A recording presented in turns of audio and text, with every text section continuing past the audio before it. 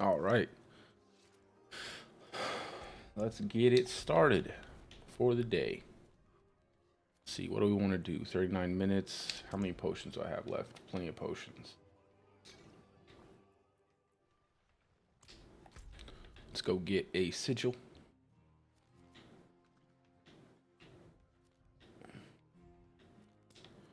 I'm definitely going to clear that stronghold. I need that teleport, that waypoint.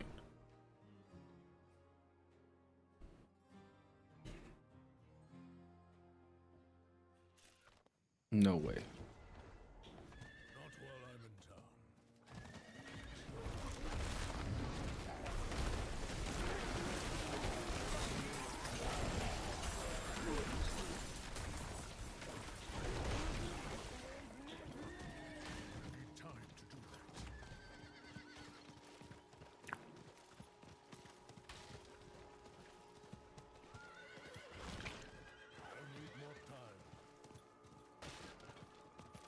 I missed that infinite sprint, man. Oh, I cannot believe they did not put that in season 2.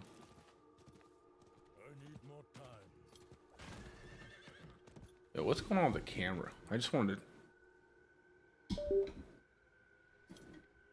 Why is the camera disconnecting? Here we go again. Ugh.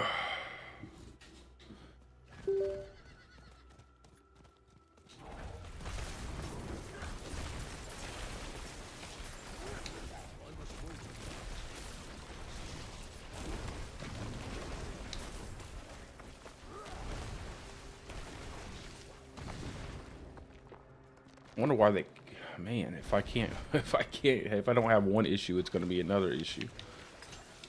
How in the world does the camera just automatically stop working?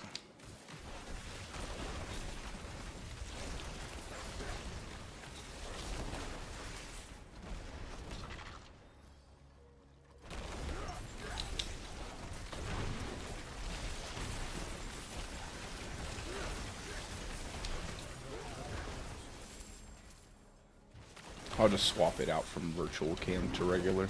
Maybe that's what the issue is.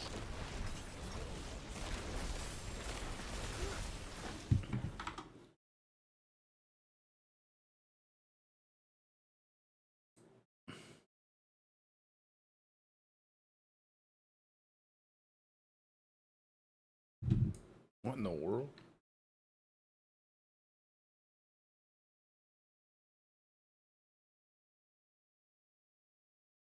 Oh, whatever. I'll just deactivate it.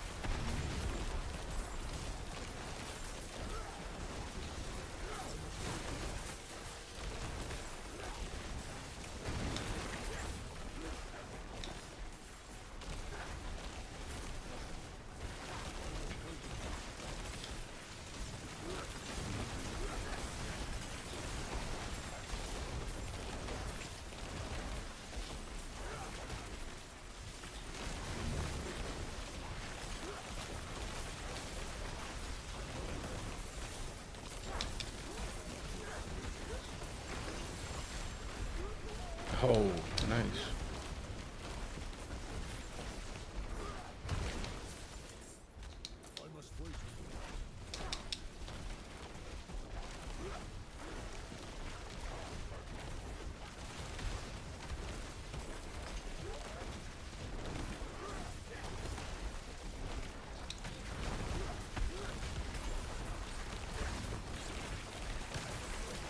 Hey, what's up, brother?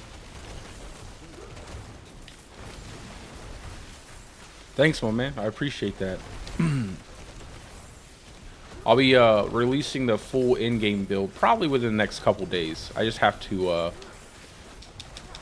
finish leveling up and everything, and then get my Paragon board set up. I just don't like to put anything like an in-game build out before I test it on all the bosses and make sure I can clear all the content. I don't like to speculate on things. Yeah, man, the gloves are so good. The gloves are so, and the funny part is even with the gloves, I feel like they really need to do something about the suppressor enemies. I feel like when you run into suppressor enemies, it just makes the game really annoying for lightning storm builds. So it would be nice if they could just do something about that enemy type.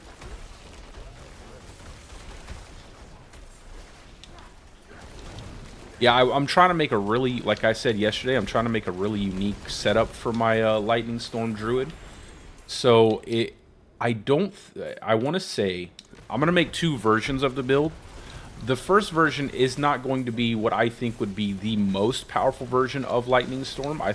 But I want to make sure that I can do everything. But it's a unique setup for Lightning Storm that I think will be kind of cool.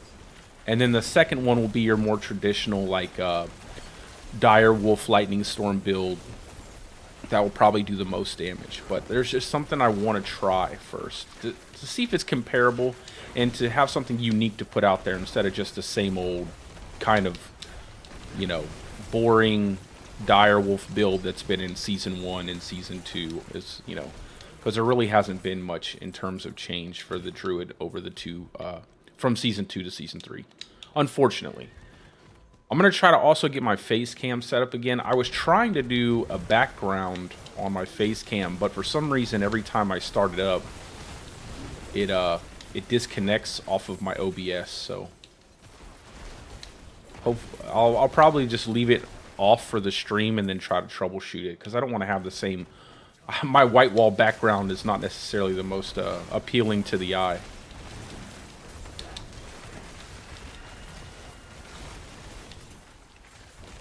Yeah, 68's good. 68's pretty good. I'd be at level 100 already, but I have other obligations, so.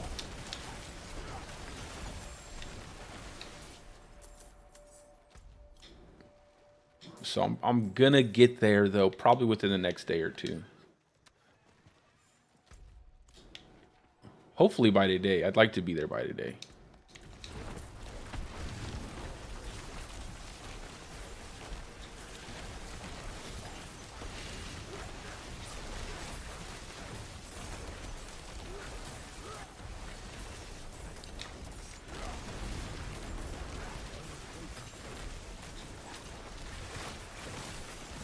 I'm just trying to grab up a quick Tree of Whispers, but now that people are here, I kind of want to sit and get some kills, get some pearls, and then I'm probably gonna run the content, the dungeon content. I feel like a lot of people are, and I get it from Season 2, but I feel like a lot of people may be like not really engaging with the content like it should. I don't know, like it's designed to be engaged with. I feel like there's quite a bit you can get from doing those dungeons appropriately. It might slow you down some, but it's not too slow that you can't, you know, get through it with a reasonable amount of time.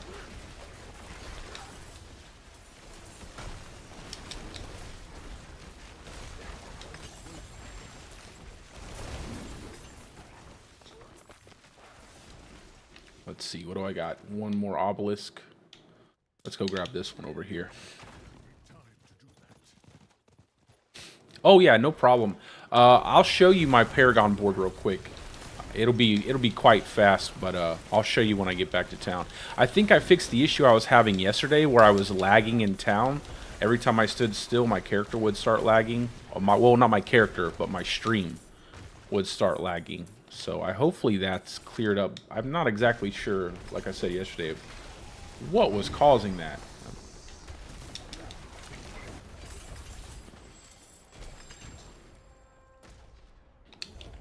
My stream is just trying to give me a hard time. I think that's all it is.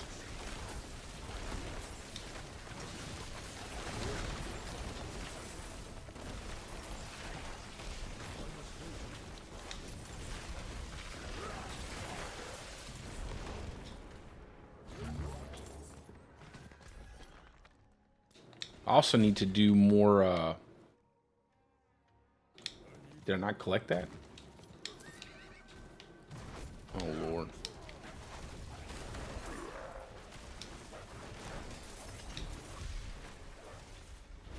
I also need to do more bossing. I got to get a couple items that I want to have for other builds. I'm debating whether I should level up an entirely different druid for each build, or if I want to just build off of the druid that I have. I kind of want to level one, because I really hate swapping out Paragon boards and swapping gear pieces. So I kind of think I want to level a different druid for each and every build I want to make this season. It might take a little while longer than I want it to, but...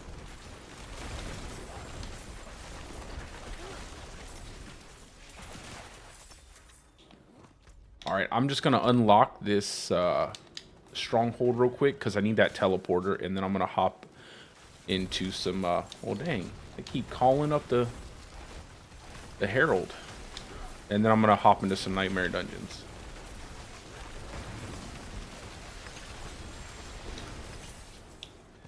Stop calling him.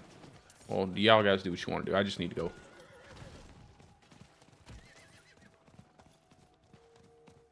So typically, Jesus, what people usually do is with Lightning Storm builds or Were NATO builds, they run the Rampaging Werebeast. They'll run the Grizzly Rage aspect to get Werewolf. So they have the massive amount of spirit cost reduction.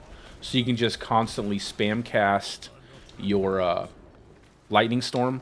But what I'm trying to do is make a human variation of the Druid that has plenty of resource generation that I can spam cast.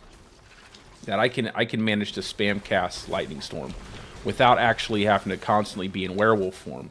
And then I'm going to use that to make my build. It's just not been possible previously just because of the amount of spirit regeneration you get from using the aspect that allows you to turn Grizzly Rage into a werewolf ability. But with this new Seneschal, I'm hoping that I can make it work, because the Seneschal has a decent amount of resource gen.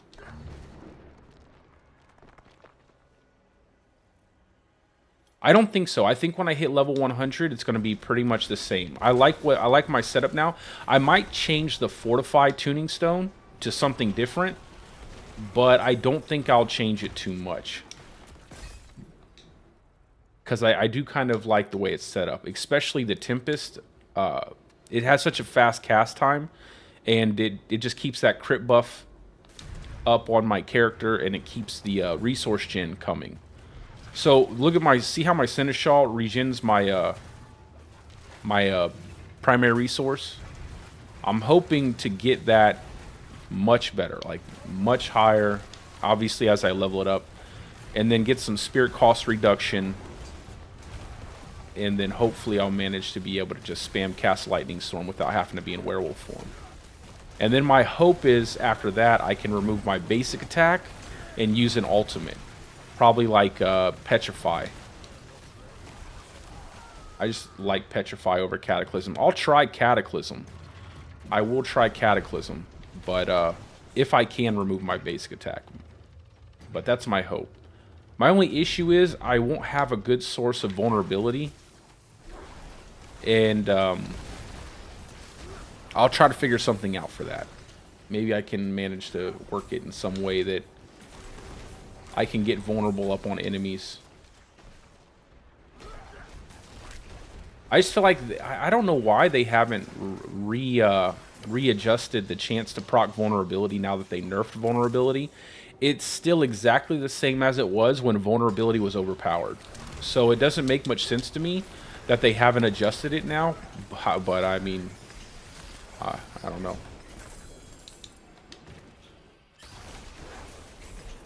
So we got that done. Now I'll go into some dungeons. I just wanted to go ahead and clear this because this freaking waypoint is so important to teleporting around this area. I hate trying to teleport around without it. I think I might change my aspect. I might go off of retaliation as well. I might go for the aspect that gives me multiplicative damage with a shield. Let me see if I can fix my camera real quick.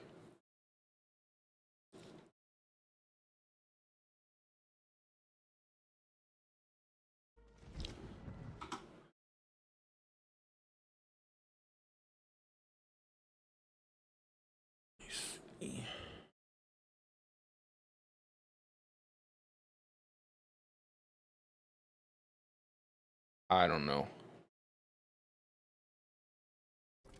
I don't know why this thing is not registering every time I use a background.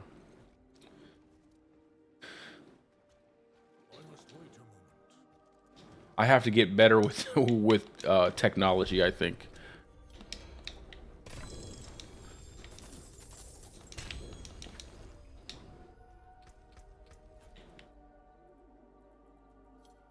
Let me see, where am I at? Here.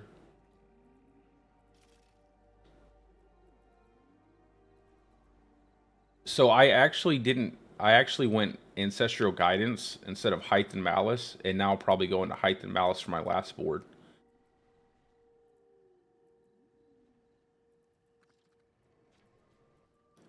I don't know, though. I might go ahead and swap it back later on. I'll do some testing, though, before I do anything.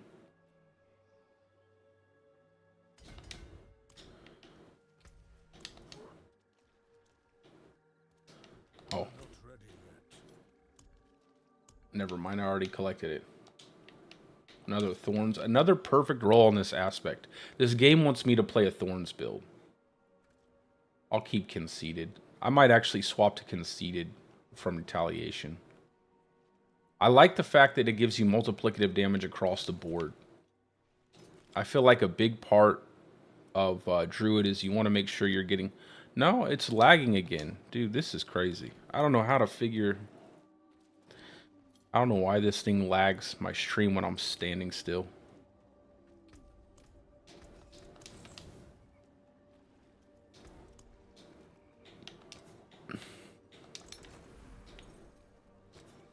I tested it earlier, all just to do a quick little check to see if I fixed it, and I wasn't getting any lag when I was in town standing still. But now all of a sudden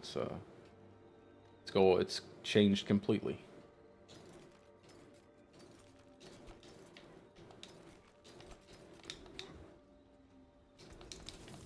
All right, let's go ahead and jump into a dungeon real quick.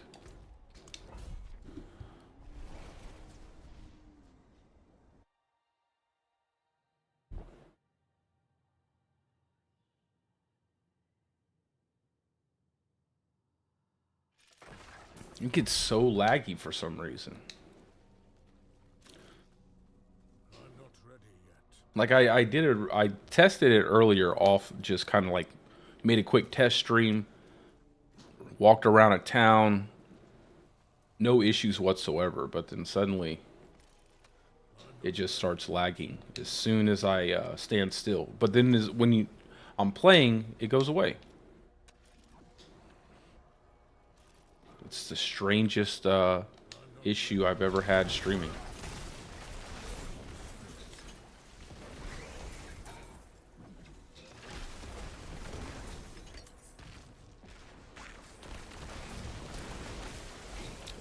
So my plan is to run the seasonal dungeons more today than to do regular Nightmare dungeons.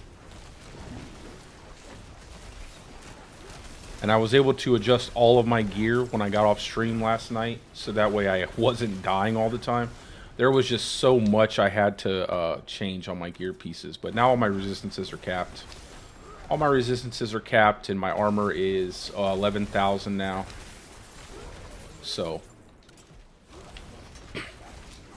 I'm much tankier than I was yesterday. I just need to get a pair of boots that give me multiple charges of evade. I also need to pick up more summons for Varshan.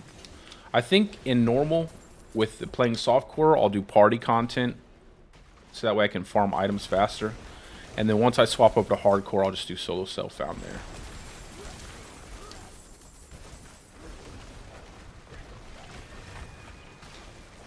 Yeah, so I like I said in the video, I like to do a two-hand weapon, but the totem is optional for people who like something like a little faster attack speed and maybe a little bit more cooldown, stuff like that. Yeah, so the totem was, if that's your playstyle, that's what you can use. I always add stuff in there just that way people who don't play the same way I do can enjoy the build as well. Or just change it to fit their playstyle. Yeah, but again, I like using the two-hand weapon because you get the double bonus off of the two-hand weapon for the Shepherd's Aspect. So you get a higher amount of multiplicative damage for your core skills.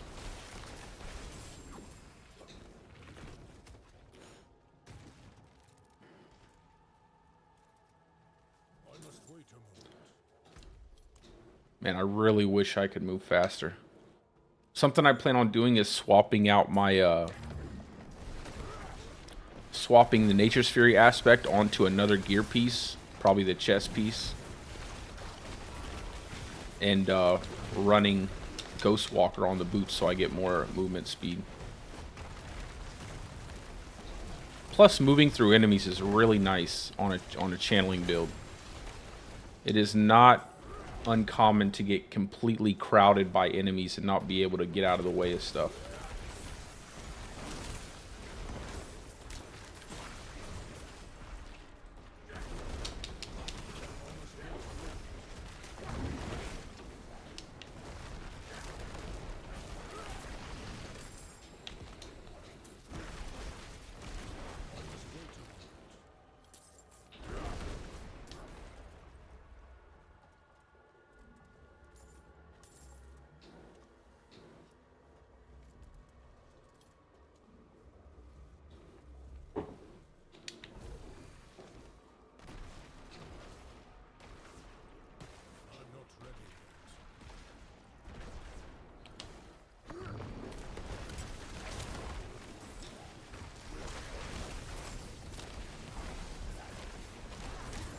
I don't know if I like these seasonal dungeons, man.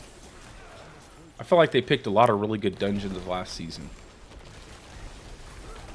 I feel like these ones aren't the best.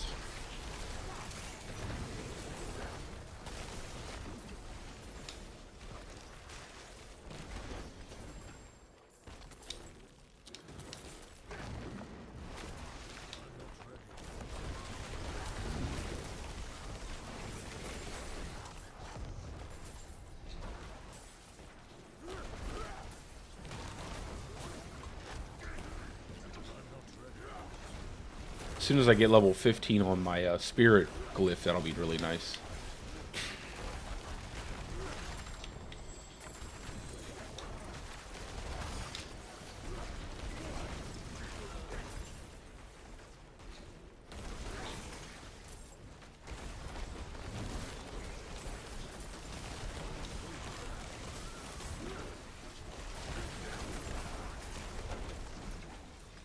Also, for your weapon, Jesus, I probably would go ahead and change if I was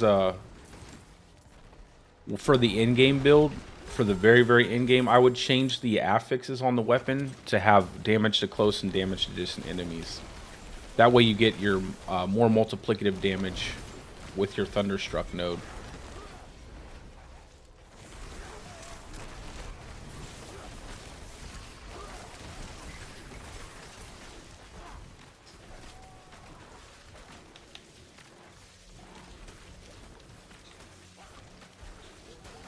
I do kind of wonder what's going to be better though, if more flat multiplicative damage would be better, or with the new change to Avian Wrath, with the fact that you're getting 30% more multiplicative critical strike damage. I wonder if that is going to be better in the long run.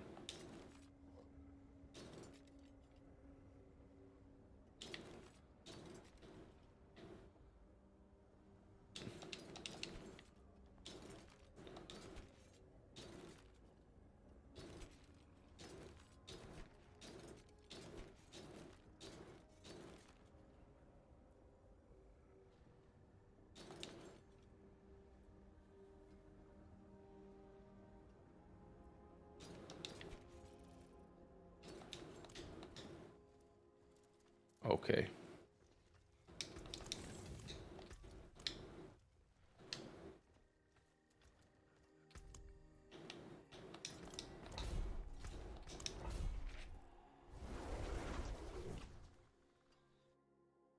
I feel like I need to restart my stream. I don't know. I don't know how to fix this.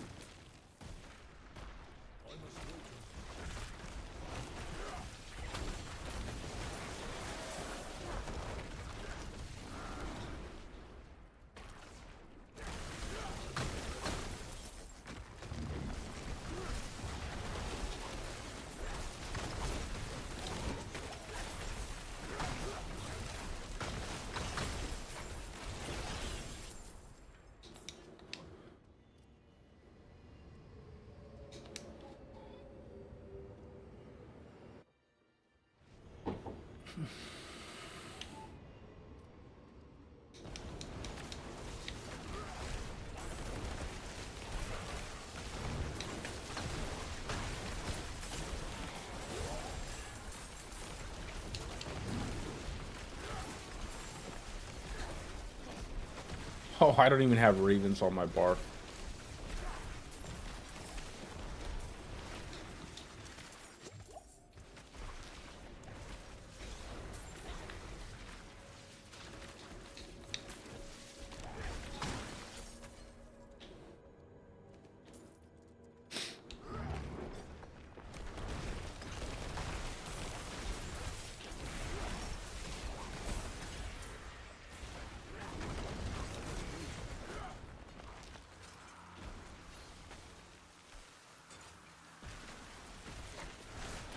Easy money.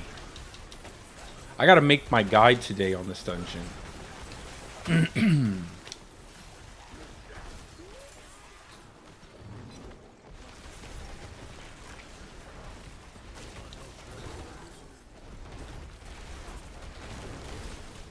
Yeah, absolutely, brother. You have a great day as well, and have a good day at work.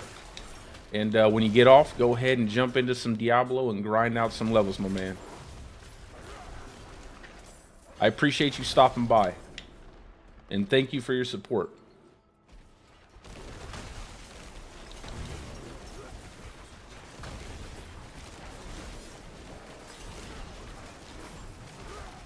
Oh, good. At least this doesn't count as getting hit by a trap.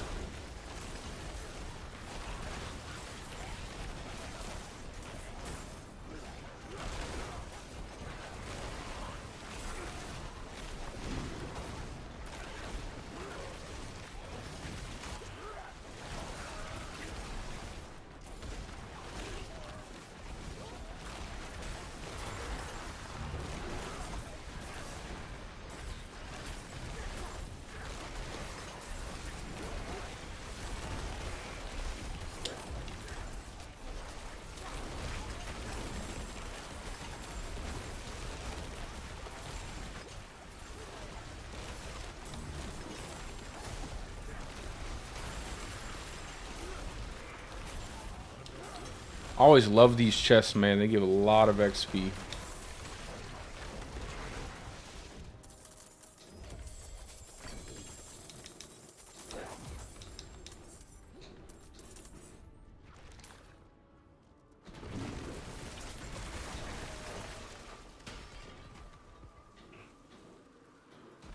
Been around.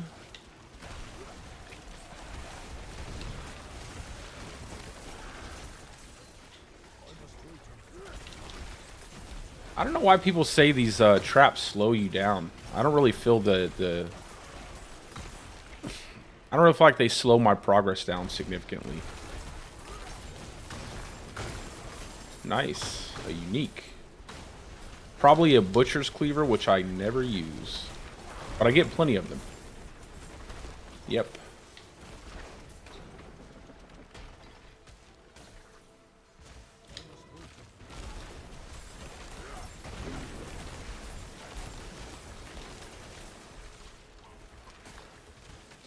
Let's go ahead and open this chest up. Take all the gold.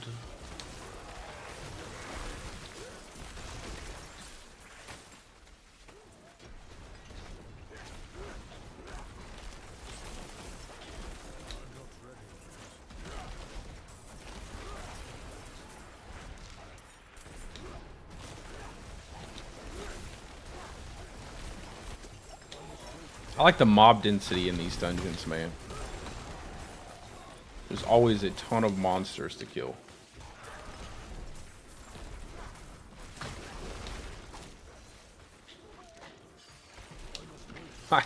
I forgot. I always forget about this room.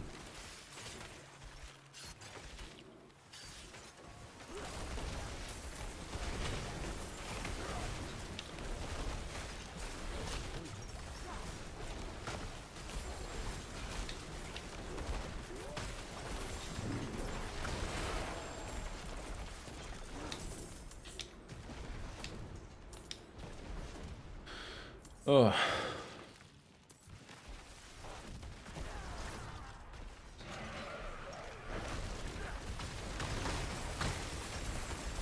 Man, if I get a if I get a Lycander staff with this build, it's gonna be crazy.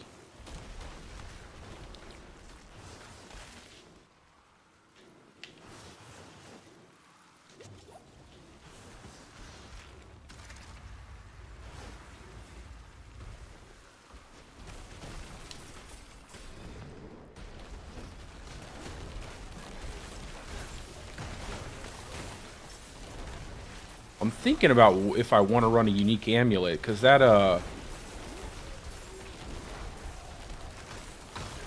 Heart of Sea League sounds great, man. That thing looks so good this season. Like last season it was broken. This season I feel like it just looks really good. It looks like it's one of those that has like a nice give and take.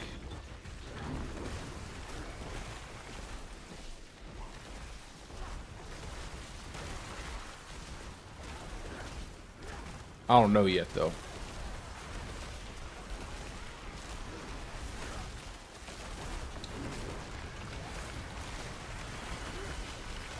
Had like a little Venn diagram, like a half a Venn diagram.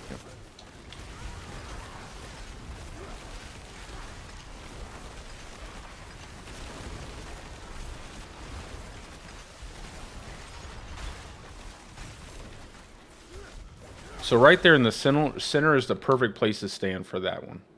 You don't really have to worry about anything. Come on, let me in.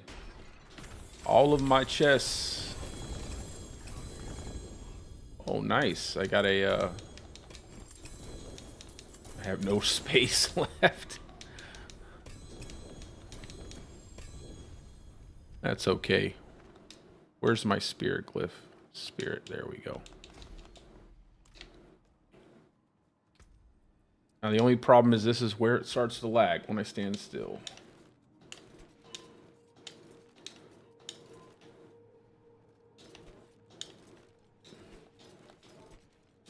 Maybe I'll have to like scour the bowels of scour the bowels of Reddit. That sucks, man. Look at that. Worst roll you can get. That's unfortunate. I have one that's perfect though, so.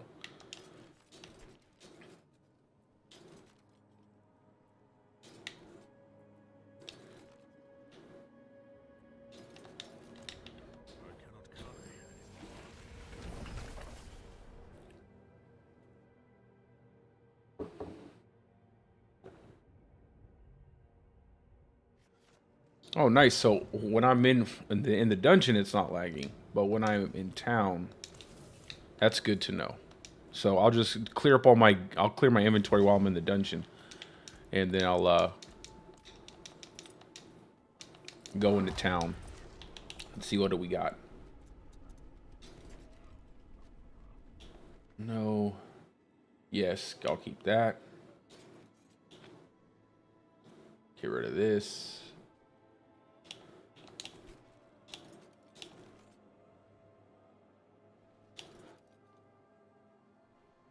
Poison. No, I might keep ranks to bulwark. I definitely would like to have more bulwark.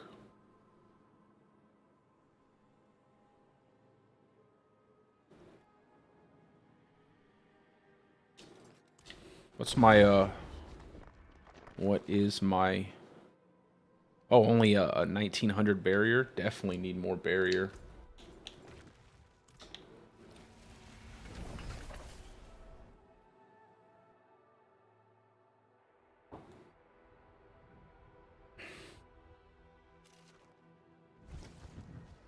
Definitely need more barrier.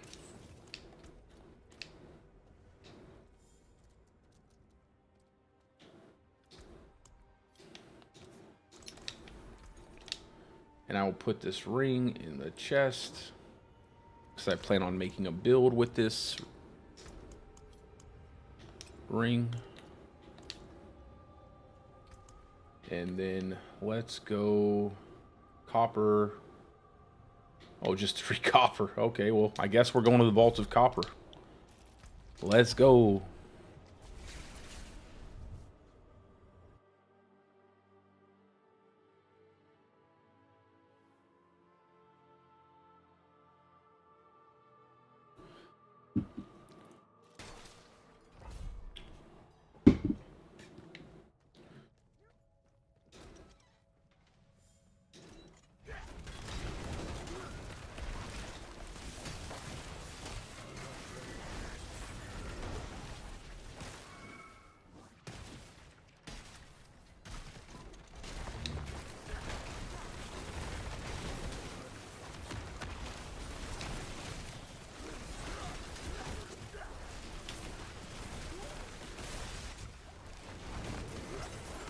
I'm trying to run without Lightning Dancer to see how well I can get by, to see if the gloves actually make it where you don't have to. And for the most part, it feels pretty good. It still feels really good. The only issue is when I have to, like, target an enemy, say, like, the little invulnerable buff enemies there. Sometimes it's hard to get on top of those guys. But for the most part, it's working pretty well.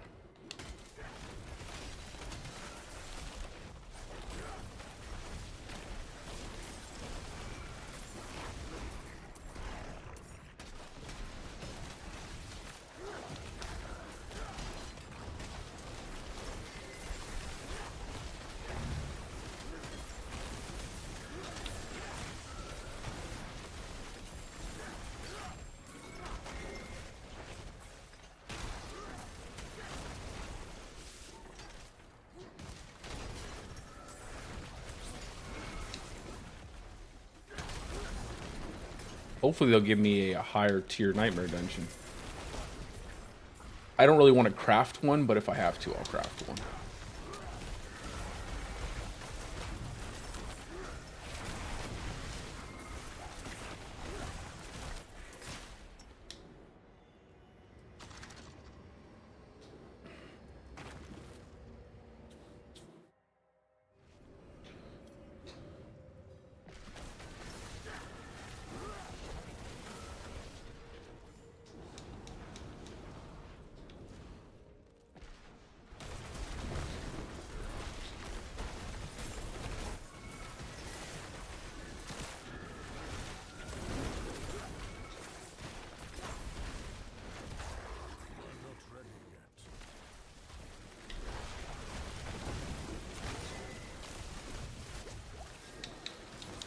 And I'm frozen.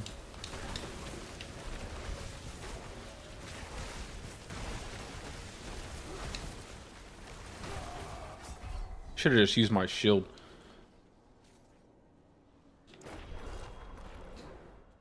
That's the only issue I have with the suppressor enemies. I feel like they're just, it's like you gotta jump in the dome just to counterplay the suppressor enemies. It puts you at such a disadvantage, especially like in that scenario where there's multiple Vizier constructs, and if you get hit by an entire cast of their damage, it just is almost zeroes you out.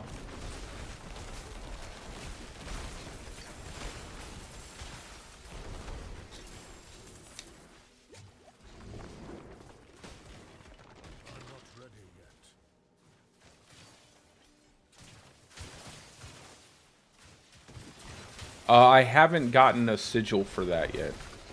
I gotta...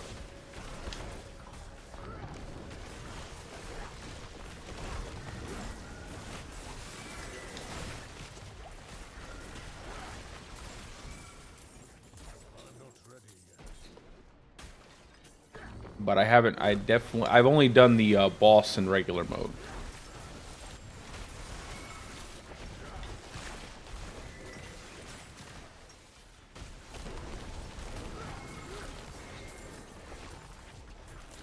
I've just been kind of focusing on leveling up and trying to get the appropriate items I need.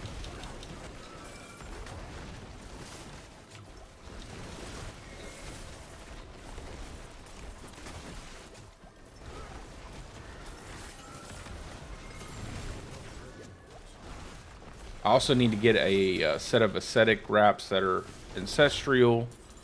I need to get a few things before I want to do like any in-game bossing outside of like Varshan and Beast in the Ice.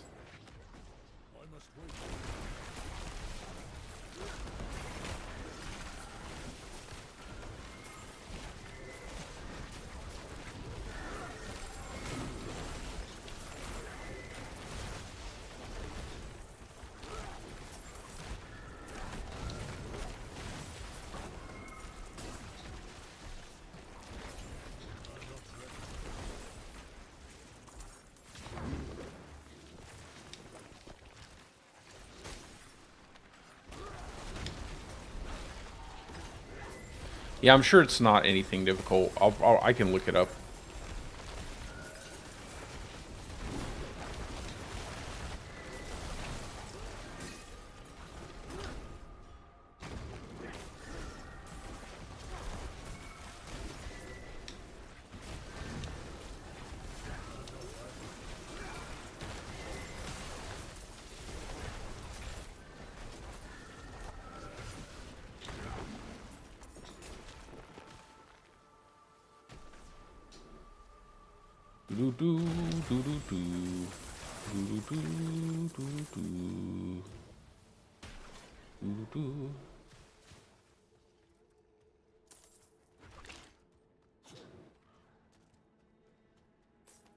My only problem with that boss, though, is that you have to avoid all those attacks to not lose any of your wards.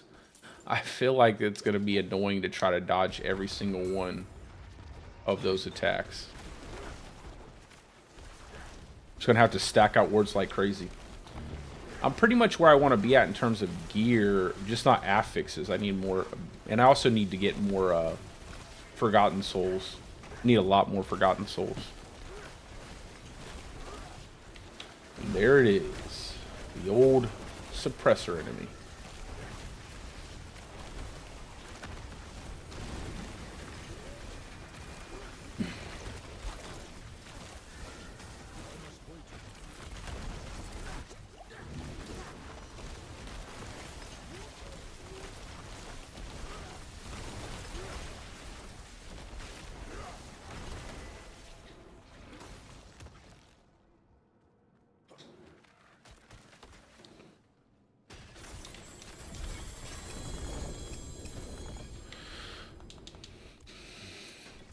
Okay, let's pick up everything.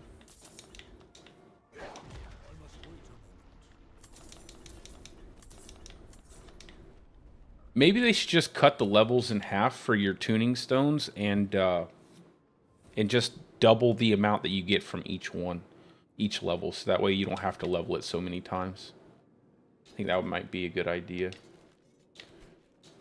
Or they'll probably just increase the drop rate for everything significantly.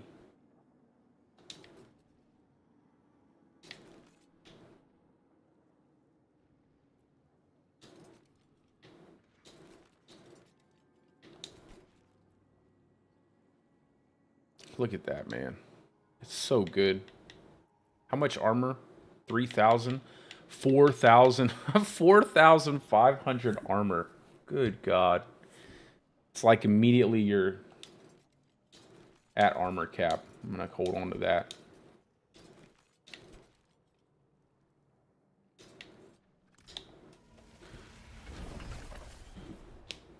Yeah, Mike, I for some reason, I did a test stream earlier. I was working around my, walking around in town to make sure that my stream wasn't lagging, and then obviously now it's suddenly lagging again when I stand around. Let's go ahead and put that on there. That's crazy. 4,500 armor. Why am I not getting a higher tier nightmare dungeon? We'll do Serpent Slayer. I didn't really want to do a normal dungeon, but...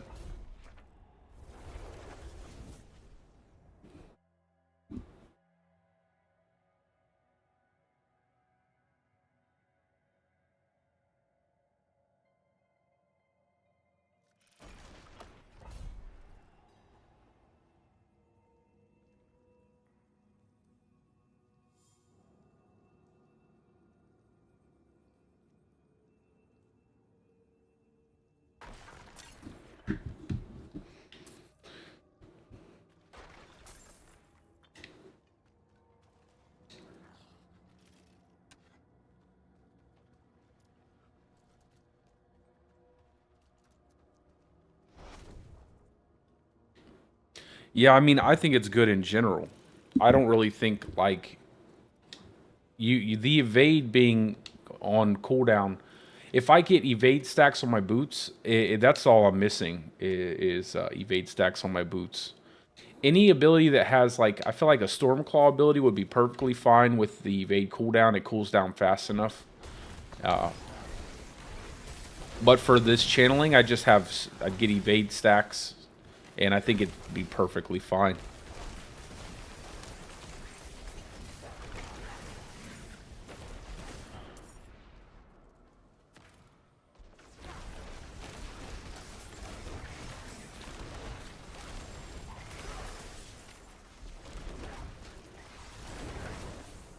Like, I'm already almost at armor cap for a tier 100 dungeon.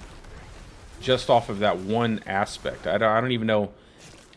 If you get a max aspect, I think you would probably only have to have like maybe 1 or 2 armor rolls, and you'll have max armor. I think it's probably one of the most overpowered aspects, defensive aspects in the game, if not the most overpowered. It's like having disobedience all the time. And yeah, you don't have, your evade takes longer to cool down, but it's like, so? I'm not too worried about, you don't even get iframes with your evade. I feel like the evade is almost unnecessary. Like, it helps sometimes, but what would help more is more movement speed.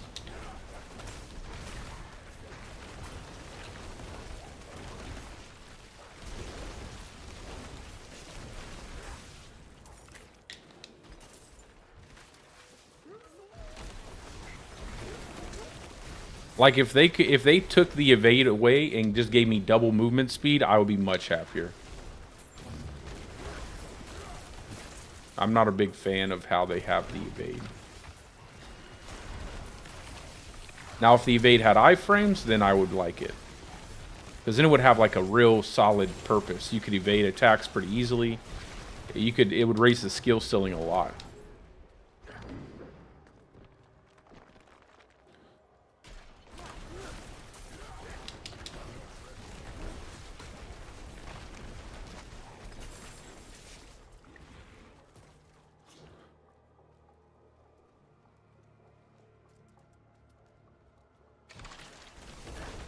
Yeah, that's usually how it works, man. You get Vasili's Prayer, you'll get Butcher Cleavers, and that's pretty much what the game gives you.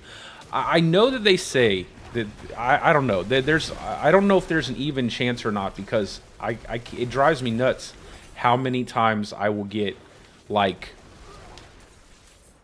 Vasili's Prayer or Zenith Rings. I don't know if there's some kind of if someone has messed the math up somewhere, because I get those items all the time.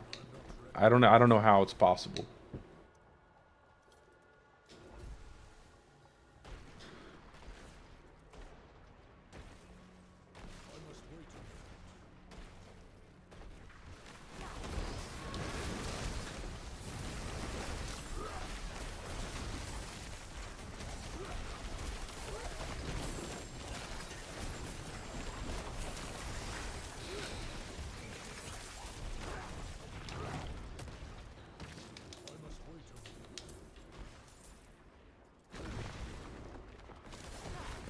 I think I've probably gotten like at least 100 Vasili's Prayer.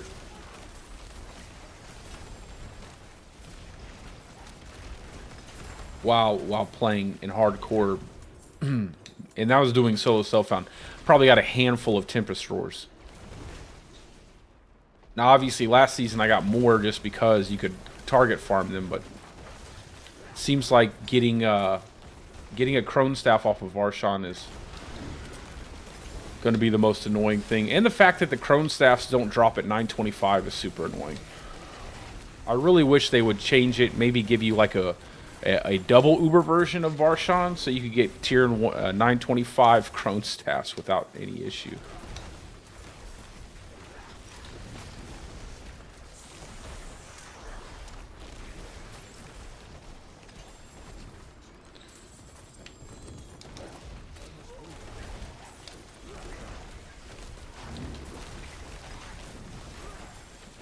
I gotta start playing in a party, though, so I can start farming up some bosses faster.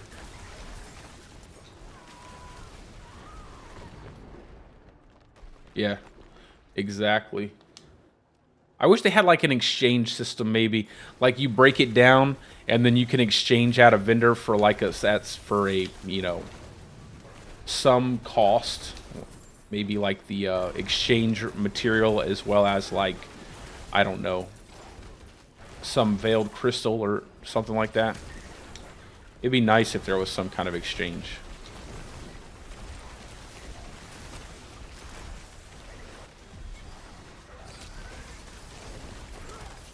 Or even if instead of like a flat exchange, you could exchange like unique items for summoning materials for bosses. Like 2 or 3 helms could get you a full summon of Varshan or something like that. I don't know.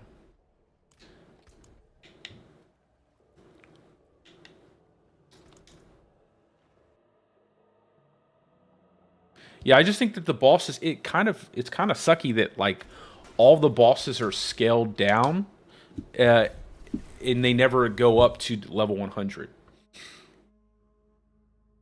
It's like Varshan stays 75, Beast in the Ice I think is what, 80 or 85, like 80, and that's where it stays. And the only boss that can drop Ubers with 925 is Duriel consistently.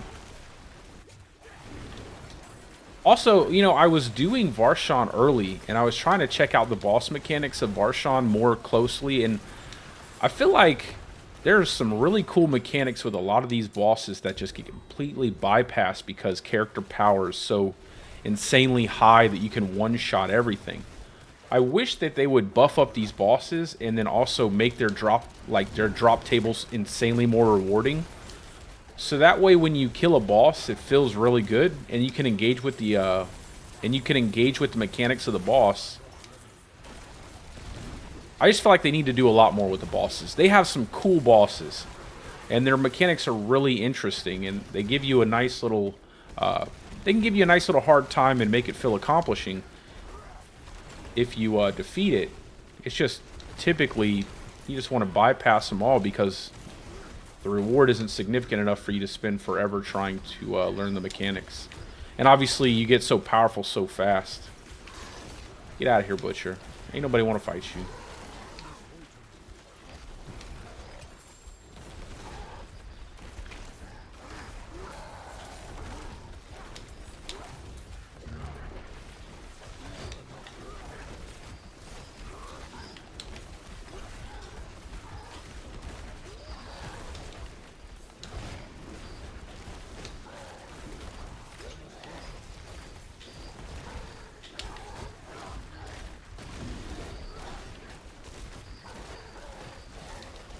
You know what I want to know too? I wonder if your storm companion pants, if the lightning storm that's cast from your wolves can proc the ascetic wraps. I want to try that out. Unfortunately, the wolves don't cast lightning storm fast enough. I feel like they need to adjust the speed at which the wolves cast your lightning storm with those pants. I feel like they should just be casting lightning storm when you cast lightning storm.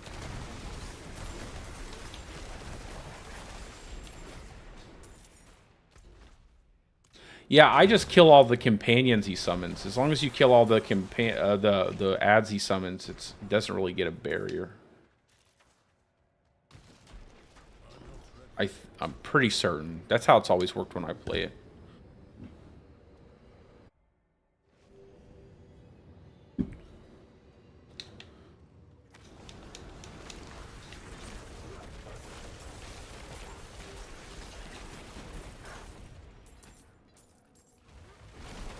It's like we were talking yesterday about like all the potential that the game has, and I feel like they've done a lot of cool designs for their bosses, but because the rewards are so bad for their bosses, and they don't, and the real sad part is they really missed out on adding a lot of cool cosmetics to their bosses. I wish they would add complete cosmetic sets for each boss, including horse skins and stuff like that, because man, there's just, other than the items, you know, you don't really want to farm the bosses. There's no really cool achievements or anything like that that you get for killing the bosses. If they would just add a bunch of cosmetics to farm, just make it super rewarding, and then add some higher difficulty levels of the bosses that maybe have a higher chance to drop Ubers or something like that.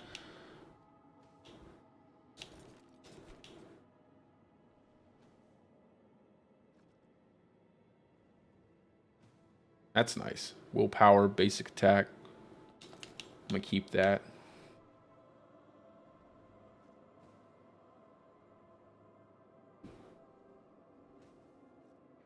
Yo, this season's trying to make me make a Thorns build, bro. Like, I've gotten multiple max rolls on the Thorns aspect for Druid. And I'm like, I don't want to make a Thorns build. What good am I going to do with Thorns? Maybe for PvP. I'll make a PvP Thorns build for Druid. That's what I'll do. See how well that works. Maybe that'll help. But yeah, I've had so many of the Thorns aspects. It's crazy. Now see how I'm not lagging when I'm going through my inventory right there? I have no idea what caused. Maybe it's the, I don't know. Maybe I need to like reduce the amount of like players I can see in the settings. Let me see. I'll look at it.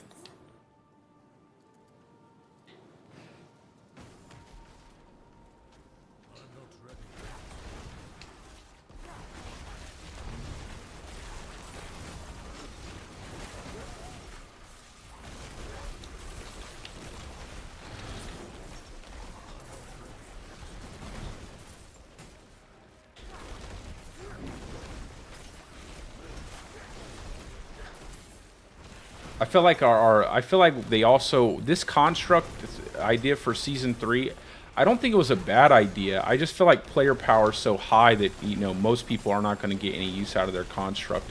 You're going to kill things so fast with your normal character.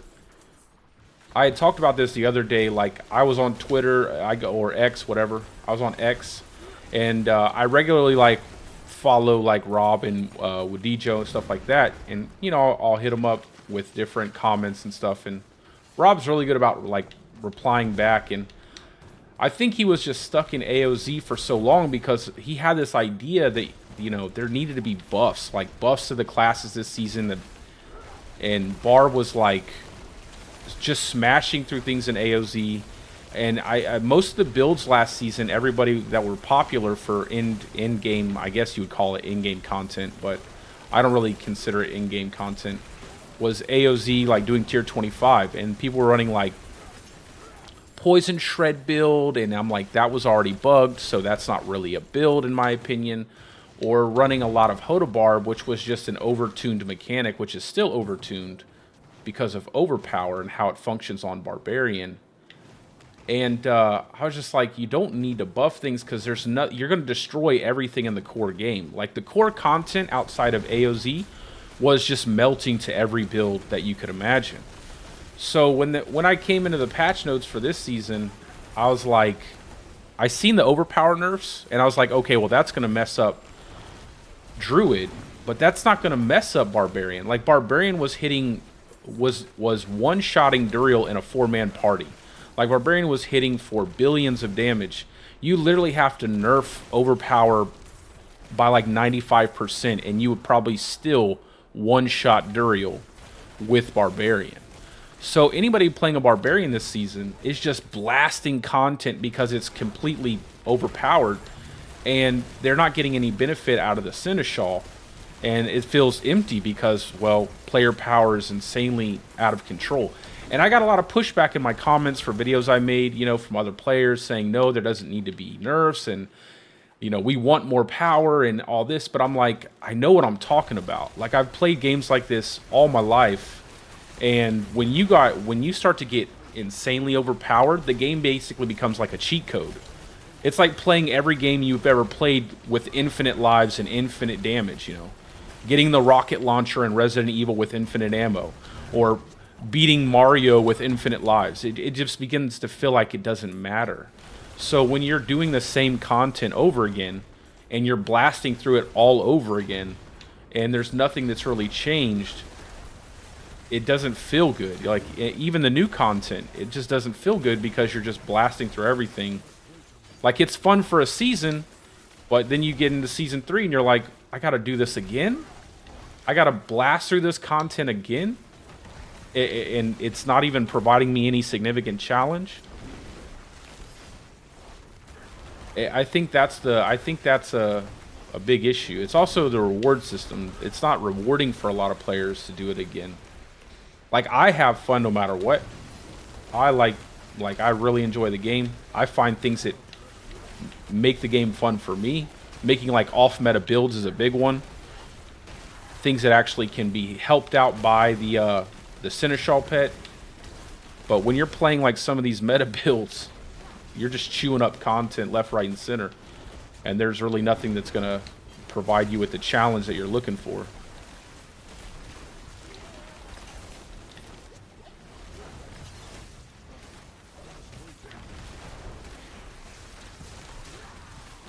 I don't even know what patch they would honestly release for this content that's going to make people be like, oh my god, this is so much more fun, just because, again, player power is out of control. You're just blasting through content, unless you choose not to. Oh my god. I forgot that when you go back to town, it wipes out your wards. I'm a moron. Oy, oy, oy. I forgot all about that. They need to change that, I'll tell you that. All I did was teleport out and it wipes all of your wards. You have to go all the way back to the beginning. That's frustrating. Just go through all that just to not get your award.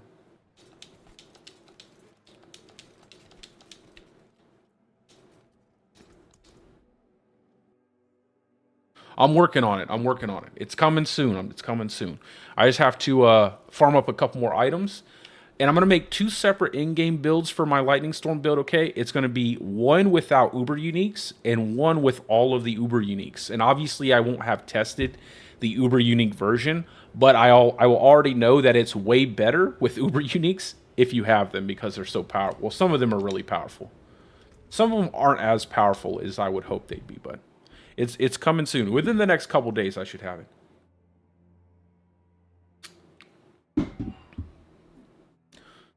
I just want to make sure I can test everything. Test everything out. Kill everything. Be able to do all the bosses.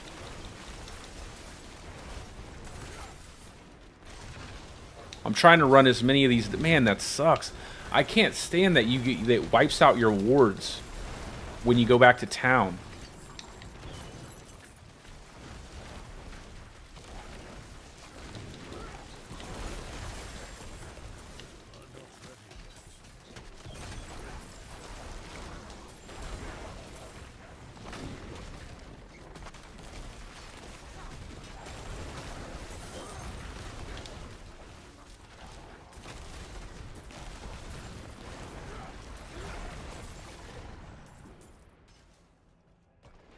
Yeah, I've got to work on doing some Barshan runs. I've just been doing Nightmare Dungeons, so I got to start farming up some Tree of Whispers.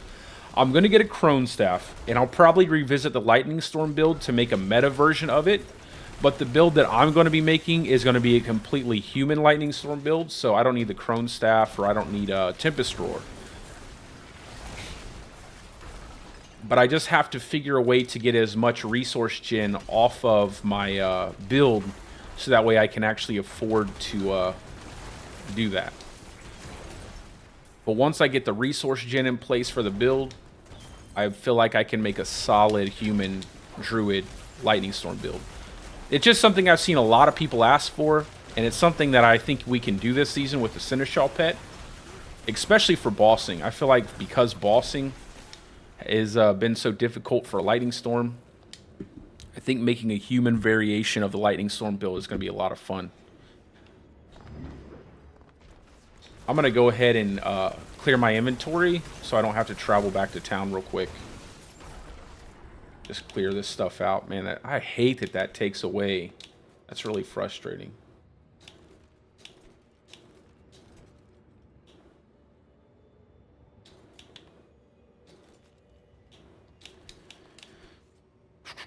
Poison Creeper.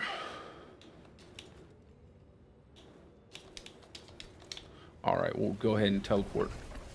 Oh, I'm making a Stormclaw build. Believe me, I'm making a Stormclaw build. I have a great idea for a Stormclaw build.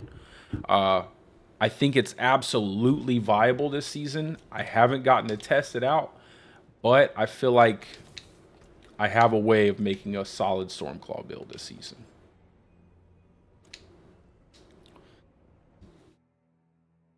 I just want to do the Lightning Storm first, because this is kind of what I had planned for.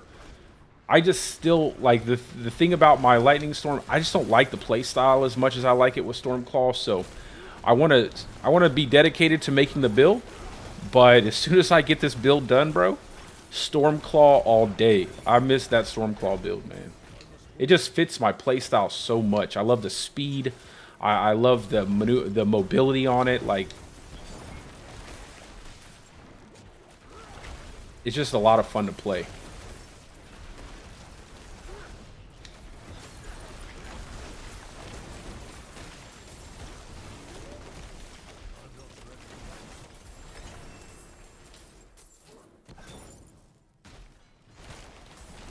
I think the only thing that's going to be annoying is having to... Yeah, I don't follow him, but I know he makes a lot of builds as well, and he plays the Druid as well. So I think he'll probably have some pretty decent builds. Probably faster than me, because I think he has a lot more time to dedicate to gaming and streaming. So... But I won't be far behind. I won't be far behind.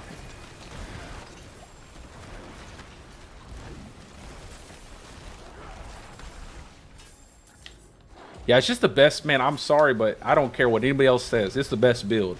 It's got everything. I love I think the reason why I like it too is a common complaint I have about even Lightning Storm. And I'm sure I've said it so many times that it annoys people. But the suppressor enemies, man. When you run up against a suppressor enemy and you're sitting here trying to kill this enemy with, like, Lightning Storm, you got to jump in its bubble. And then, like, there's, like, 13 different, you know, elite monsters inside, all of them exploding at the same... It's just so annoying to try to jump in the bubble, you know... Use Lightning Storm. You got to get it started, you know, you got to channel it, and it just puts you at such a disadvantage. But when you use Stormclaw, it's a much easier kill time on a lot of the enemies.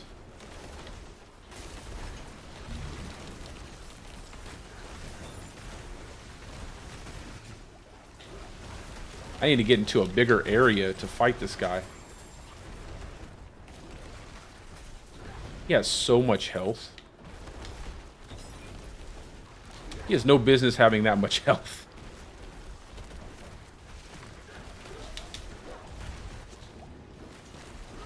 I tell you what, man, that projectile attack, oi, oi, oi. If you get hit by all of those, it's not that one, it's that one. The sweep attack will catch people off guard. I think people think that's a bug, but it's not a bug.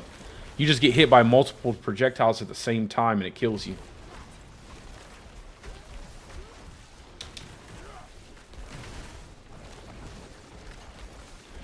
I know a lot of people don't like this boss, but I actually think this is a well-balanced boss. I love the fact that he's tanky. I love the fact that you have to avoid his attacks. I love the fact that he can one-shot you, but you'd have to really not be paying attention for it to happen, right? I feel like it's a bit simple, but the way it functions feels better than most of the in-game bosses because, again, they're tanky, and he has avoidable attacks. Like, he has a one-shot that can kill you, but you can avoid it if you're just paying attention. It's not like Lilith's, you know, blood waves that just one-shot you even if you're, like, super careful. It's actually pretty well-balanced for, well, in my opinion, for my character, for the damage that I can deal. I like it way more than the Butcher. The Butcher is just dumb. The Butcher you just kite around an object and he dies. But I think it's pretty well designed.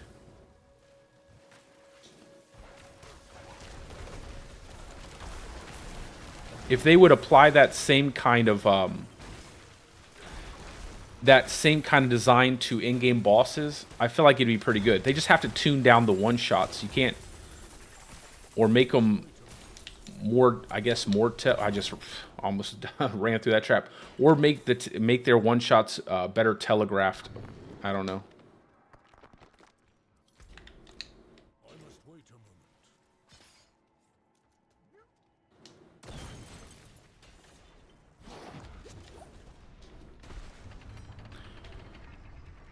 Open says me.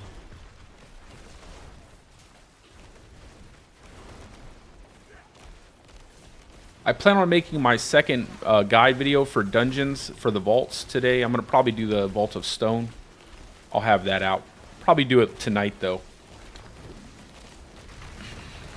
I just wanted to stream first before anything. Try to fix my camera. I was trying to do like a virtual background with my camera, so that way it wasn't just like white walls in the back of my camera. But for some reason, every time I got it set up, it just shut down the camera after a few minutes. So part of the struggle of not being tech savvy but trying to stream stuff.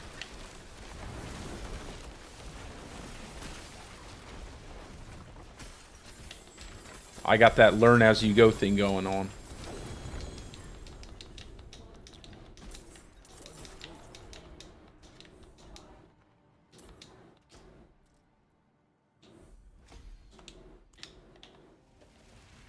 Oh, let me do my gear in here so that way I can just jump into the next dungeon. Dodge chance, willpower. I'll keep that because I need the charges. What is this? Actually, never mind. I have a decent set of boots here. Well, I'll keep that one too, just in case I get bad rolls. Dodge chance, spirit cost reduction.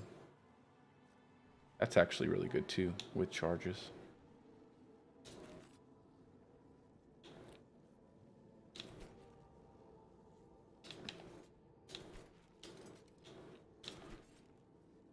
I gotta see if there's a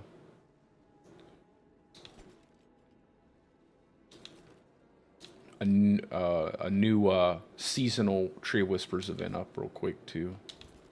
I gotta start catching the bosses as well. I've been really lazy about doing bosses.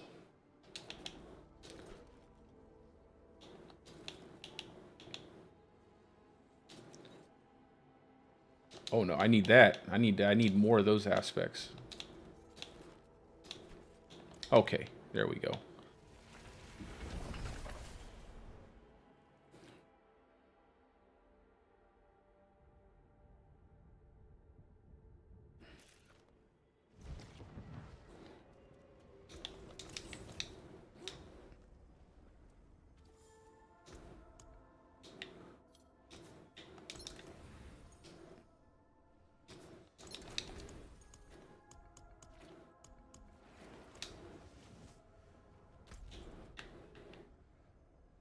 Let's see. What vault is that? Copper?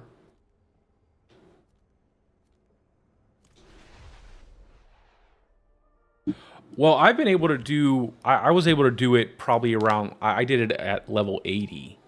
So I'll show you real quick. I'll do, you know what? Now that I'm out here, I'll go ahead and do that real fast. Because I got 3 summons of Varshan. So I was able to do Varshan at like level 80. And that was and what I did was I used the conduit aspect. So my current aspects, I'll show you real quick. Hopefully they won't lag. Man, I got to figure this out, man. This is so frustrating. I don't know exactly when this started. Like, this started the other day with this stupid lag. I know I said it yesterday. I did a test stream. I had it figured out. I thought I had it figured out. But then now it's happening again. It's so weird. I'll show you my aspects real quick, though. So I have Juggernaut on the helmet. I have Might on the chest. Obviously, the Ascetic Wraps. And they're still sacred. I have my my Mending Stone on my pants. I have Nature Sphere on my boots. I'll probably swap these out. Probably swap boots for Ghost Walkers. And I'll probably put the the Nature Sphere on my chest. And then for my amulet, I'm using the Retaliation aspect. And then I'm using Conduit aspect here on one of the rings, and then one additional companion with the Stampede. And I feel like Conduit's really good because it helps with bossing. So for dungeons, I might swap back to doing Lightning Dancers, and for bossing, I'll probably swap into Runeworkers Conduit. Because that lightning bolt hits like a truck. And I'm actually also thinking about swapping out the Retaliation aspect for Conceited. So I get that multiplicative damage for all sources of damage.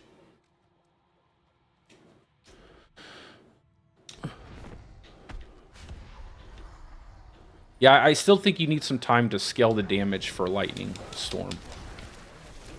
I think once you do, it works really well. You can pretty much just stand here and not worry about any of the mechanics too. But we definitely need quite a bit more damage on the build before I can do like Duriel.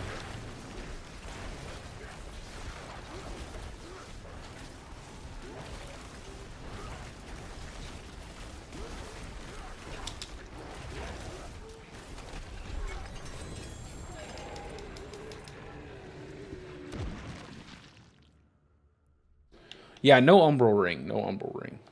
Like I said, I'm trying to work on... And I have a max Umbral Ring, too.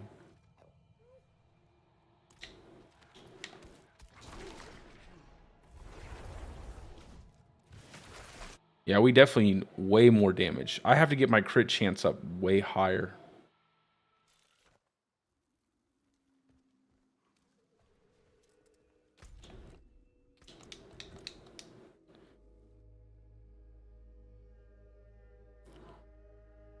I'm wondering if I should run, like, Nature's Balance or something like that to jump my crit chance up. I want to see how high I can get it with a ancestral set of Ascetic Wraps. Hopefully with a really high crit chance roll. I don't want to... Man, I hate doing Beast in the Ice. I don't want to have to run that dungeon 75,000 times to get a good set of Ascetic Wraps. I must wait a moment.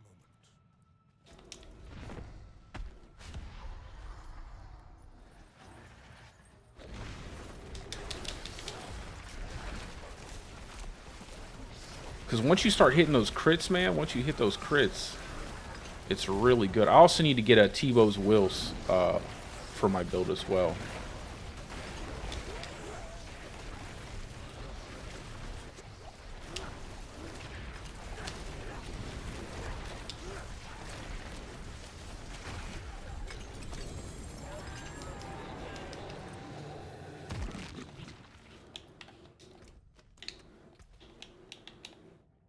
We'll keep that. No, no. Another completely garbage roll on an aspect I'd like to have.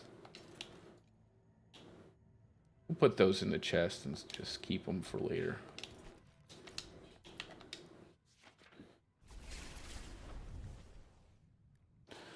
I want to get a ring of starless skies. That's the one ring that I think will really set this build up. Like getting a ring of starless skies,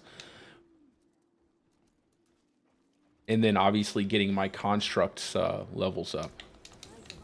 But a ring of starless skies, I think, will set this build up perfectly to be able to maintain human form. And then I can obviously build out some really nice multiplicative damage bonuses with some of the other uniques. I just have to be careful with all of the uniques that I equip, so that way I don't overdo it on the uniques. But I feel like this season, I don't know, you could probably make a pretty solid unique build, because a lot of the affixes are pretty decent on the gear pieces.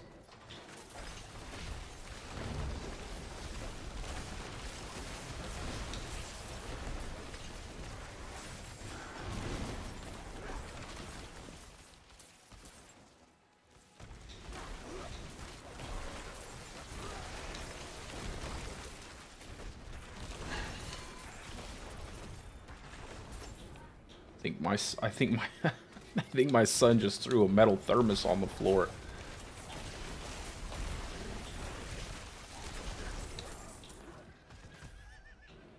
Hopefully he don't crack a tile.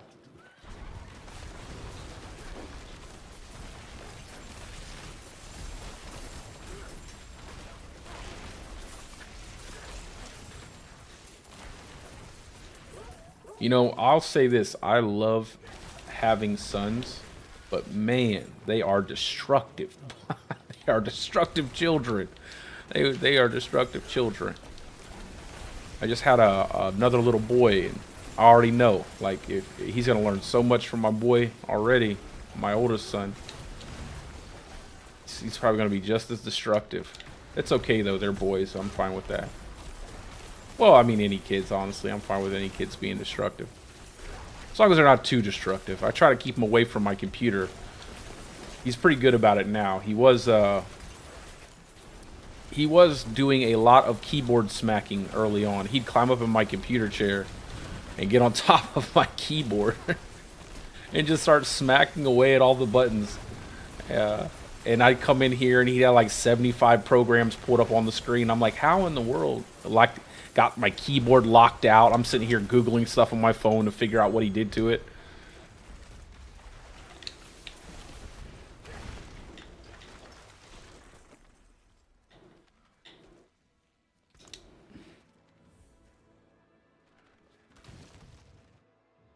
Oh, thank you, man. It's awesome. My wife did so well. She recovered so well. It was a bit difficult, but man, she's a champion. I'm gonna tell you that. I'm not ready yet. It is done. And he is a handsome little guy. Such a very easy little guy too. I mean, he doesn't. As long as you feed him, he's good. He'll sleep and doesn't cry a whole lot, which is really nice. I feel like we got a nice balance here. We were blessed because my 4-year-old, he is a crazy man. That kid is crazy, especially at nighttime. It's like he shapeshifts just like the druid. He shapeshifts into a werewolf at nighttime, and he just starts going crazy. And he drinks like I've never seen a child drink at night as well. So he's just like peeing all over the place. It's crazy. It's not all over the place. He just pees a lot, so I have to change him a lot. A lot.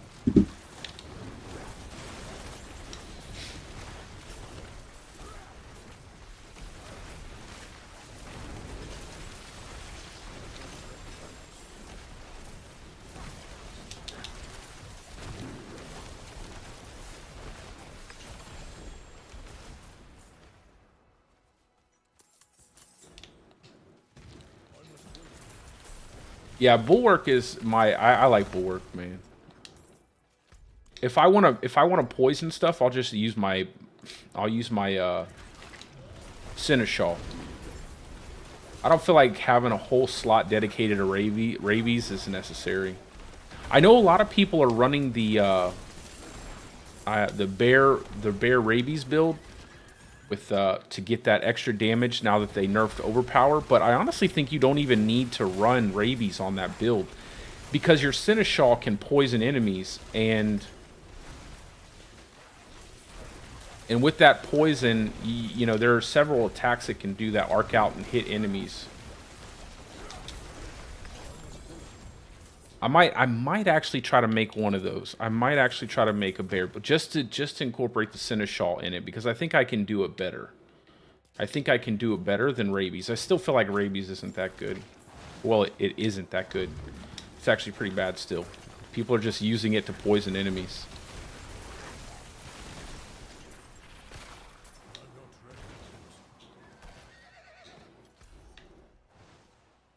Copper. I have a copper vault. Ink, stone, copper.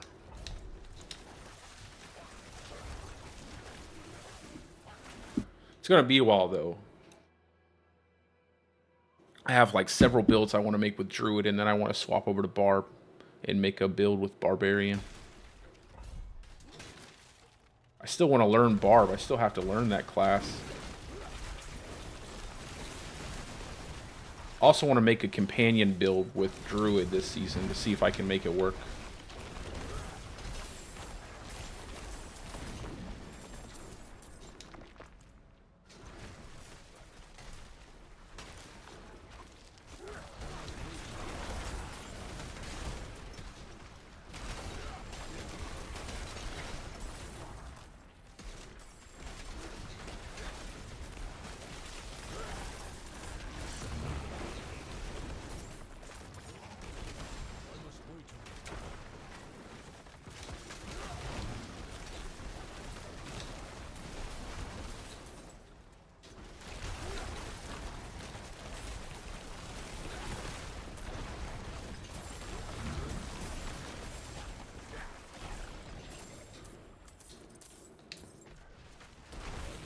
Also, I have my battle tag down in the description of the stream, so that way if you guys want to join me in the game, you know, feel free to come on in and join up.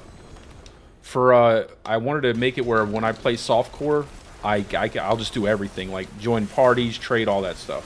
When I do hardcore, I'm going to do solo self-found. So, I don't plan on doing hardcore until close to leaderboards. Once leaderboards are close, then I'll swap into hardcore.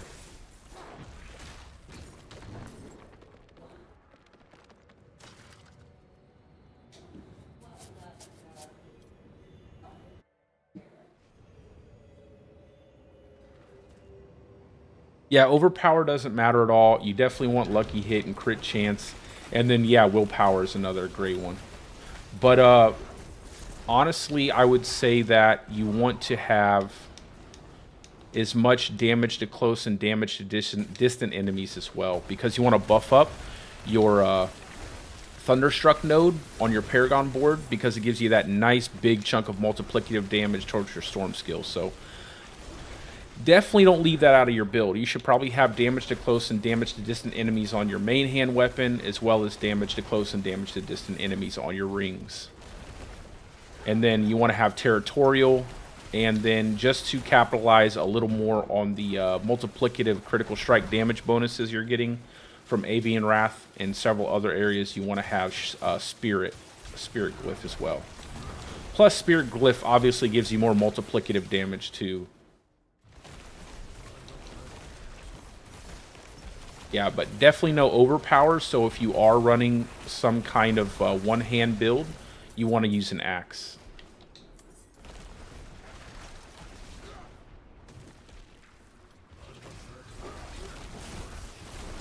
Now I got a butcher.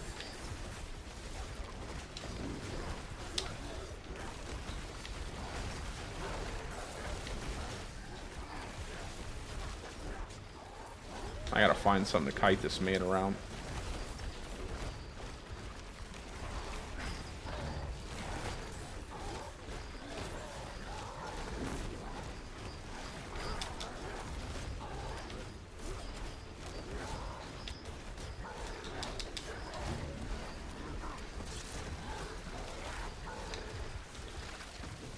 Oh, that shield is so annoying.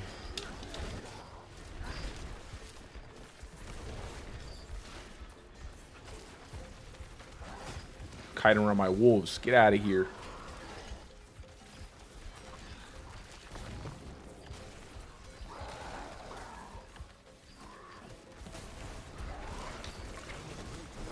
He'll just disappear.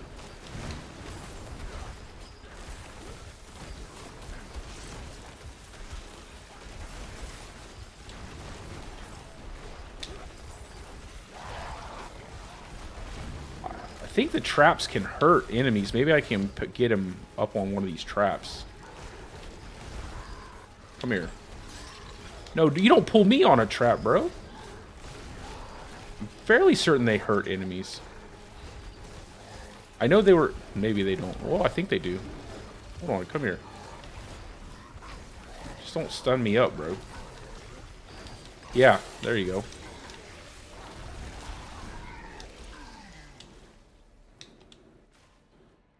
I remember killing enemies with traps. Or at least I think I did. That looked like it was working.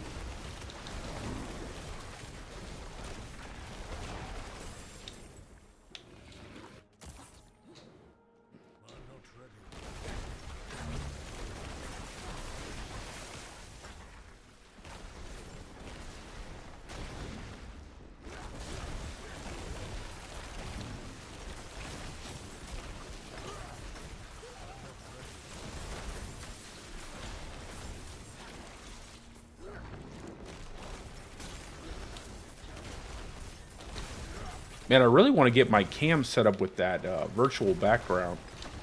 I was kind of excited to start my stream off with that, but it kept just crashing my camera over and over again. I didn't want to just set up a whole new stream to restart my camera.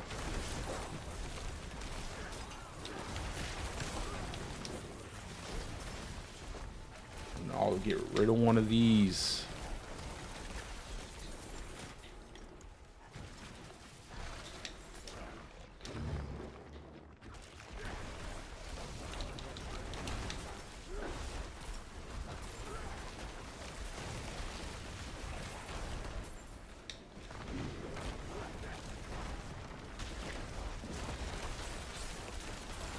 The one thing I do want to test out too with Lightning Storm is how much Avian Wrath actually impacts like what affixes you want to use. So I don't know if it would be more beneficial to just straight stack out critical strike damage, or if it would still be better to have that multiplicative damage bonus. I think if you can get as close to 100% crit chance as you can, it probably is more valuable to go with more crit damage than just straight pumping up like critical damage to close and damage to distant enemies. But I don't know yet. I think that 30% multiplicative on Avian Wrath might change up some things.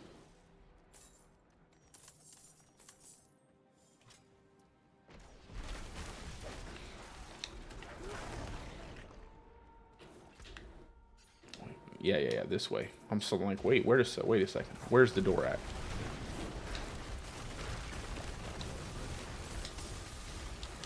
Unfreeze me.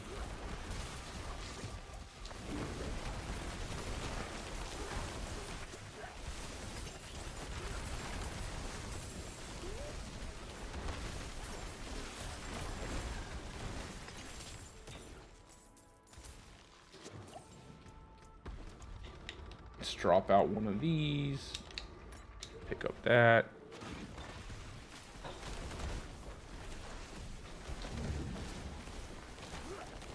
So far, it's been, once I got the wraps, it's been way better. Now, I will tell you that I'm not there yet with my gear and stuff. And I can kill Varshan, and I'll probably test out the Beast in the Ice as well.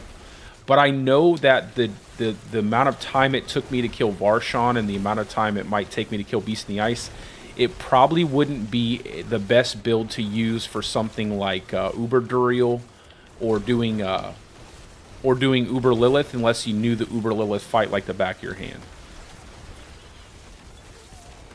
It would probably take you a long time to kill Duriel. You'd probably get one shot by Uber Lilith if you didn't know the mechanics.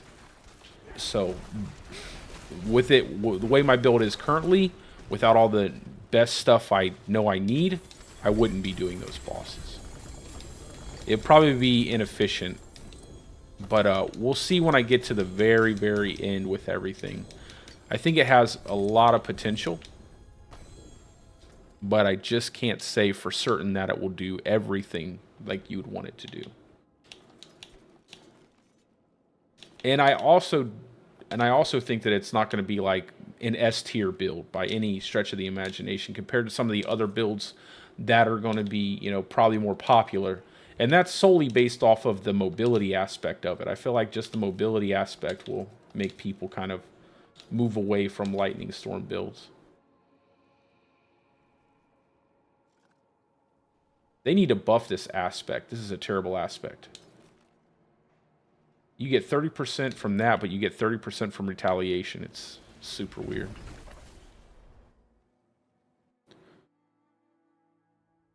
Yeah, you can find the unique anywhere, just like any other item. But I did get super lucky, and I got 2 drops when I was doing tier 3.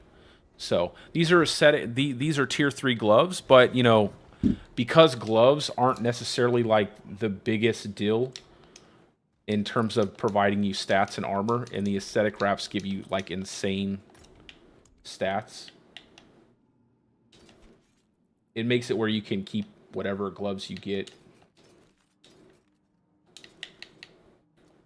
without having to worry about swapping them when you hit tier 4. Do forgive the lag. For some reason, I lag when I get into town. My stream lags. I don't lag. My game's fine, but my stream acts crazy. I'm trying to figure it out, but I haven't been able to figure it out just yet.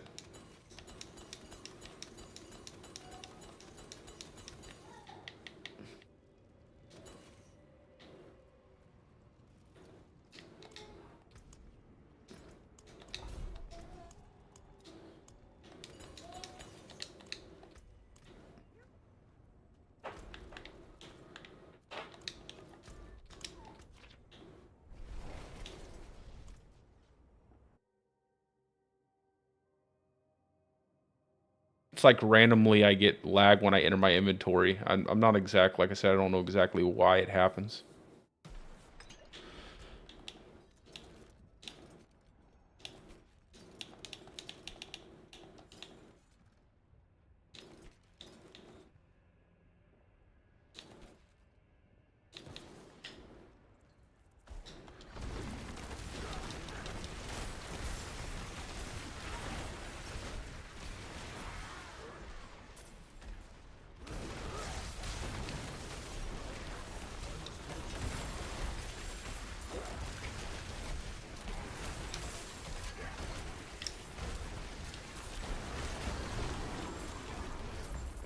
I'll do a run on Beast in the Ice after this. I'll do that, so that way I can kind of like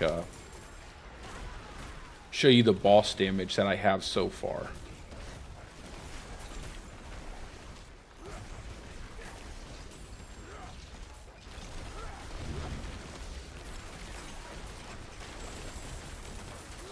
I'm just trying to level up my Seneschal abilities, so I'm doing a lot of the seasonal content.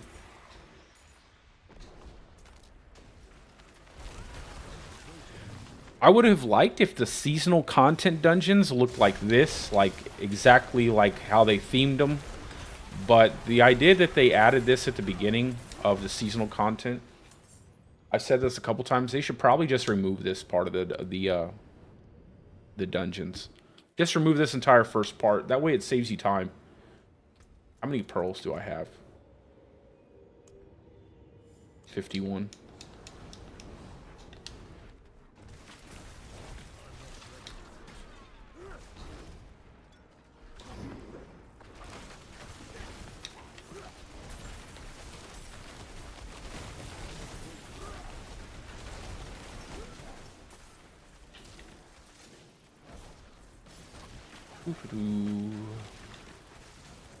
The Zelda.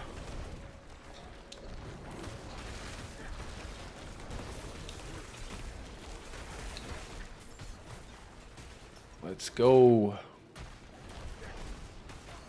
Also, I feel like they need to tune down the Vizier constructs. They need to tune the damage down some. I like the fact that they're unique and different from Wasps, but the fact that they still do the same amount of damage that Wasps do, and their projectile speed is like infinitely faster and almost unavoidable if you don't see them, it's kind of silly. And the ones in the ink dungeon are terrible because you can barely see their projectile to dodge it.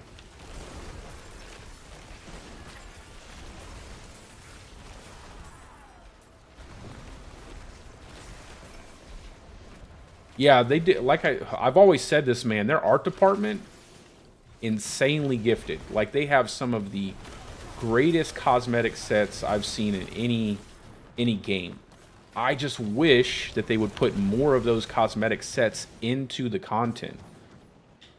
Because, I mean, it just feels like they're wasted in the cash shop. Like, I feel like they need to bring down the prices in the cash shop, and they need to put more cosmetics into the game. Or at least give you a way to farm the cosmetics from the cash shop in some type of way in the game. Like, they should give you tokens or something like that that you can exchange. And maybe they don't do that for all the new cosmetics, but maybe after a month or so, they'll put like certain cosmetics in a list or in a section of the cash shop that you can farm off of the game. I think that would be pretty cool because they have so many good cosmetics. It's just sad that they have monetized it the way they have.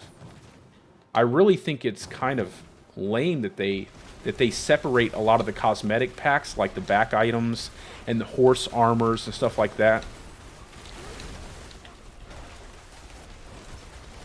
It would be nice if they would just kind of condense down the packs, add all the cosmetics into one pack, like your back item, your tattoo, your emote, everything. Drop the price by like 50%, and then give people a way to farm certain cosmetics from the cash shop every now and again inside the game. It would just feel nice, especially from a game that you have to buy to play. I think that's a far better way to monetize the cash shop than how they have it done right now.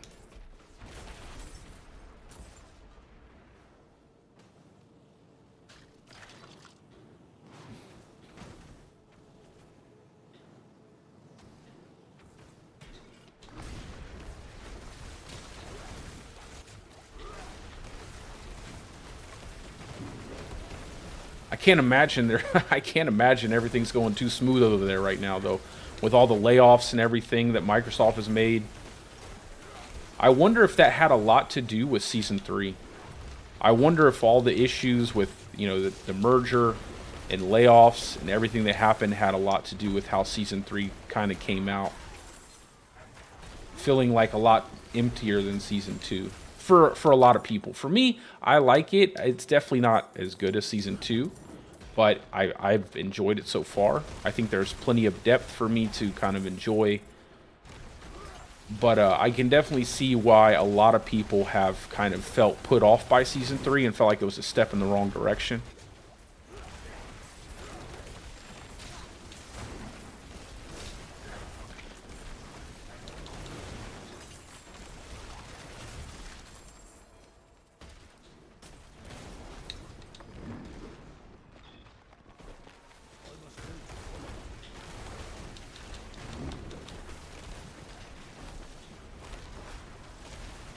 But they did make a lot of nice little quality of life changes. And they gave another page of stash space for people, so I don't know.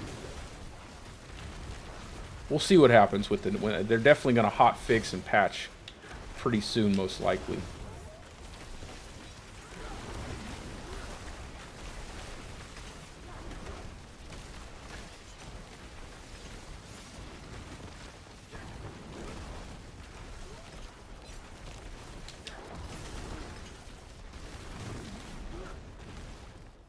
There we are. Didn't get hit a single time.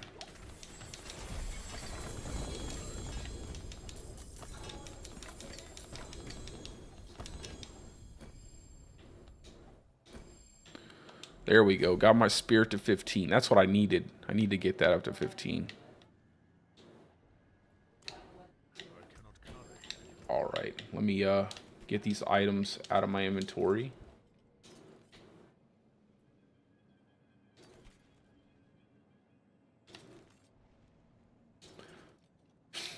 I wish there were more ways to get Forgotten Souls. Boy, I'd love to have a better way to farm them outside of just doing hell tides. Oh, armor. That's not bad. I'll keep that one. I'll put all the stuff I'm going to keep in my...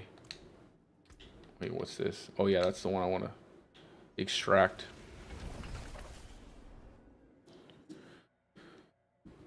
Alright, so I'll do a Beast in the Ice run real quick, just to kind of showcase the damage on the bosses, and then I'm just going to be farming a lot of these seasonal content dungeons, just to level my construct as much as I can. Because the construct's going to play a pretty heavy role in my build. So I want it to be... Well, before I go in there, let me go ahead and clear it in here.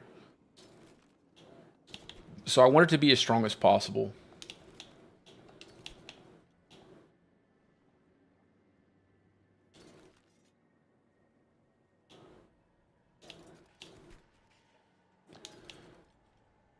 Spirit cost, all stats. Now those are a good pair of boots. Man, I got a couple good pairs of boots.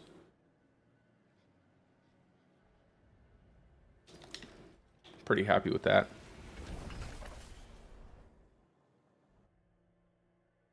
Yeah, I just haven't done any Duriel. I don't even have the mats for doing Duriel right now.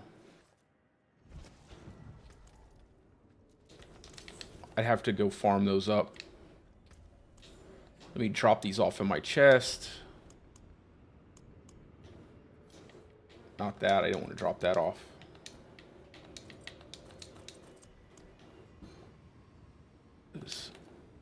And then I'll pull the aspects off of these, and then we'll do a Beast in the Ice.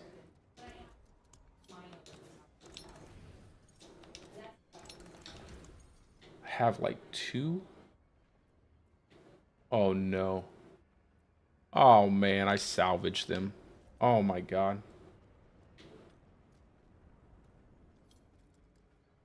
Well, I know I can craft some, so... That sucks. I didn't mean to salvage those. Where are you at? Up here.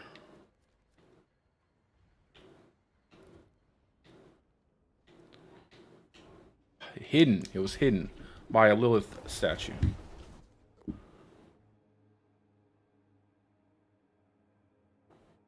Hopefully, that would absolutely be wonderful. I cannot... it's not that I mind doing hell tides. I just hate doing hell tides on slow builds. So when I get my Stormclaw build set up, I'll probably love doing hell tides. Until I get my Stormclaw build set up, I will hate doing hell tides.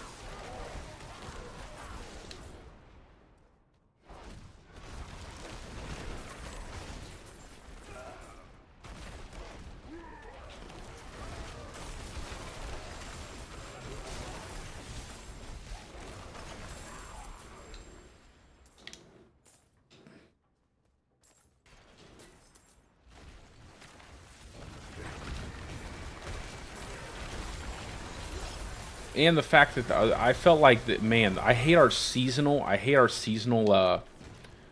buffs that they gave us. I really missed that infinite dash on the horse from last season. And I missed the buff to potions. Who wanted buff to shrines? Like, I don't want no buff to shrines. Like, maybe last season when you were doing AOZ, buff to shrines would have been great. But that buff to potion time was so nice. It made... sitting, you didn't have to manage your potions for so long. You could just kind of chill for quite a long time. And then obviously getting from point A to point B. I've probably said this 1,000 times. There is no reason why they should have cooldowns on your horse. Like, you should be able to use your horse as much as you want, dash as much as you want, get on and off your horse as much as you want without any kind of cooldown. Use the silly attack off your horse as much as you want, because why not? It's not overpowered. Like... And you can't use it in dungeons, so you don't get any benefit off of it. Like, just take all the cooldowns off the horse, man. Some of the things, that just doesn't make any sense to me. Like, why cooldowns on the horse? Who thought that was a good idea, or who thought it was necessary to have that? I don't necessarily mind the cooldown if you get knocked off your horse, but every time you get off your horse, kind of silly. And let us sprint in towns with our horse too. Move around towns faster on our horse, stuff like that.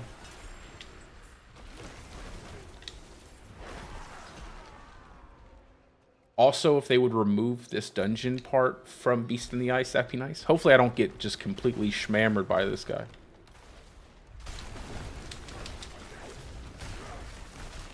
Oh yeah, I'm good. Come on, do your thing.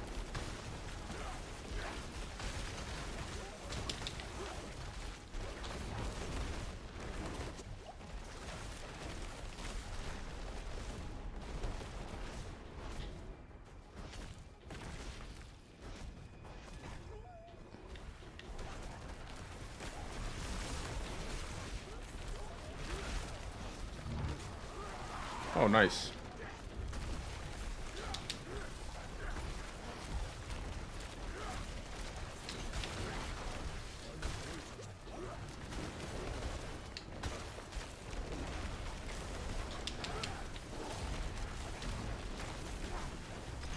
I also feel like that you should be able to apply a CC debuff to bosses, but not CC the bosses. There are so many builds that rely off of CCs to actually function with all their damage modifiers, and the fact that they don't let you debuff the bosses so they actually take that damage makes a lot of builds, it makes the amount of builds that are viable kind of limited.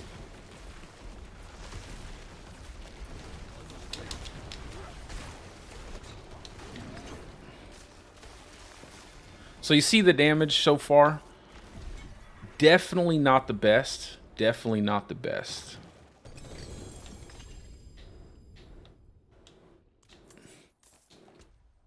Oh, but I got the ascetic wraps off of the first run. I love it. Terrible crit chance roll. Terrible lucky hit chance. And I'll take that, though. I'll take that.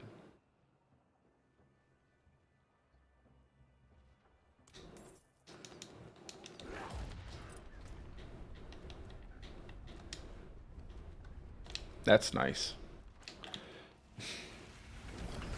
I wish it had a higher critical strike chance roll, though. I'm saying I feel like they need to raise the floor for the affixes, man. I hate that you can still get like low rolls, like a 5. I mean, 5%'s not really low, but man, I would love to have that 8%. That 8% would have felt nice. Let's go ahead and max that out. I'm gonna upgrade my I'm gonna upgrade those sacred ones too. Put them in my chest.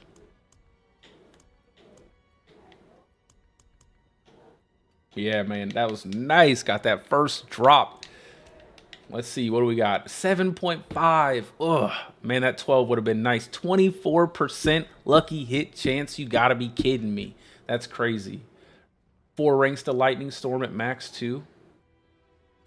Whoever designed these gloves, give them a raise. Whoever designed the uniques for this season, they need a raise. They need a raise. They need to be promoted. They need to be in charge.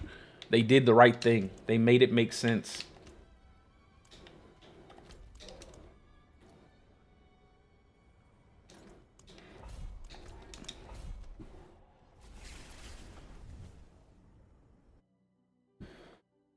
Oh, that's good stuff. Good stuff right there.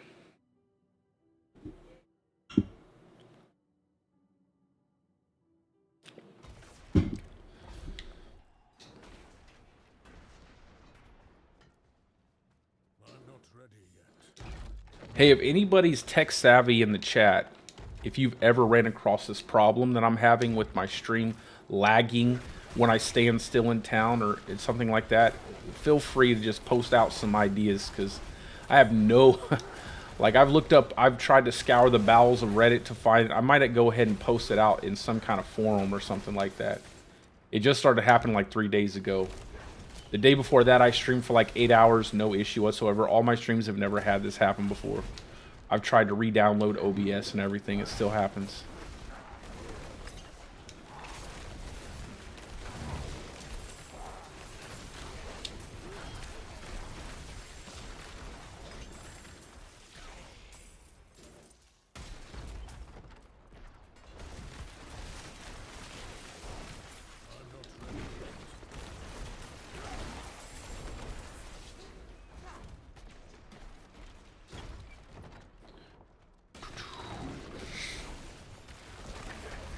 get back into some seasonal dungeons. I just want to get the highest tier I can. I might actually go ahead and craft a sigil instead of running these tier 40s. I think we can at least do... I think we can at least get up to tier 60-ish.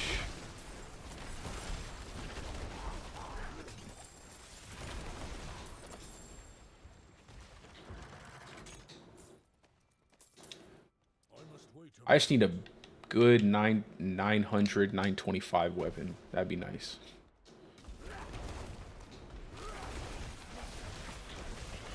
I think I want willpower, damage to close, damage to distant, and critical strike damage on it. That would be my ideal weapon, I think. Willpower, damage to close, damage to distant, critical strike damage.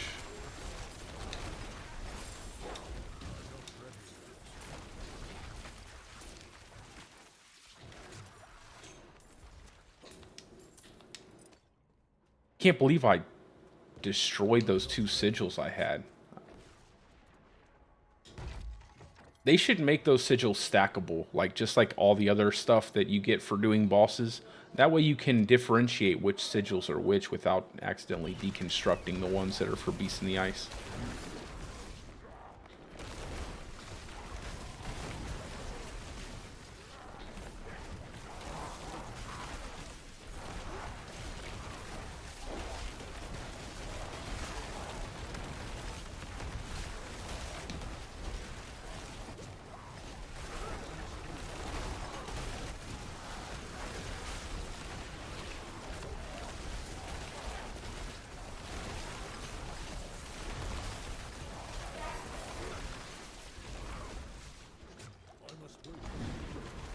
It is pretty flashy with these gloves, man. I love all the lightning bolts.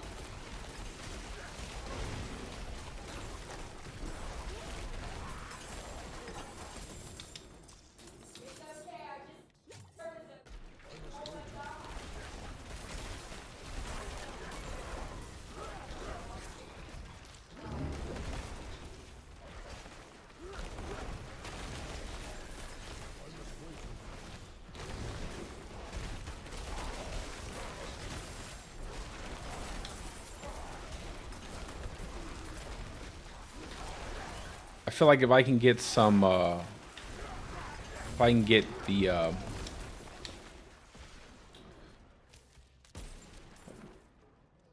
Tebow's Will, if I can get this Ring of Starless Skies, that would make this build really, really start kind of popping off.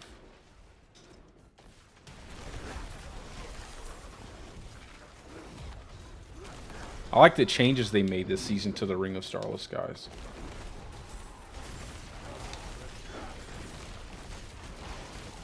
And it gives you multiplicative damage. That's really good too.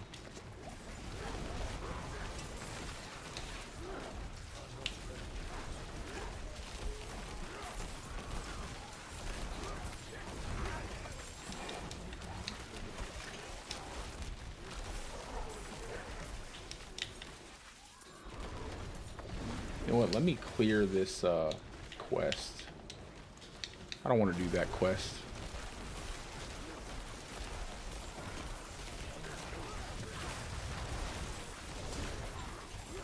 Yeah, I definitely think I'll run two different rings. I'll run Conduit Aspect when I'm bossing, and I'll run the Lightning Dancer Aspect when I'm doing dungeons. I think that'll make it a lot more easy.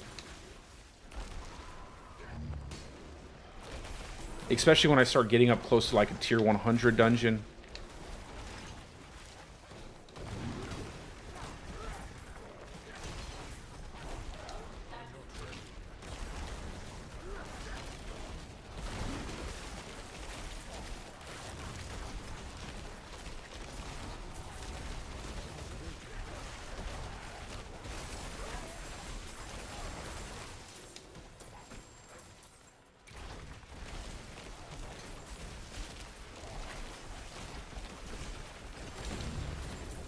Yeah, I'll probably craft one. I'll probably craft like a tier 55 or something like that.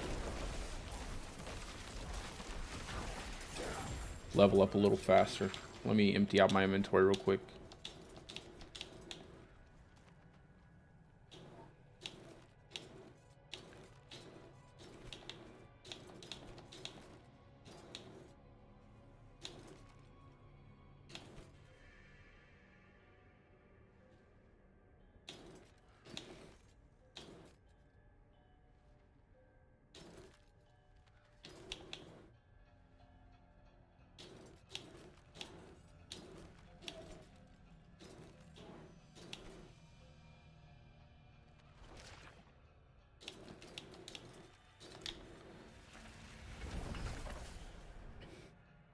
If I do it in the dungeon, I don't have any issues.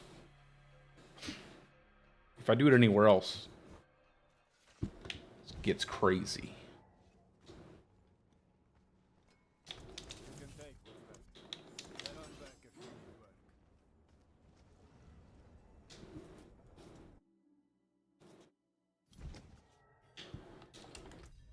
How many points do I have?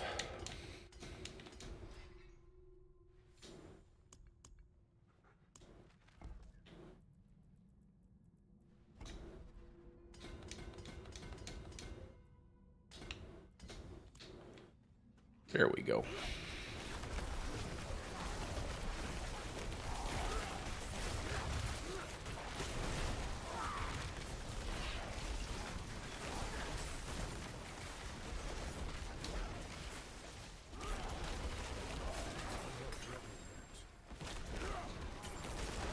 I wish they would make a way for that Height and Malice legendary node to affect bosses. I feel like there should be like something in the description of it that's like, while you're fighting bosses, this effect is this legendary node is in effect all the time, or like maybe you reduce it by half or something like that.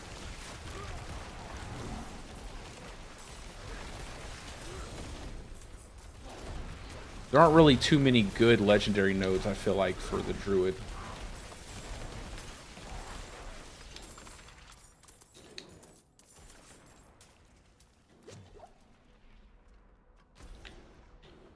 Or am I missing one? Is it back there? Or is it down there? Probably down here.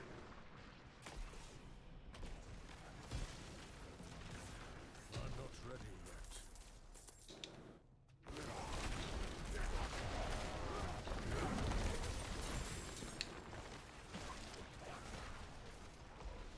I think I might have been wrong. Oh, no, I was right. That's nice.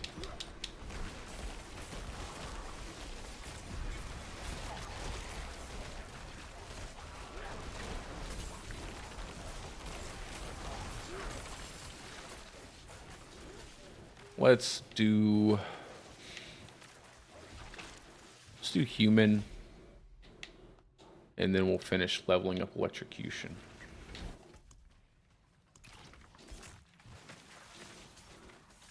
Crit strike chance, damage, overpower. That's not bad.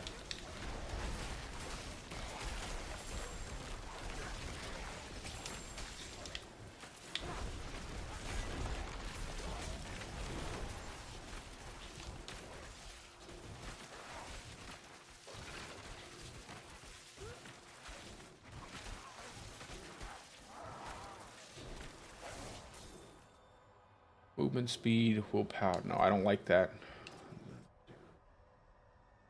Ranks, that's not bad. Ranks to earth and bulwark, damage reduction, total armor. Keep that to pull off the aspect. Cool.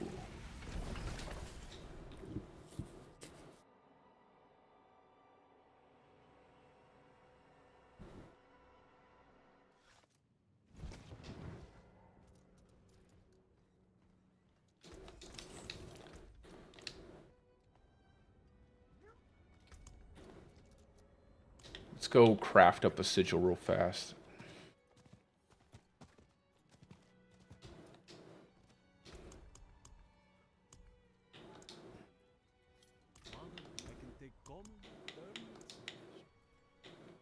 Let's do 51 to 60.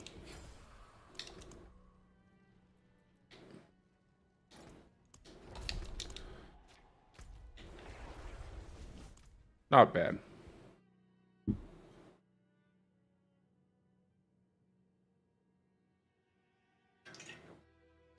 $57. Let's try this out. See how well this works. Because my resists are capped. My armor's pretty high.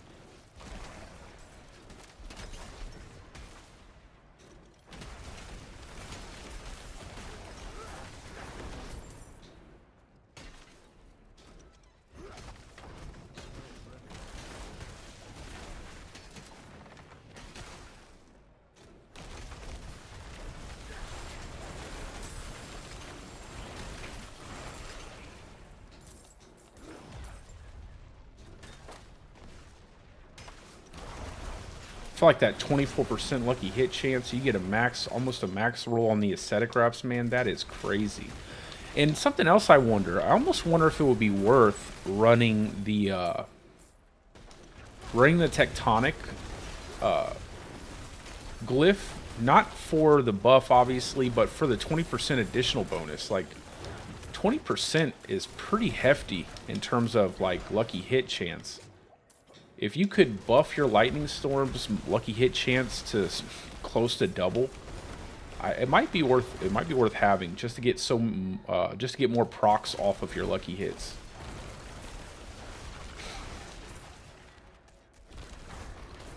I might actually try it out. So I feel like there's some area there that you could make up a pretty significant amount of damage if you could get more lucky hits.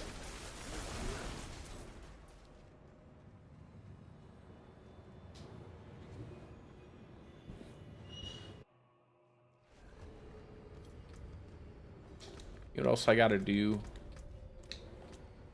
Let me do this real quick too. Pull out this. Pull out this. Put nature's earth and sky here. And electrocution there. That should be better. What is this?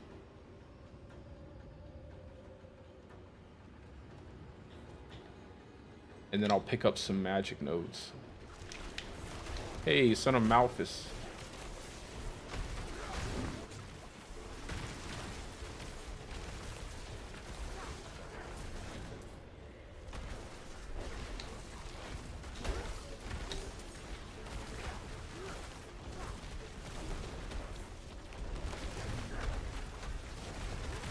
This guy is so tanky.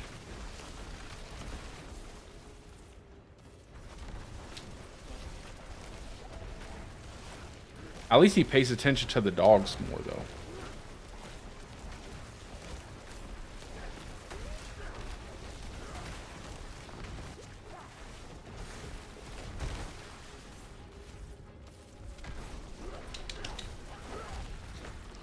And it's not what I wanted to do.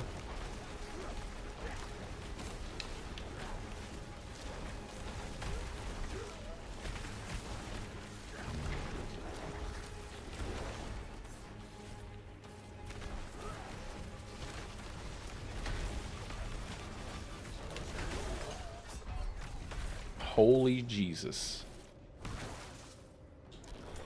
My man just wiped me out.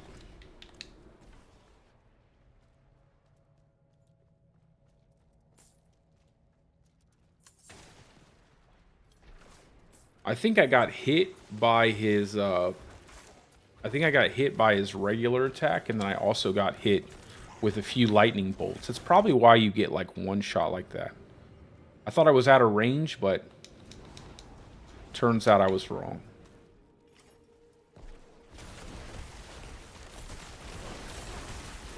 I was definitely playing it on the edge there. I should have probably backed up more.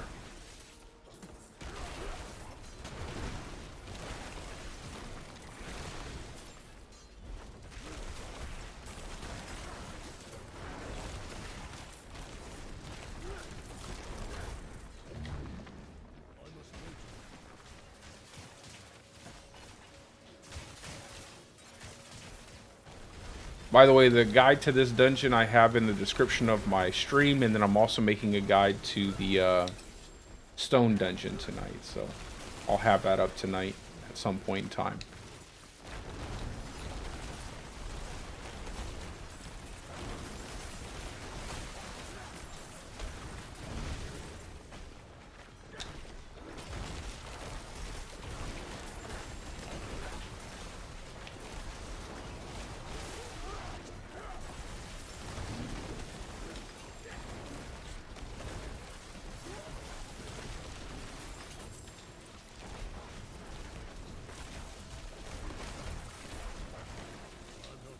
I wonder if I should go ahead and, I don't know. I'd need Tempest Roar. I need Tempest Roar if I want to make the werewolf variant of the Lightning Storm build. I'll stick it out. I'll stick it out and see what happens. If I want to get all the right pieces.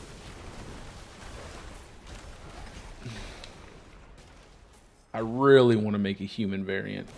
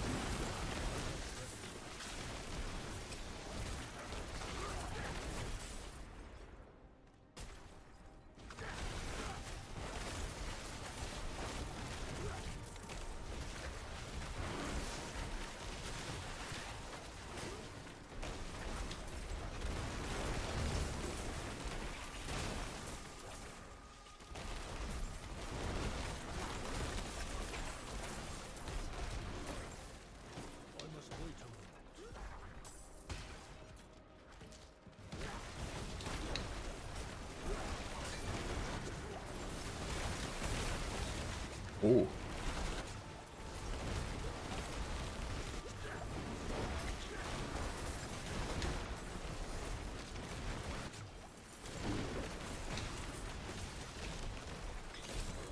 There we go.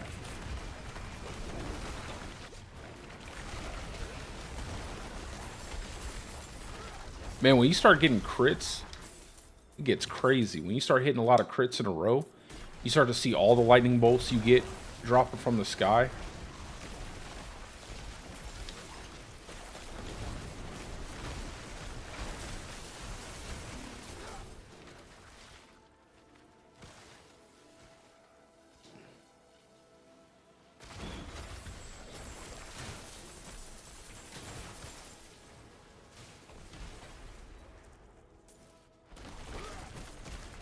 I definitely think once I get some uber uniques, like get something like the Lycander staff, it's gonna make make this a lot better. Just the highest possible. I would almost wish they would have swapped around that crit chance. Instead of the lucky hit, they gave you like a massive amount of crit chance.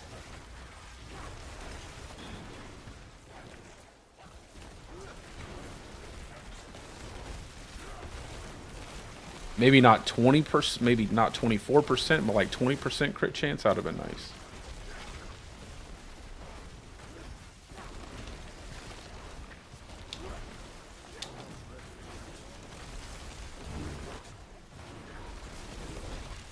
Die. Get me out of here, bro.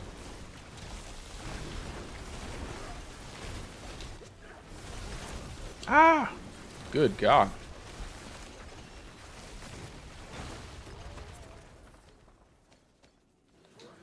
Not a hit. Not a single one.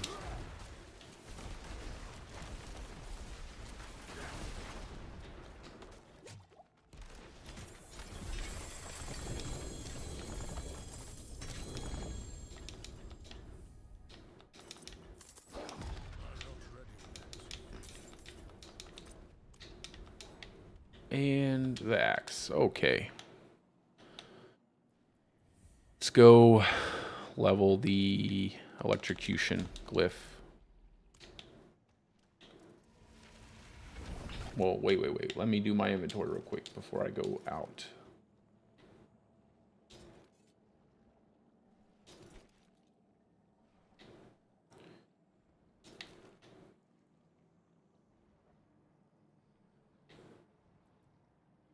I almost feel like having nature's balance would be good too. Natural balance.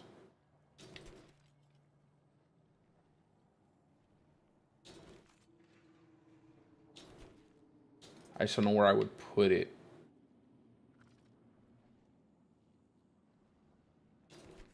Maybe over Stampede.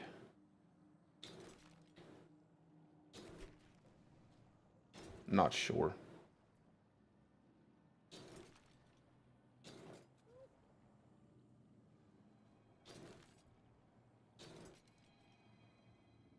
Or conduit aspect, that might be a good idea. I mean, you get, what, 12 critical hit chance to your storm skills?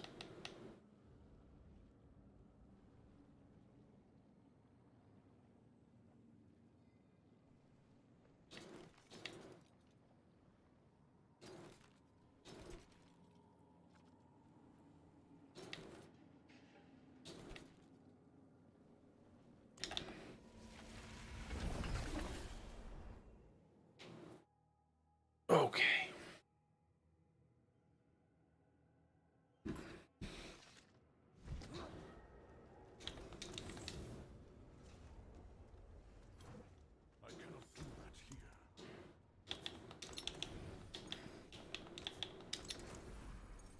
Let me see if it would work better.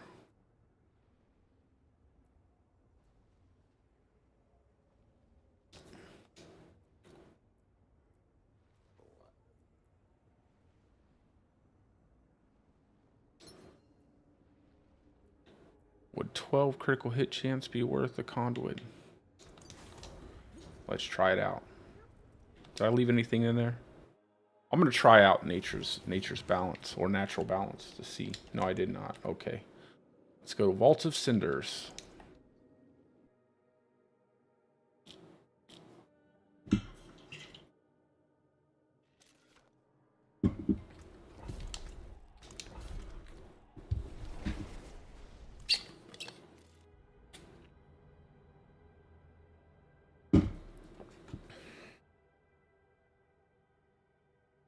Okie dokie.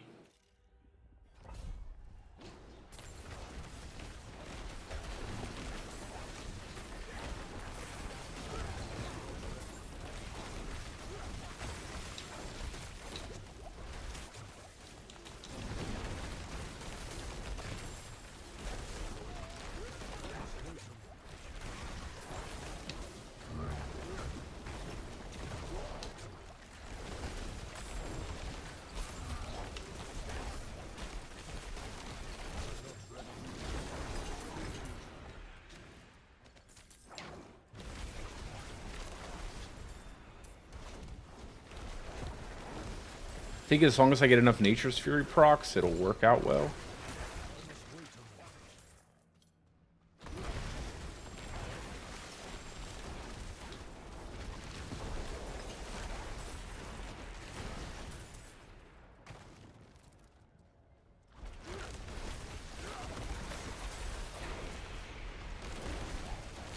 Like 12% crit chance should be good.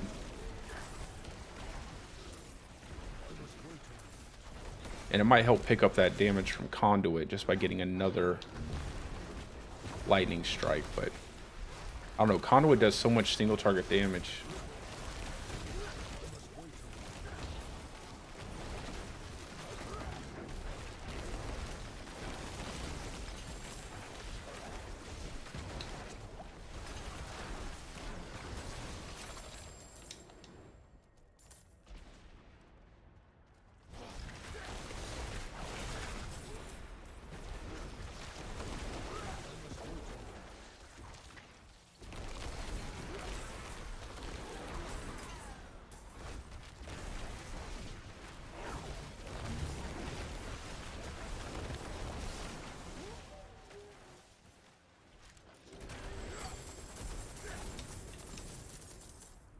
I really hate all of these different things that don't show up on your spreadsheets when you're doing your buffs and stuff.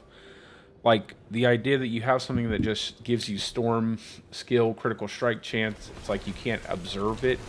You'd have to like use it over and over and over again, and like I guess test the damage numbers that way. But I wish there was a simpler way for you to actually see if you were getting more out of it. It's like I didn't know Ravens wasn't working.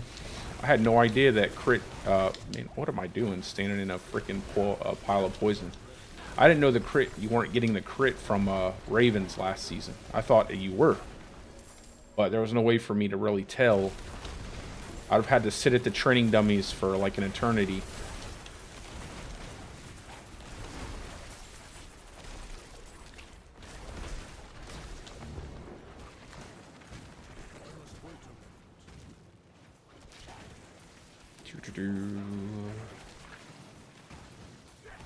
I don't know what I did just there.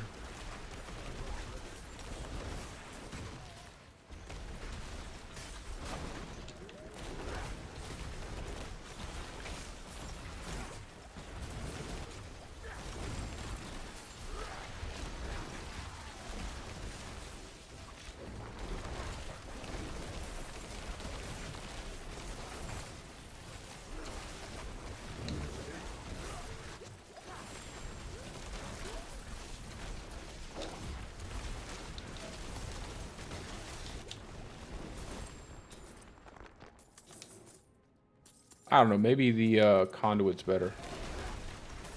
I feel like I was killing enemies much faster, but I didn't check the modifiers on this, so.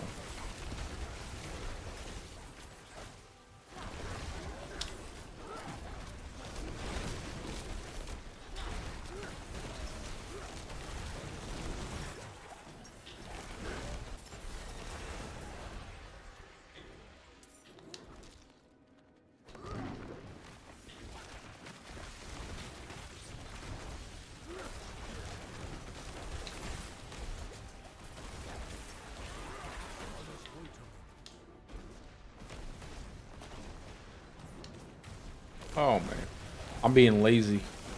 Not even trying to not get hit.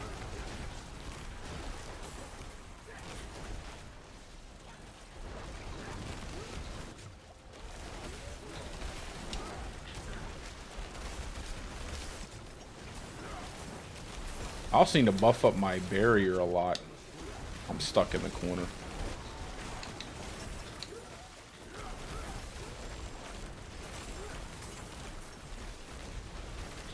I think I might swap my gems out on my chest and stuff to diamonds, so I can get more barrier gem. Have like barely any right now.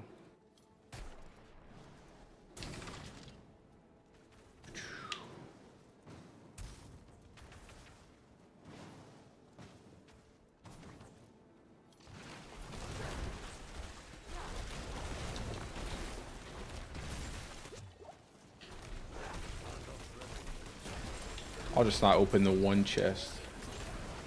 Or the 4 chest. I'll open the 10, the 1.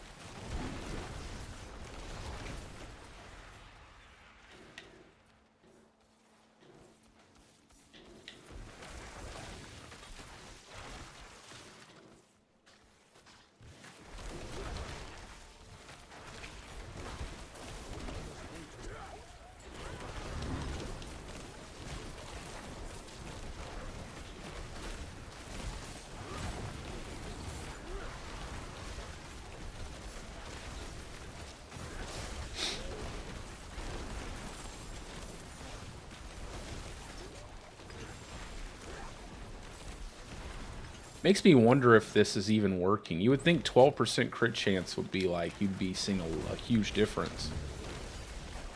Makes me wonder if it's actually working.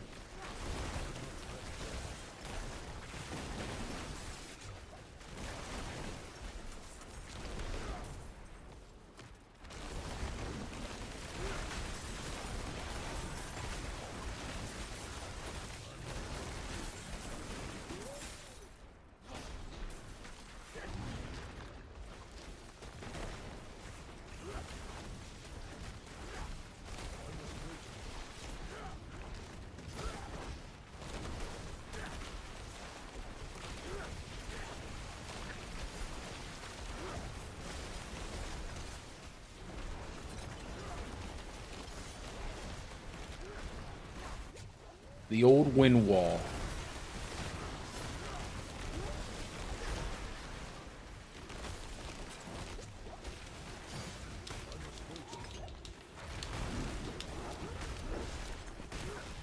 I'm stuck in the wall now. Gotta love it, man. Gotta love waller enemies.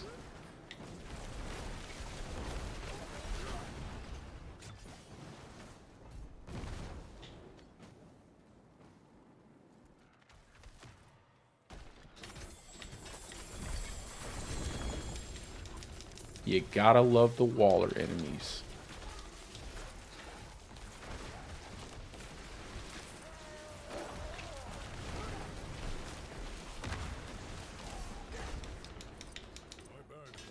I think I'll swap it into a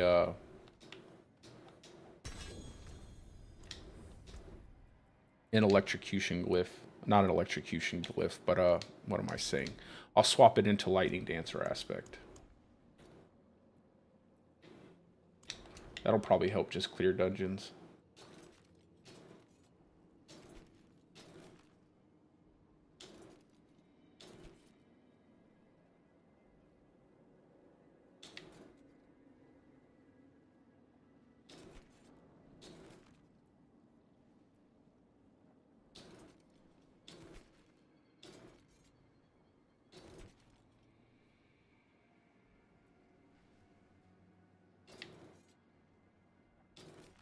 Hey, what does that say? Damage reduction. Yeah, I don't want that.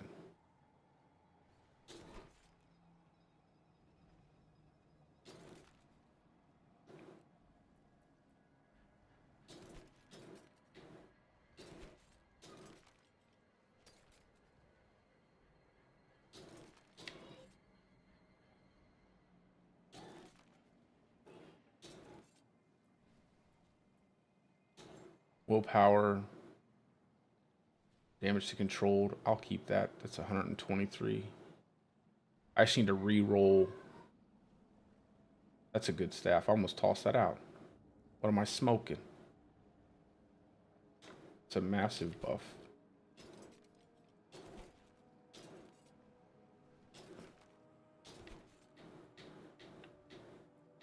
What do I got? Just remove the werewolf one.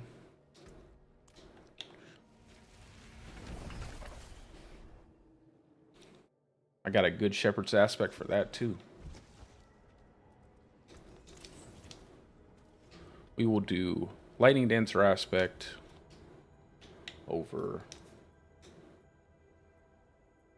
that. That should help with dungeons. Do I have the shepherd's aspect in my inventory? That's getting a perfect roll.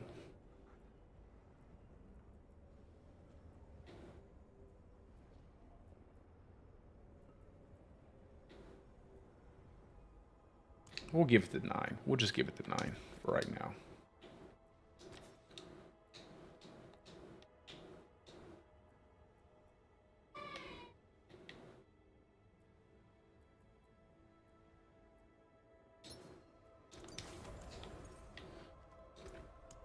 Let's run an enchant on it real quick. I have a couple. Maybe we can get damage to close enemies. Take that. And I'll save that to upgrade it.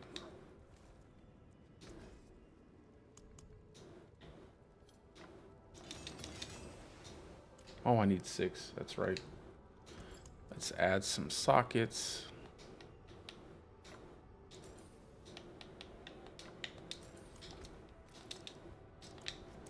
Okay. I think I left a couple things on the ground there.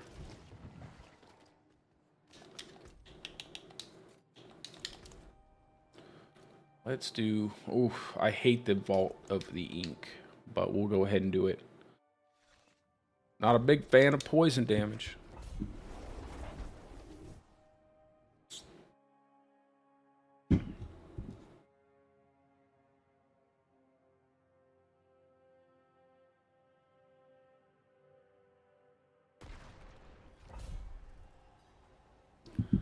All right, let's go.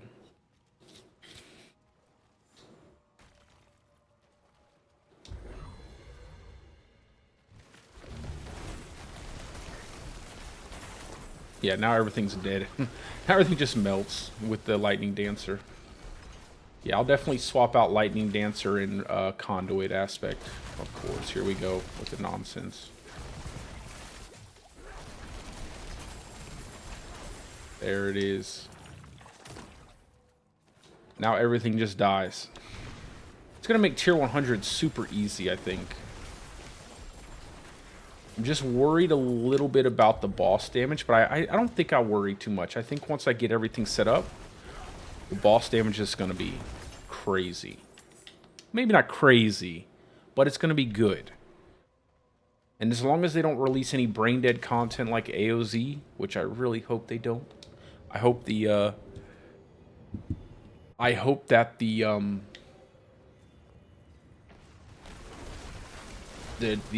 gauntlet is just basically like Nightmare Dungeons in terms of what it requires you to have for damage and armor.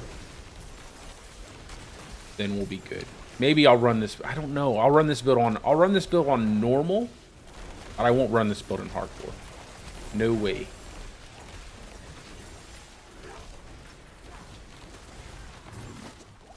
I can't imagine having to worry about dying with a channeling build.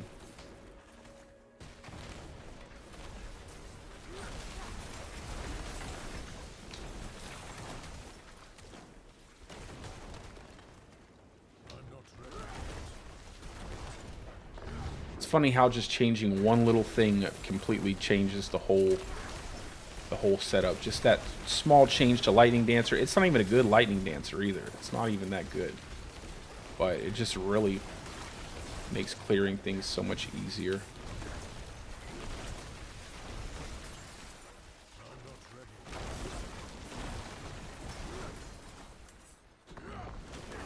I wish this aspect affected bosses differently. Maybe it could do half the damage to bosses, but still like the Lightning Dancer bolts seeked a single target if that's all the only target that was available. But like I said, at a reduced damage. Because I feel like you just one-shot bosses if all these little bolts hit a boss.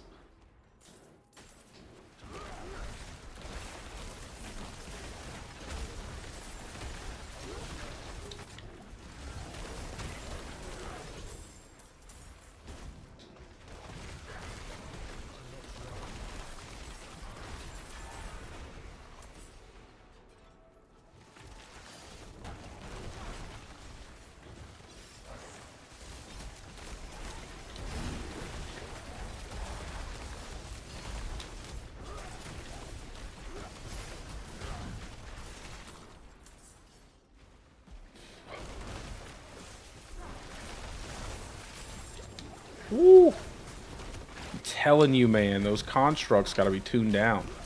They have to be tuned down. That is way too much damage.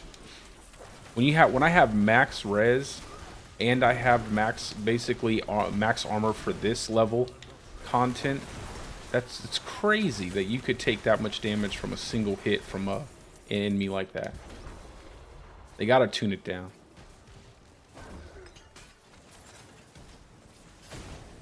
I wonder if traps still hit you when you're in your conduit form.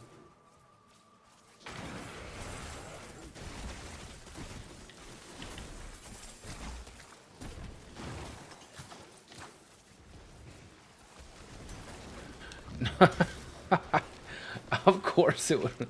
I should have paid attention to the timer. It was freaking ran out right when I was going into the traps. No more getting hit now. I don't want to lose my getting all 3 chests.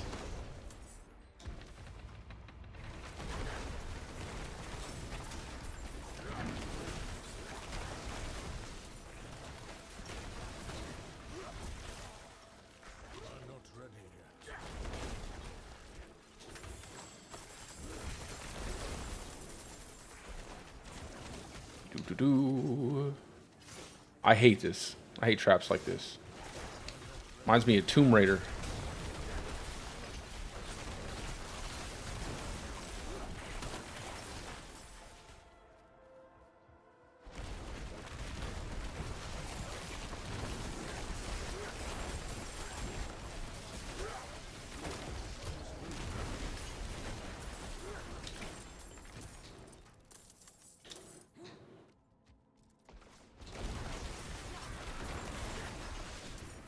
Let's go. Almost to the end.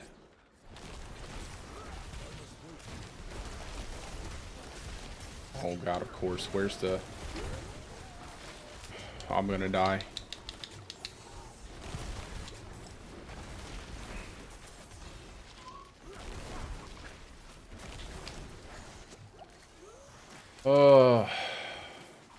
Of course you're gonna sit inside of the bubble. Why not? Why not sit in there with the suppressor shield over you so you can't get hit by anything? That'd be a perfect time for my construct to be able to like do a big giant amount of damage, a large amount of damage.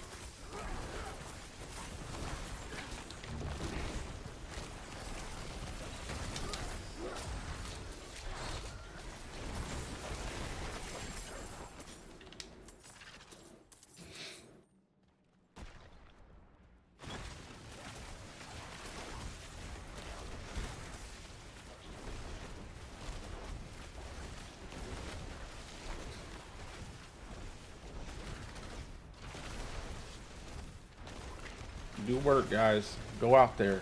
Venture forth. Save me.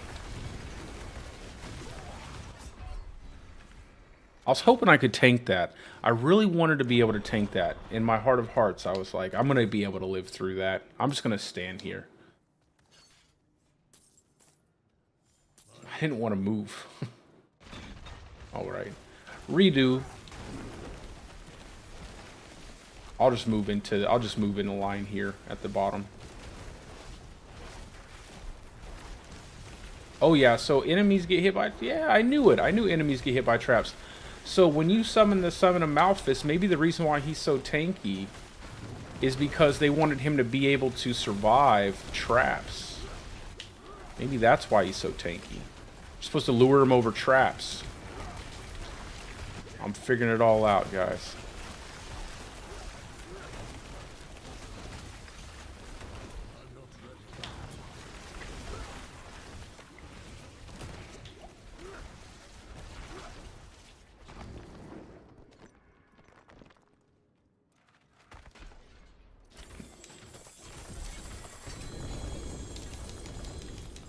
Now I'm going to have to spend like forever finding a dungeon, get the spawn of the Son of Malphus, record the trap damage, and then I'll put it on a video.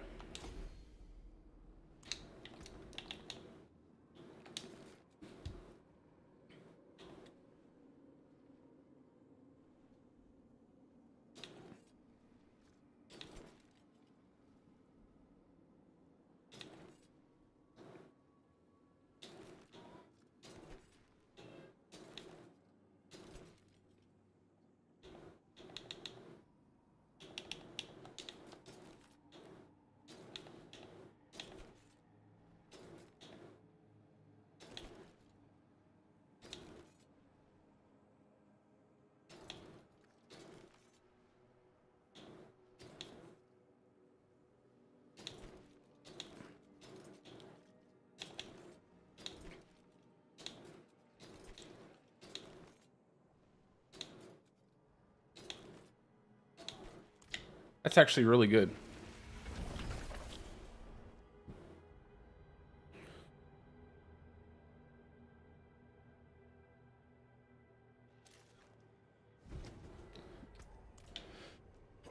I'm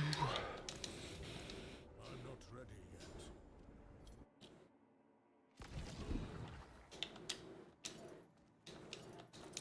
See if we get any good rolls on this. That's not bad. I'll keep that.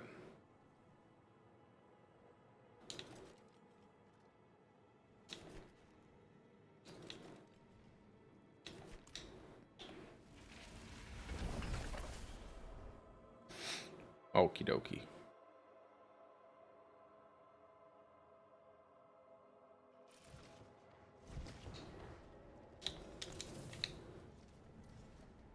I'm not ready yet.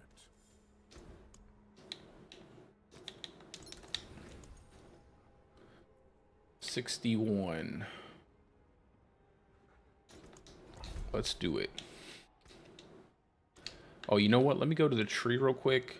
And then let me do a Tree of Whispers, so that way I get the seasonal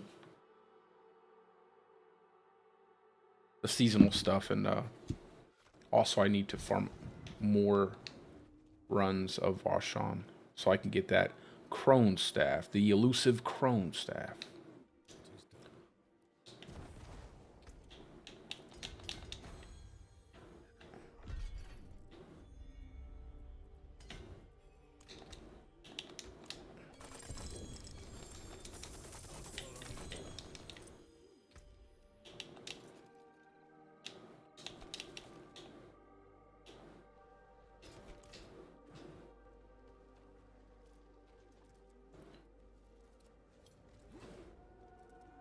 We are making our way to level 100.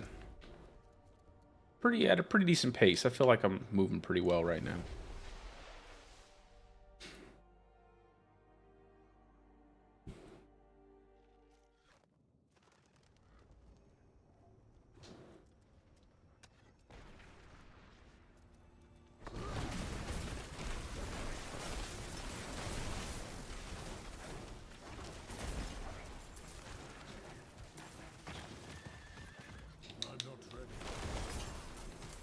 They just all disappear. I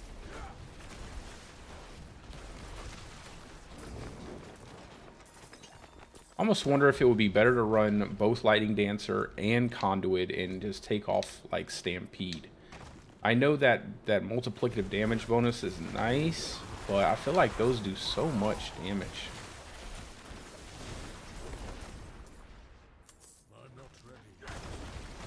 And then instead of running Retaliation, run Conceited to get that big multiplier back.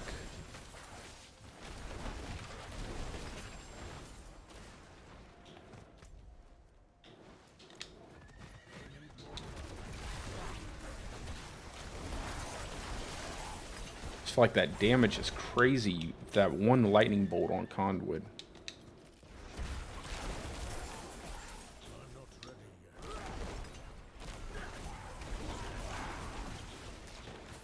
I think that's what I'll do. I think that is what I'll do.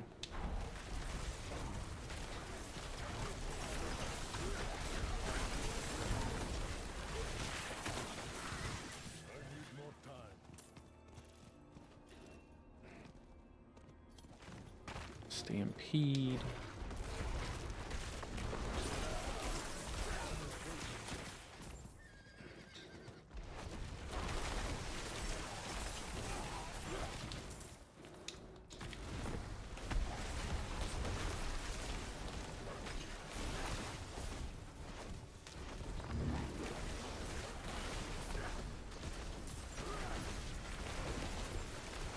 The bear. I'm telling you, I think if you run the bear with your construct poisoning enemies, you wouldn't have to run rabies. I know people like the rabies, but I don't like the rabies. And you'd have a free aspect, you'd have a free skill slot. It could work on bosses.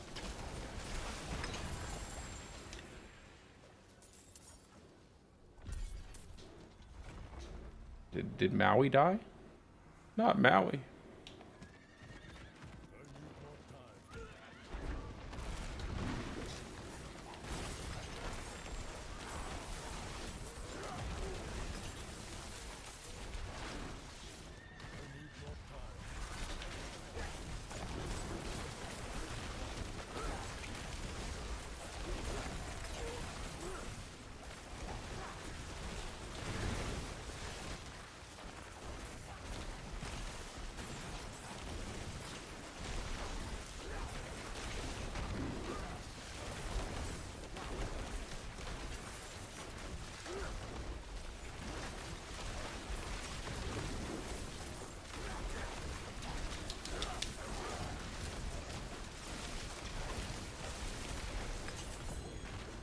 Bushwhack.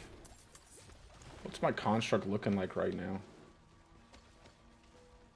Look at that 0.8 second attack time. It's just level 4. And then I think my tuning stones. Let's check these out.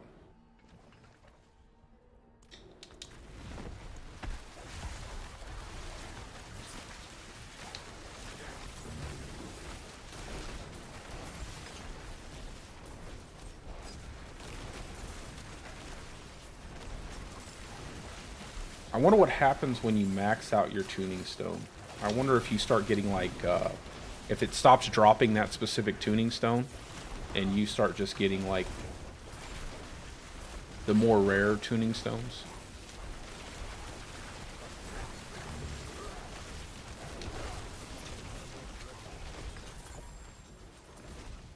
Man, this guy keeps dying.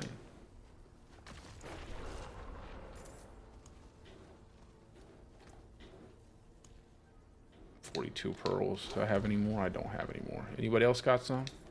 Probably not. Alright, let's go back to our dungeons.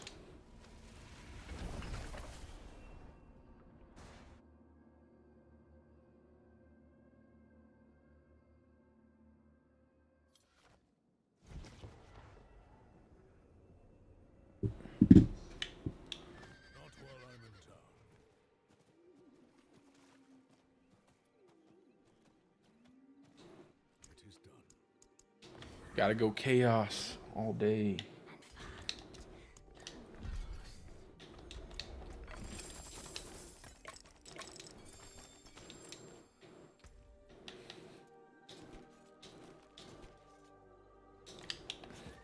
They gotta really stop giving sacred items out of those caches.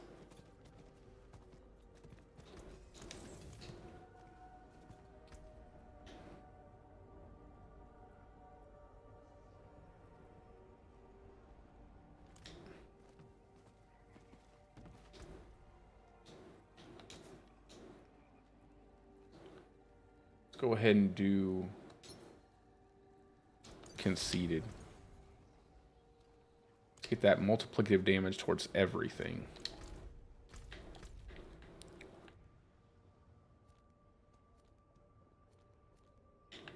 Where's that dungeon at?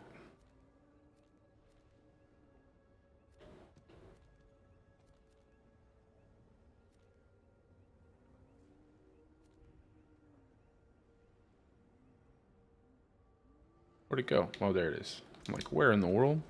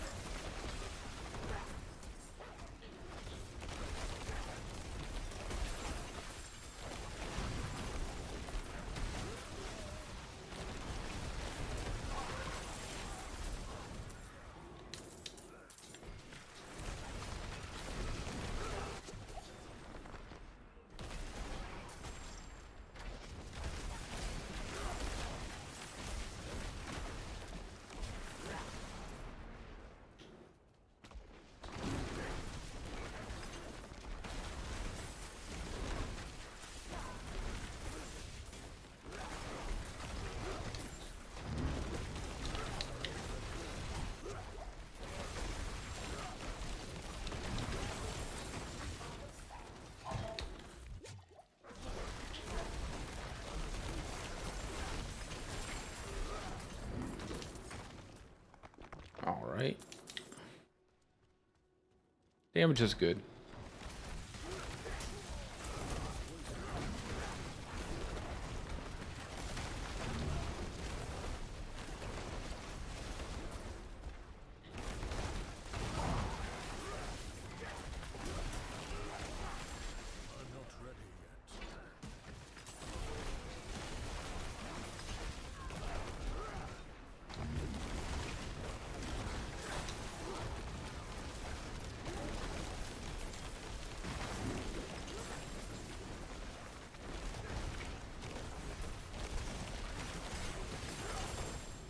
I just gotta build up my barrier more. Bigger barrier. Bigger, better barrier.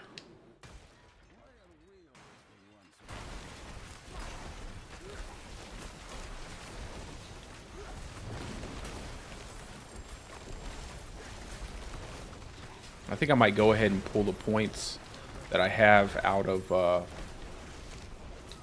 my skill tree and just put them straight in a barrier. Build up a big barrier, build up some, and then put on some barrier gems. That way I can keep it up more consistently, so I have that damage bonus all the time. Like, I just need to pull these out, I think. And add them here into barrier. And then maybe take this 1 point over here.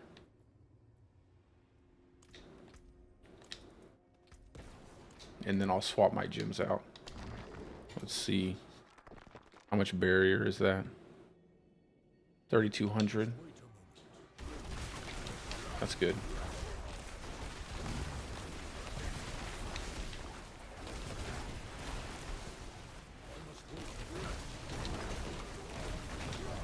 Obviously not enough for that.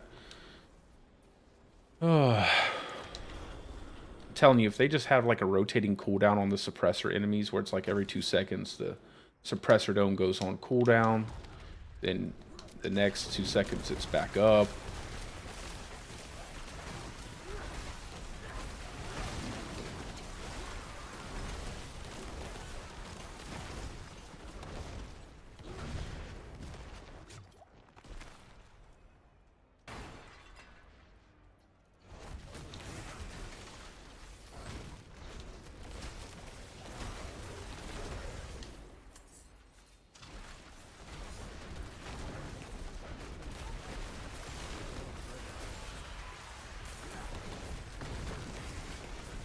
It's like every enemy in the game has like something. The one that gives most of the enemies a massive damage reduction, super low HP. So it's like you jump on it, you kill it really fast, bam, everything's no longer like not dying.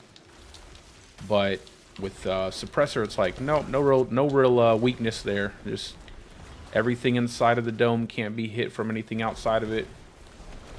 Everything stays inside of the dome.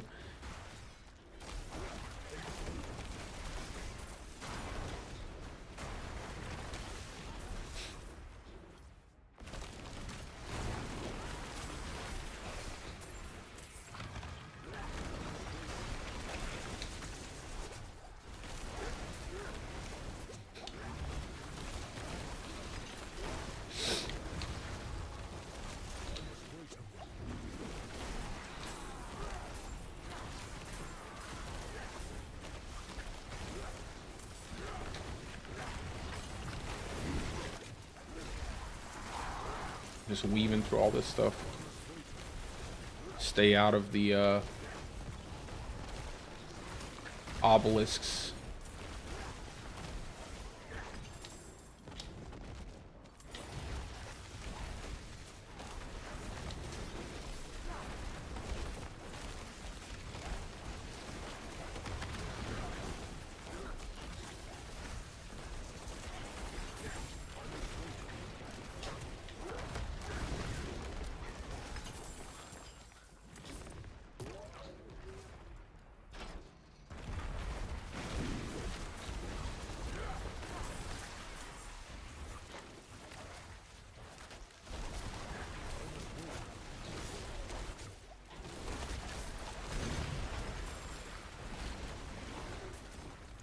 I haven't even been using potions. Man, what am I doing?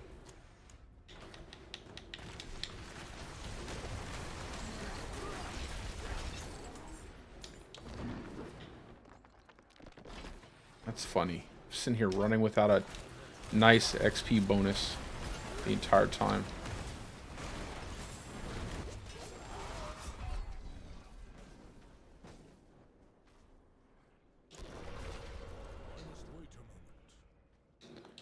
Okie dokie.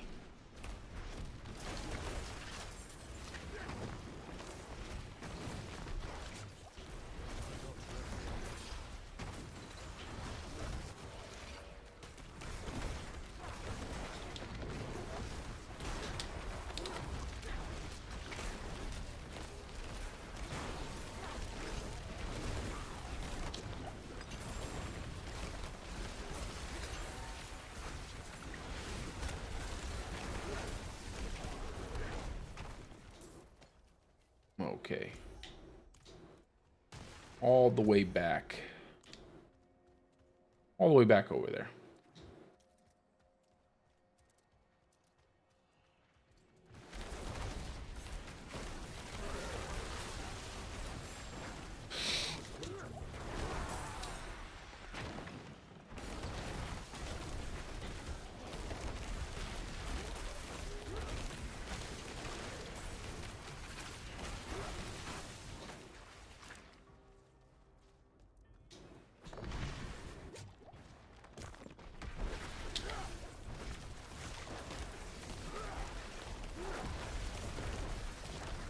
And this is where I would need the conduit aspect right here. This would help a lot if I could just hammer this guy with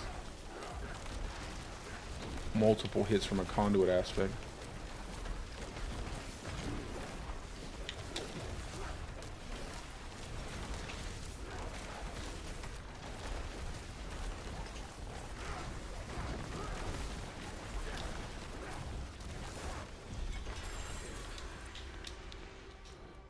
Let's get that there. We'll work on human.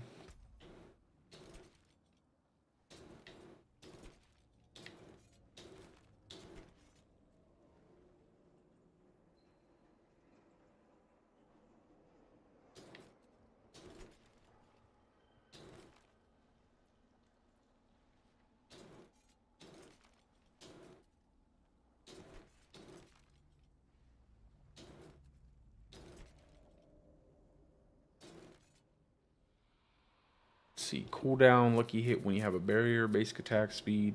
That's not a bad helmet. Not a bad helmet at all.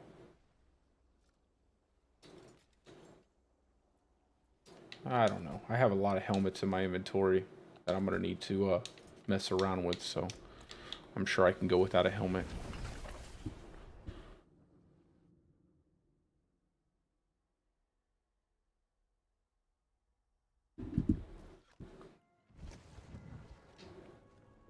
All right, back into the seasonal dungeons. Not ready yet.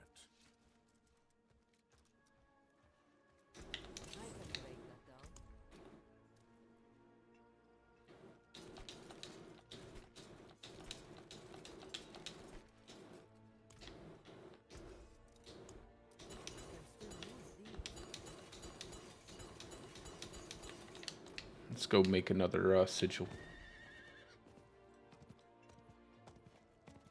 Oh, let me do the gems real quick. Sorry if it's lagging while I'm in town, guys.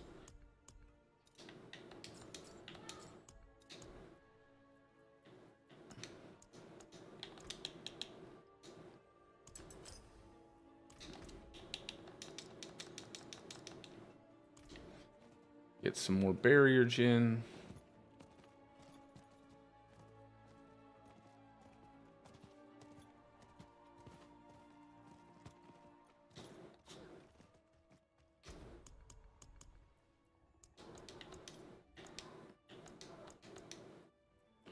Let's do 60 to 70. Hopefully it's not the ink vault. Cinders is good. That's not a bad one. 67. We'll try out a 67. I think it's a bit high. I think it's a bit high for right now, but you know, sometimes you just gotta try things out.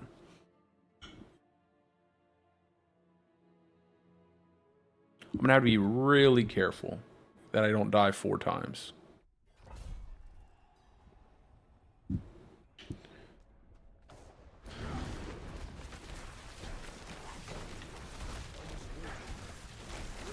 I'm just kind of like pace myself going through here. Those death pulses are gonna hurt.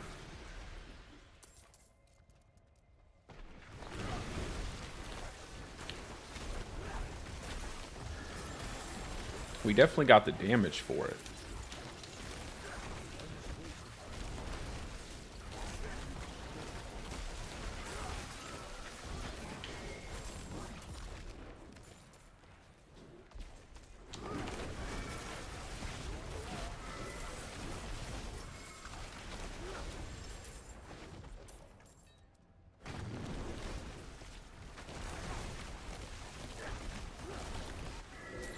think a conduit aspect would definitely be worth it. Just dropping Stampede.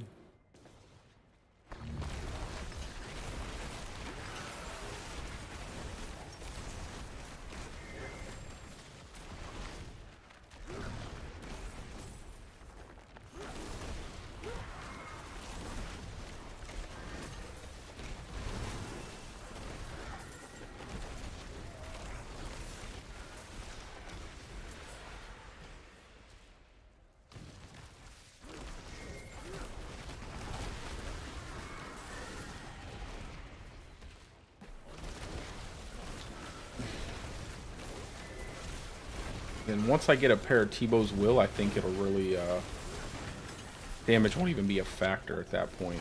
Damn, one hit almost got me. I'm sure when I get in there, those stupid constructs, man.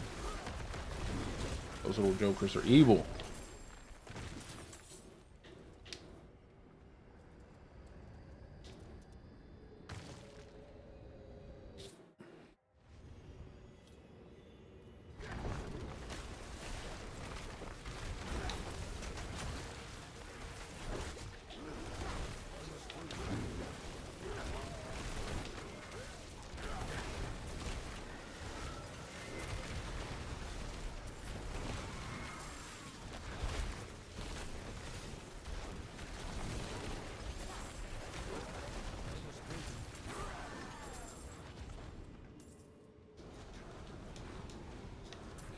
Okay.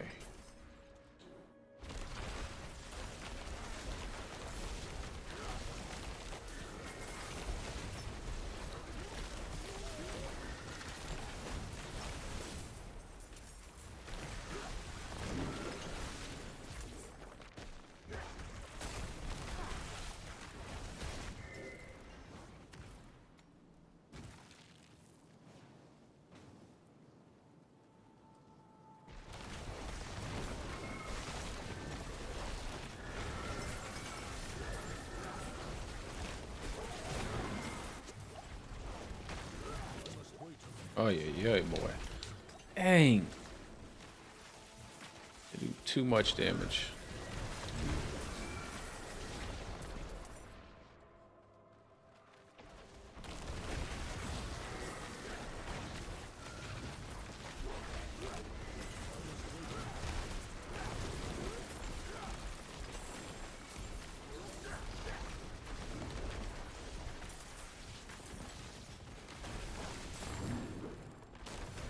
Let's go.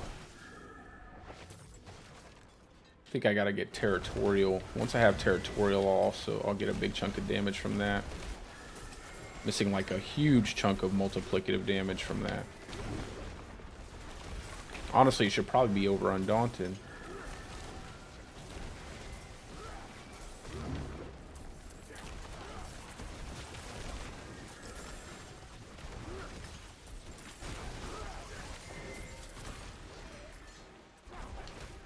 Nobody wants the Vault of Ink, okay.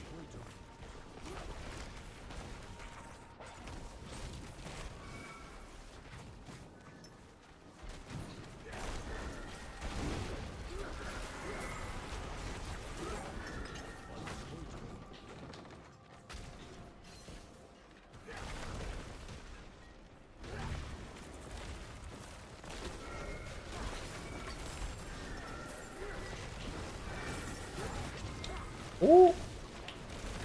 Almost died.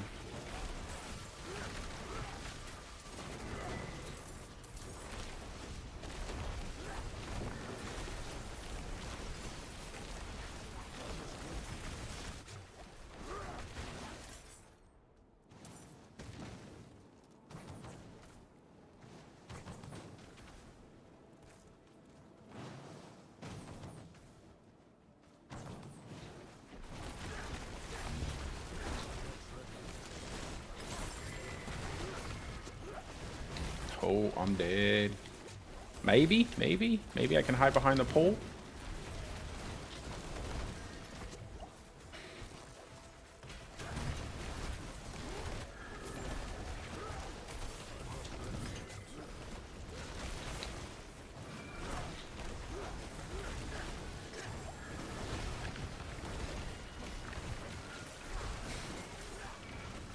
Good lord, boy. The damage. It's like I want to channel my skill, but I can't. I'm dodging all this crap.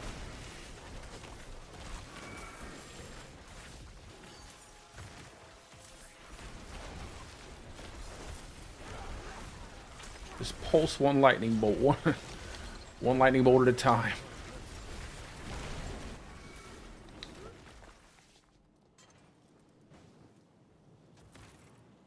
Go.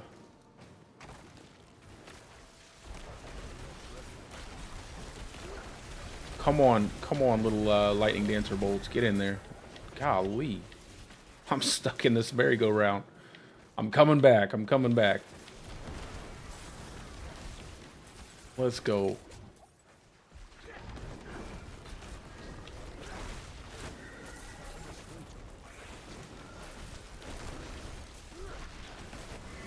I don't know, man. I like this mechanic. I enjoy these trap mechanics. Like, I really do enjoy them. I don't know what it is.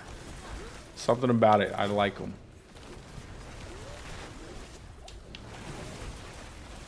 And the fact that they deal damage to the enemies, too, is kind of cool.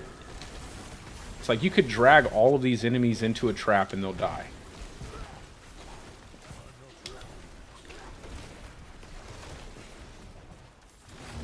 Let's get in the dome with these evil wasp automatons.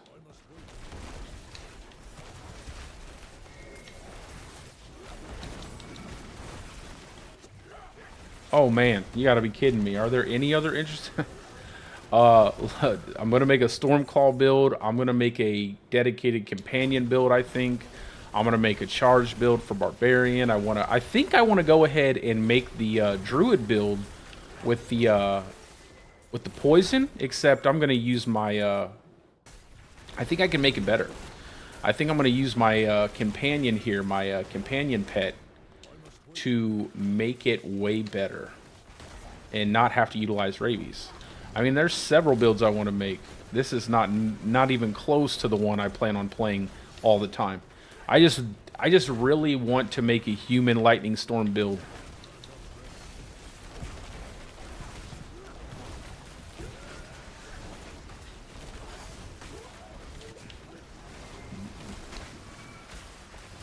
Come here. Get away. Oh my god, get away from me. Get out. Get away from me.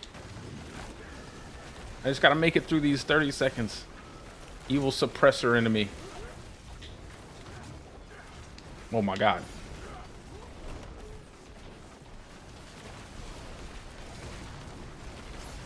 And I win. I've won. What did I win? Let's find out.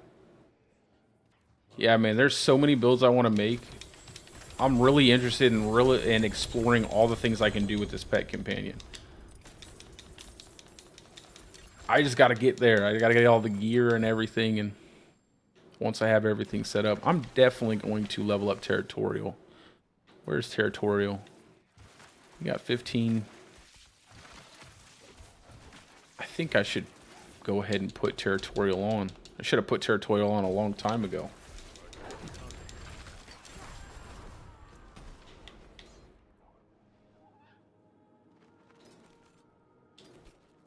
Just once I get all the right stuff for this build, I feel like it's gonna pop off, but it's definitely gonna take a second.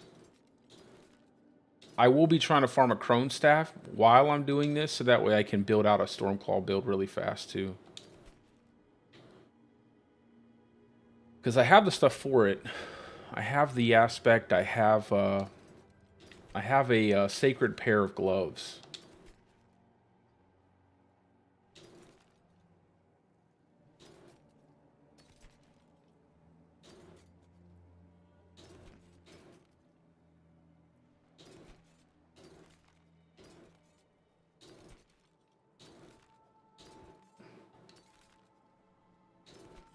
I wonder what I'm going to do, though, with the pet companion when I have that build. That's what I'm trying to figure out. Where would the pet companion shine on a Stormclaw build? don't know yet.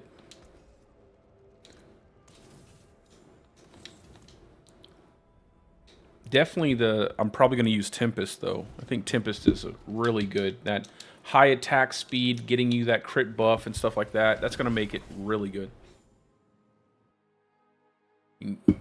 Getting that high crit chance. It just takes, I think if they can just make it where it doesn't take so long to level up your companion, you're good. It'll be much better.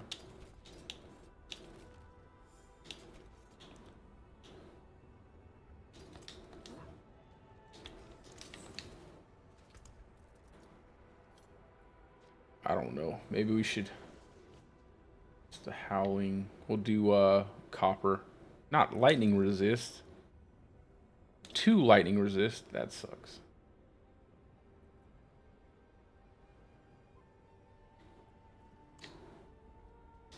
Let me see if they have another dungeon up that I can go do. Not dungeon, but seasonal.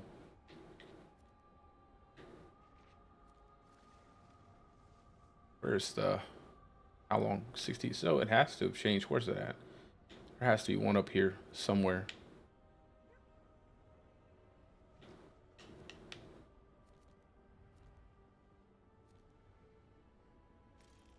I know I haven't done one in a minute.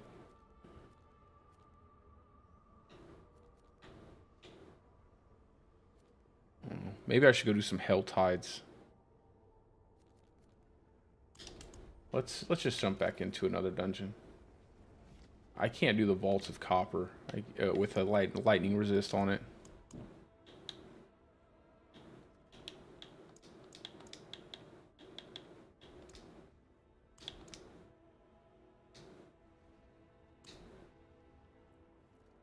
I think we'll stick with 51 to 60. Because I don't want to take too long to do these dungeons. And that felt like I was taking too long.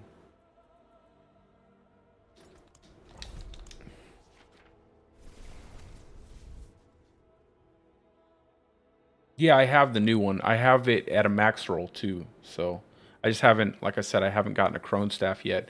If I get a Crone Staff, I'm definitely going to try it out. I might even swap over to it just so I can farm faster.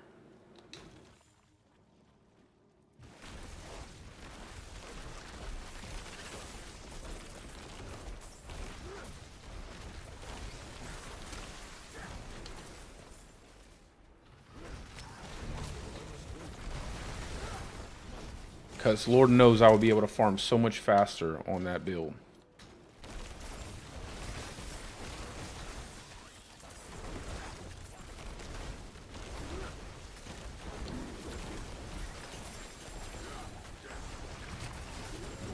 And I think the new Heart of Selig is going to be insanely good for a Stormclaw build. I mean, you're getting that damage reduction from it. You can get that massive boost to damage while healthy. That's crazy. Damage while healthy.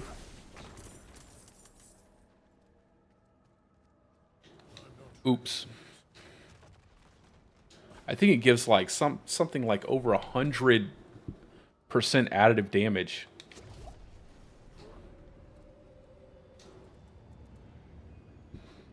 And then I won't have to run. I won't have to run a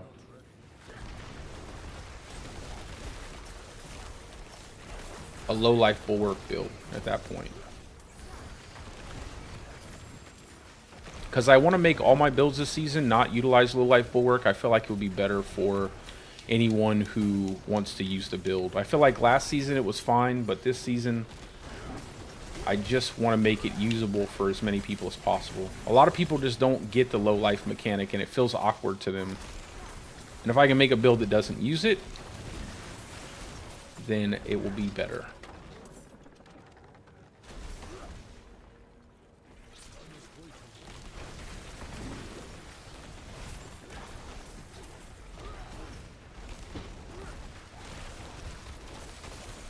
I will probably still run Nature's Fury though, and the build will be a lot like the last season's build, just little differences,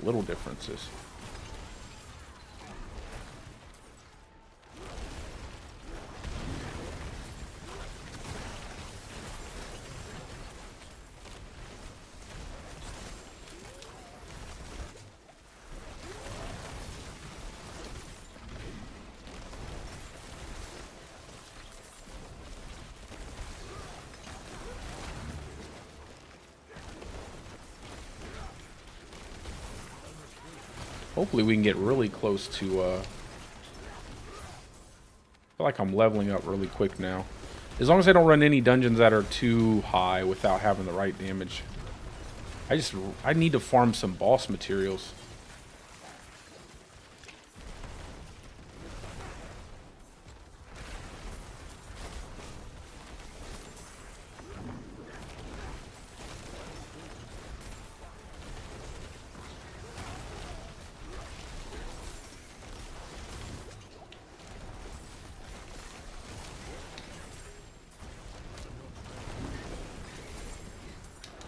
I wish they would just take the damage to distant enemies out of the game, to be honest. Like, enemies are moving so fast. Like, when do you ever get that bonus? You can't zoom your screen out. You don't, the enemies are so quick, they get on top of you so fast.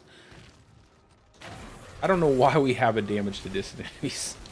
Everything's always so close. I feel like I'm fighting in a phone booth, even using a casting build.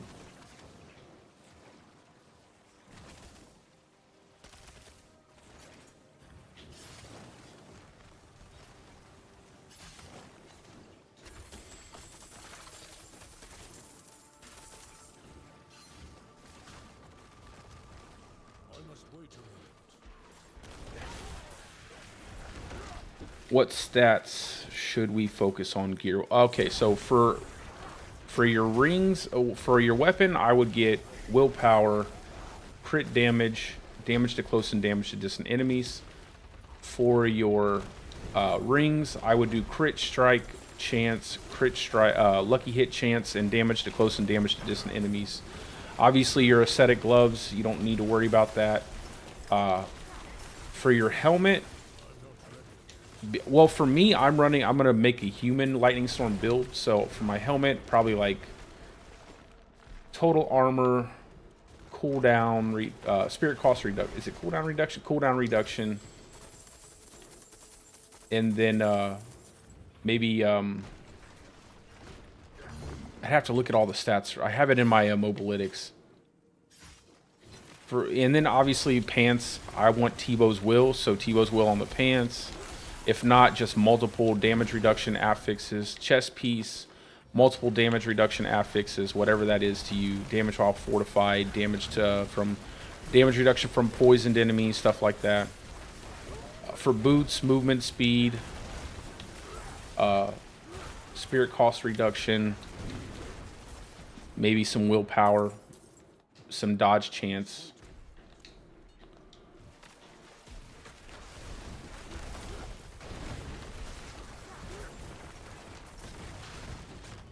I'll be putting up my in-game build later, but not today, but probably maybe in the next 2 days. Hopefully I'll have everything at least to the point where I can do all the bosses.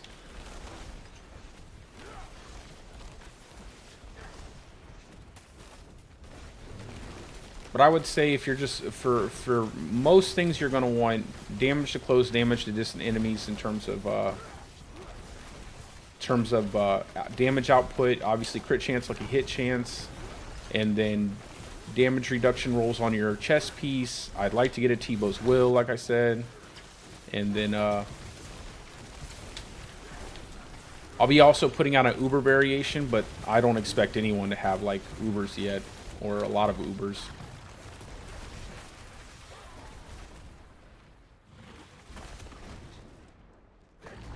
Yeah, the 50 to 70. The only thing I would say is ignore the weapon.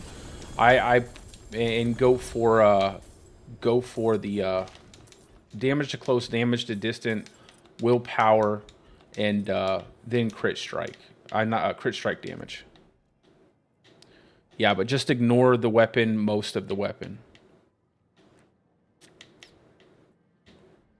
Let's just do some territorial level.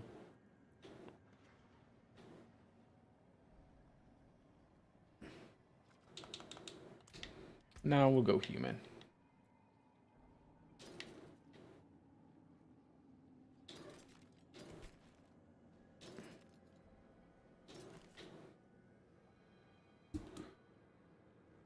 I got two pair. Actually, that's all relative to you, brother. I mean, I wouldn't say as long as you have a decent amount. I mean, you're going to be running a lot of dungeons this season, especially with the mechanic. So you'll probably be pretty easy to get because you'll actually have a use for all of your distilled fear. So it'll probably be pretty easy to get, but it may take you a little bit of time in the beginning just to build up some stacks and just to be able to run it multiple times in a row. But I did get lucky on my first attempt on the Beast in the Ice, and I did get a pair of gloves. So they haven't been hard for me to get, but other people probably had worse luck than that. I would say the majority of people have probably had worse luck than that in terms of getting the gloves. But it shouldn't be hard overall during the season to get them. At least they put them on a boss that always guarantees a legendary, a unique.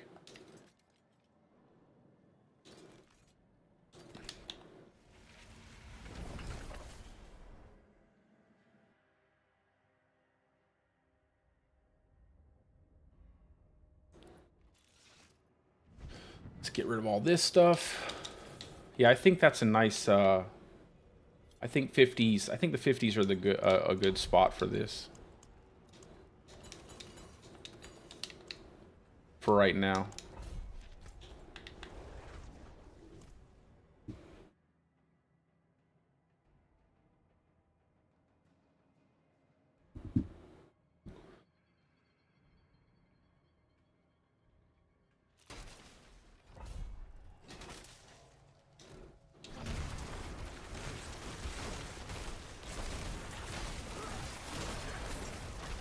I gotta make sure I don't run out of tears. Not tears, pearls. What am I saying?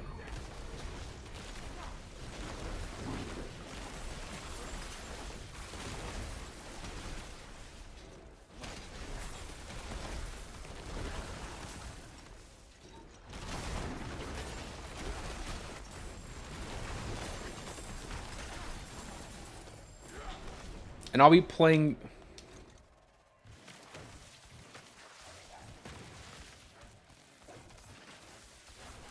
So, yeah, no problem, brother. Absolutely. I plan on swapping over to hardcore mid-season. I typically play hardcore starting out, but I just wanted to play Lightning Storm, and I don't think Lightning Storm is the best build to run in hardcore just because of the fact that you have to constantly stand still. However, if Lightning Storm is the build that you enjoy the most, I would always recommend playing what you like. But for me, I'll probably make a Stormclaw variant build for the season to run in hardcore. And if that doesn't work out to the way I hope it does, which I think I can make it happen, I'll probably run something that is... I'll probably run something really tanky for hardcore. Something that I know that there's a very low percentage chance of me dying. Like that I'd almost have to play like a fool to die. Like I would have to play like I'm playing right now, just kind of casually and not paying attention to everything to die. So if I was you, I think I hear a lot of people playing the werebear, the pulverized werebear build with rabid,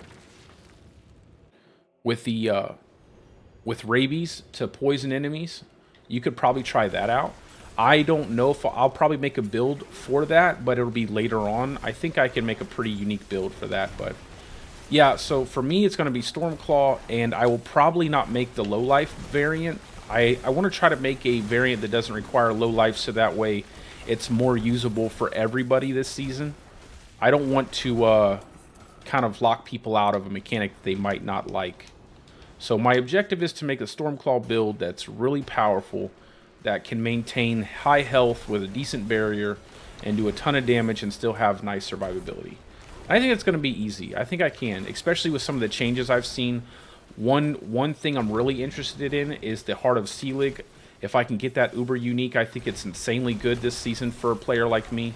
I love to have movement speed on all of my stuff, and they changed Heart of Selig to have movement speed, and it also has a really nice damage buff when you're healthy.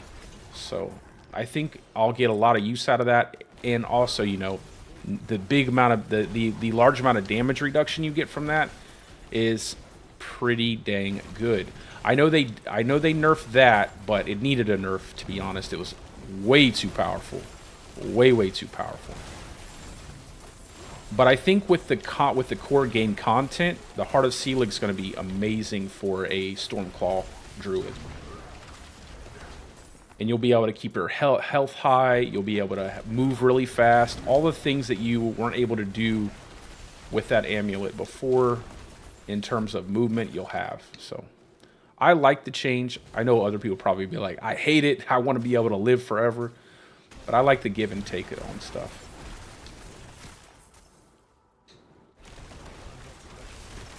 I'll probably run something along the lines of Mending Stone with what is it? Earth Ward or some kind of, I forget what it is, but it's the one that gives you a massive barrier boost when you crowd control an enemy. I forget the name of it. I don't think I'll have to worry too much about bosses, but it's always the dungeons that I need to make sure the builds can survive. Bossing, you just blow bosses up, you know what I'm saying? That's usually what bossing is. Blow them up before they can do anything, you win. It's the dungeons, if you run across, especially these new ones, the new content dungeons, a lot of these constructs, like these Vizier constructs, if you get hit, you know, they have a high, they have a, their projectile speed on their attack is insanely high, and it gives you really no chance to avoid it. So you want to make sure you can tank up through those things. I don't want to put anything out there that's going to be hard for people to play. And I don't really like to speculate, so I'd rather test everything before I put out a build for people. So it does take me a second, especially because I can't dedicate as much time to this as I'd like to.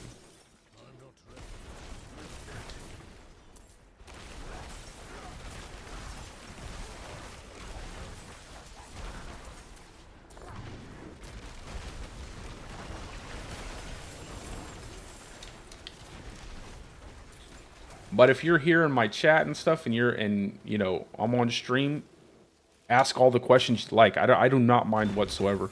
I like doing this stuff. I like talking to people, so I would have never done this if I was antisocial. I love talking, love conversation, and I definitely love theory crafting builds.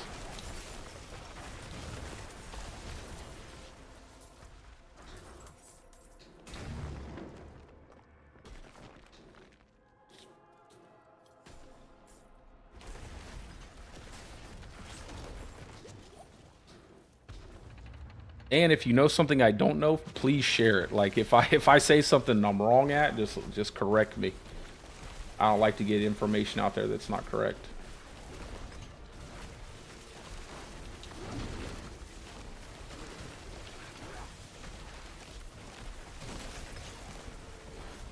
So just in case you haven't heard me say it before, the traps in these dungeons actually affect the enemies. So I think it's an intended mechanic. Obviously, it just makes the dungeons a little bit better for you. You can play off the traps. So if you ever run across like a Son of Malphus in here, you can stand him in a trap and kill him a lot faster. And I said it earlier, but I think that's why they made him so tanky, because the fact that traps actually do affect him.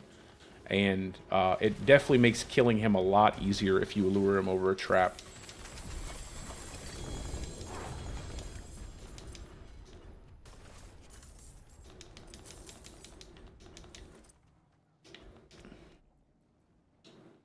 Let's get one more level into human, and then I think I'll work on territorial. Might swap out. What is that? My hope is to eventually not have a basic attack on this build. Much like the werewolf version doesn't have to have a basic attack, I hope I can make a build. I just need a Ring of Starless Skies, I think, to make that happen. Which is a big ask. It's a big ask for right now. Earthguard. So I want to put Earthguard on the Stormclaw build. That's what it's called.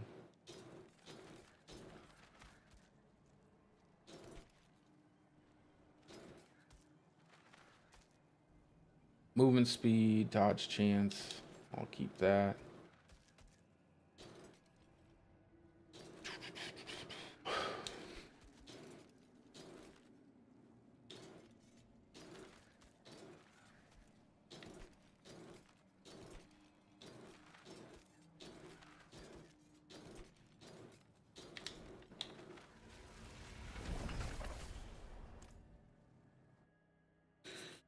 Once I can unlock that last glyph slot, that'll be nice. I'll put in slot in territorial up there. Hopefully I'll have enough that I can use it for dexterity. I'll probably end up swapping a lot of my Paragon board around before I put out my in-game build. Okay, I didn't leave anything behind. The Vault of Ink.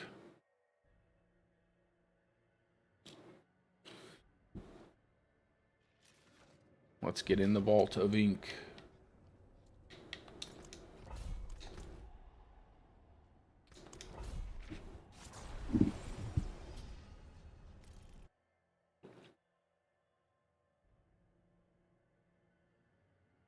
Oi. I will get that fixed. I will eventually get that stupid lag fixed. I don't know exactly what I'm going to do about it, but I'm going to find a way.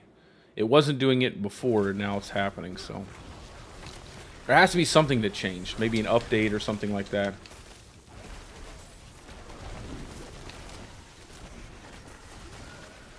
I looked through all my OBS settings, and I hadn't, none of those have changed.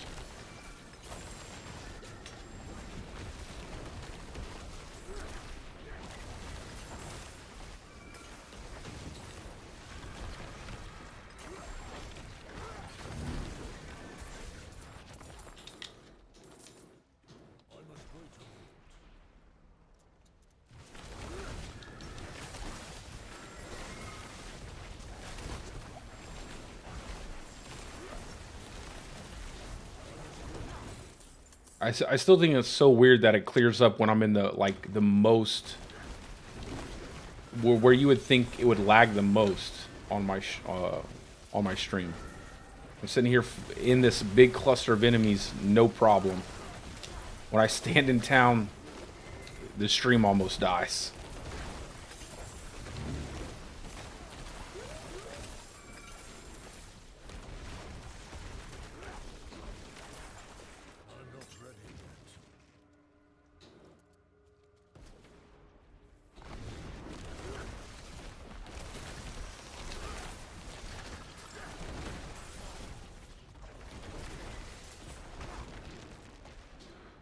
All right.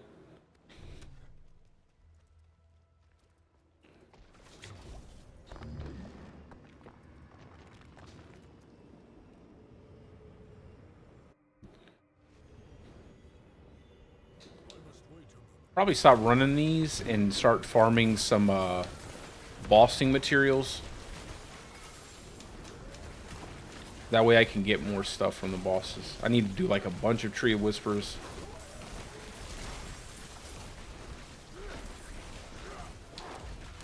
And I'll probably pick up more pearls. That way I can just run these all the time. Might do Hell Tides. Might do like... Not sure yet. I just know I need more bossing materials. Try to dodge through that. Dodged into it. That's a terrible idea.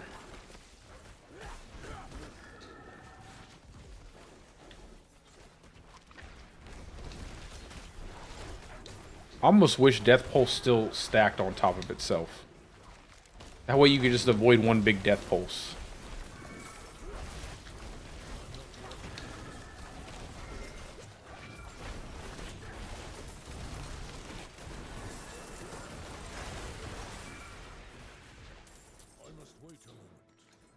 Alright, 91. We're inching our way to 100.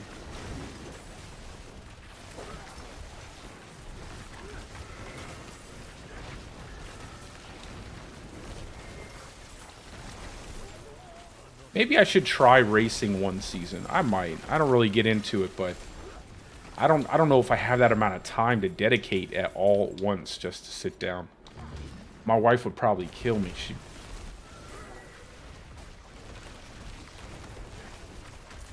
Come here, son of Malphus. Get over here.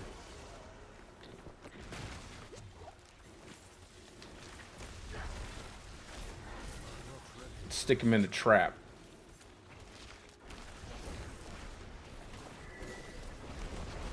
Is he coming? Oh, ho, ho, ho. Next level.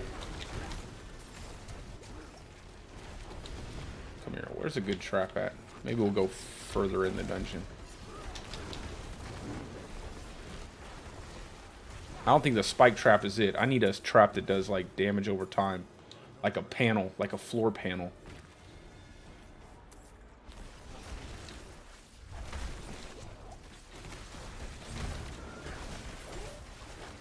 Come on, there's got to be a floor panel around here somewhere.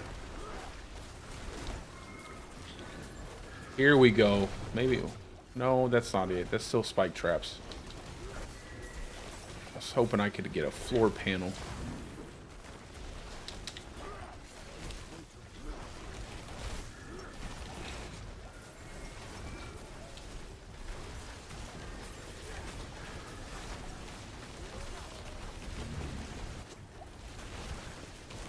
Not even a some kind of pillar.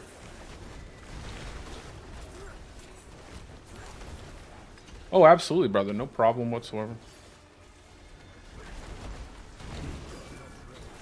I appreciate you guys for being here and you know, chilling with me on my stream and everything. That means a lot to me.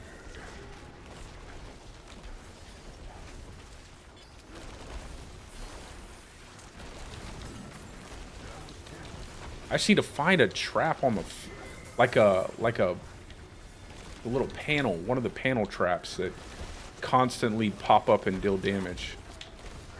I hope he doesn't disappear because I actually want to get him on.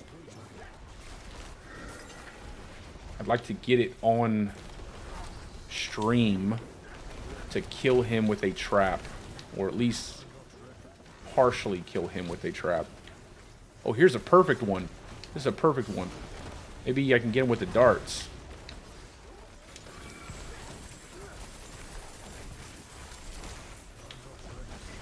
There it is. Maybe I can get him with the darts. Yeah, there we go. Well, maybe I'll do this.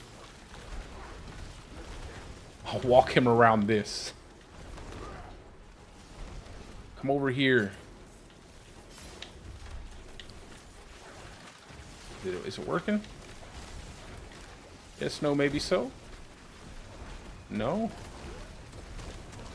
I know the traps have to work. I've used a couple of them. Feels like I have. Because he's getting hit by the darts. He's definitely getting hit by the darts.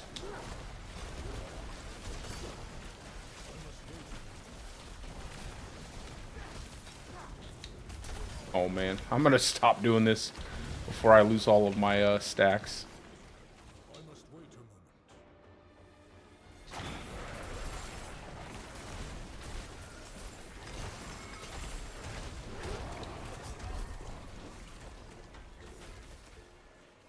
Yeah, he's definitely getting hit by the traps.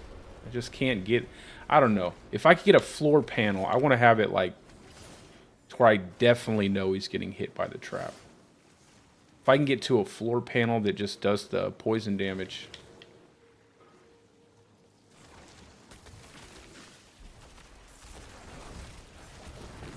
I just don't want to lose my...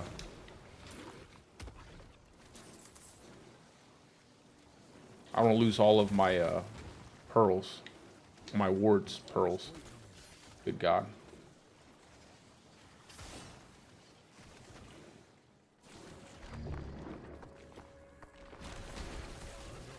I think it's easier to do in the lightning dungeon.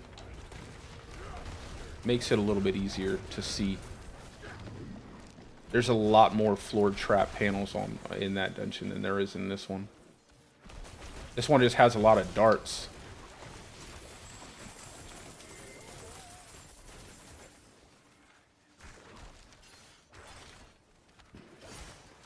A lot of darts and a lot of spike traps.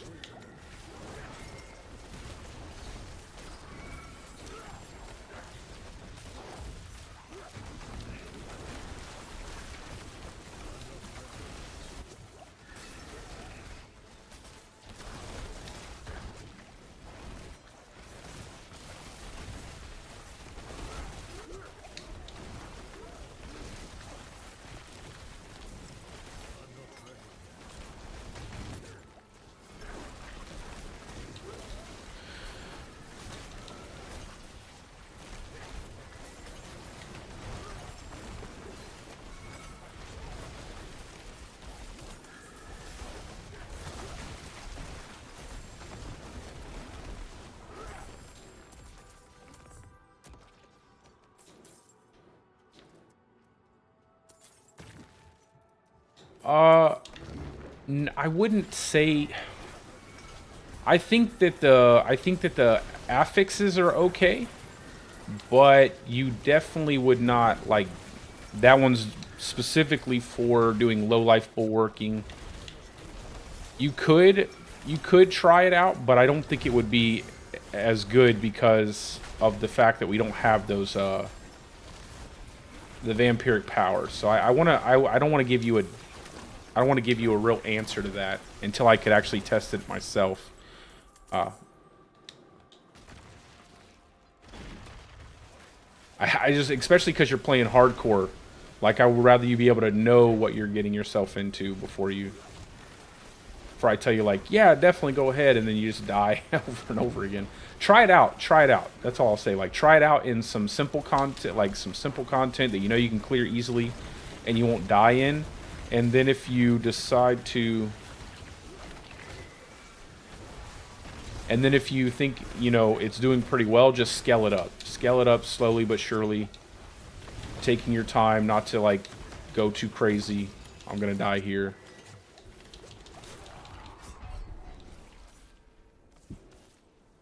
Too many CCs.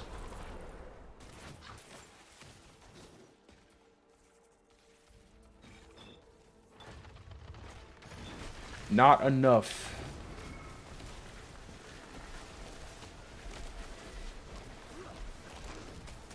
Go back out there, guys. You go do work, wolves.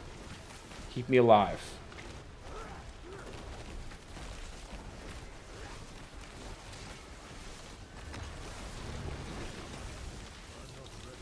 No!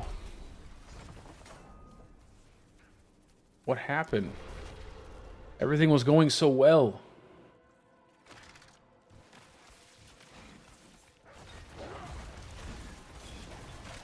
I just need to stay away from the... You know what, maybe this would be better to move this way. I think it's better this way. And I can stay out of the corner.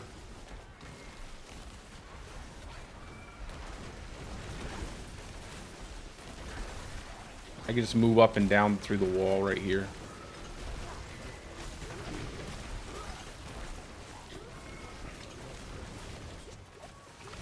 Oh, I got hit, I think. Yeah.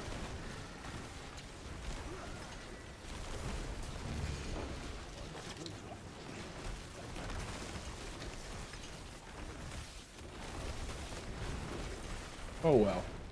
I'll do the 4 and the 10. That was just wild.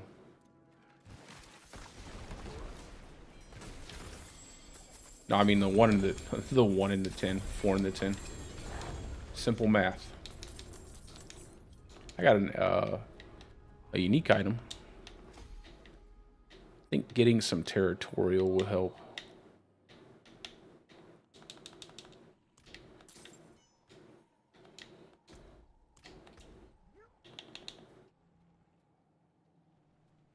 I wonder if this would be okay for right now. I wonder if I would get any benefit out of this. I hate the fact that it doesn't...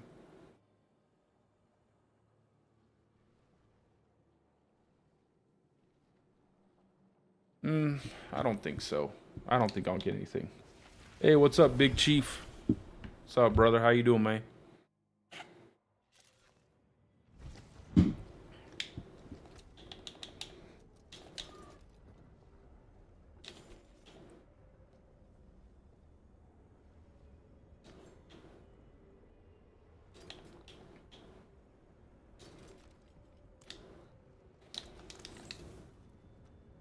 Go ahead and put some of these items I'll check out when I get off stream in here.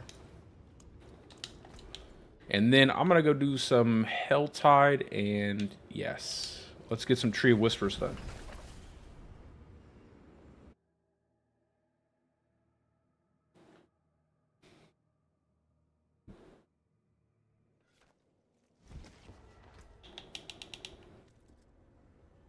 Get rid of that.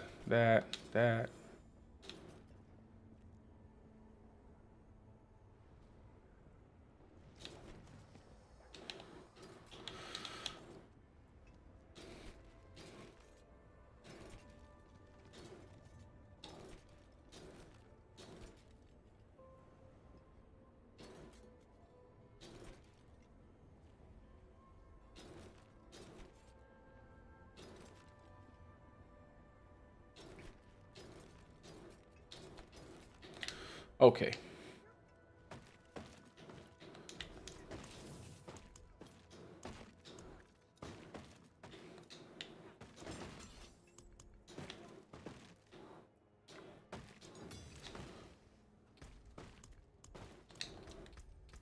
Let's use our 4 points. Or 5 points. Actually, yeah. That's good. Okay, let's go get some pearls. And let's do some Tree of Whispers and some Hell Tides. That way I can get some Duriel mats. I can start focusing. Come on, man.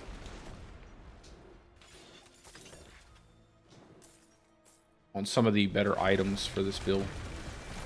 I need to get those Tebow's Will pants, man. That would really set this up nicely.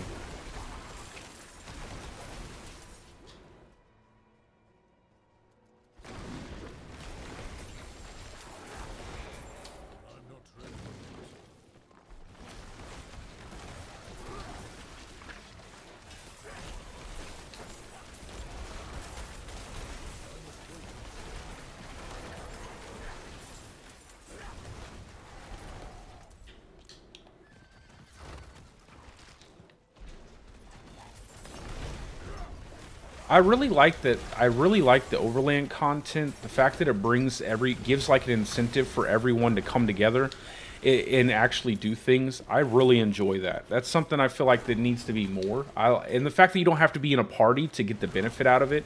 Like if a player summons, uses the brazier, then you get a benefit even if you're not in a party with them, and vice versa.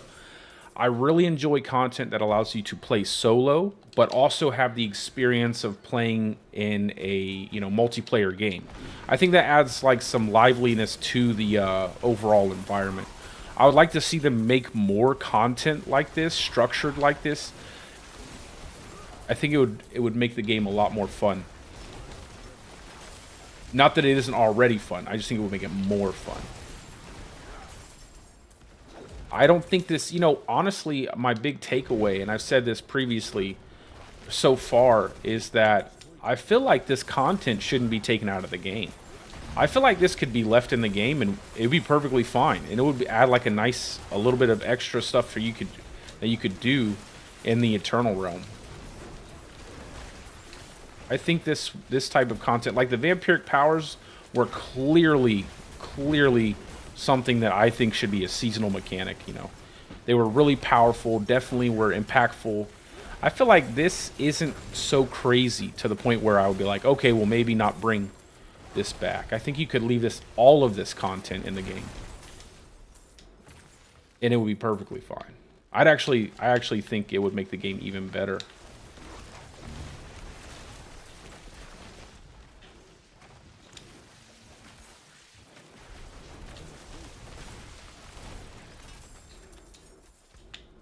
And they would also have so many things they could do in future seasons if they left this in the game. I think making Hell Tides like Blood Harvest, where it's up all the time, is cool. I just think they need to increase the mob density like Blood Harvest was. I felt like that was the fun part about Blood Harvest, is just moving place to place in the Blood Harvest, being able to kill a bunch of packs of enemies really fast. And then also maybe add those chests into the Hell Tides that you could farm in the Blood Harvest event. I think that would be pretty cool if they added some kind of chest that you got keys for that wasn't the normal chest you usually open up, the mystery chest and everything. If they added some form of like gear chest that drop loot into Hell Tides, it would make Hell Tides almost exactly like Blood Harvest events, and people would enjoy them a lot more. I think the thing I would like a lot more is that having a much larger amount of Forgotten Souls from there. I don't feel like having Forgotten Souls be tied to Blood Harvest events that directly is necessary. But if they are, I feel like they should give you an abundance. Like, you shouldn't have to farm for an hour to get like 100 of them. You should be able to get 100 relatively quick. I don't know. Maybe I'm wrong about that one. I just think it would be fun to not have to be like constantly worried about having enough Forgotten Souls to change your different affixes and everything, and level your gear up all the way.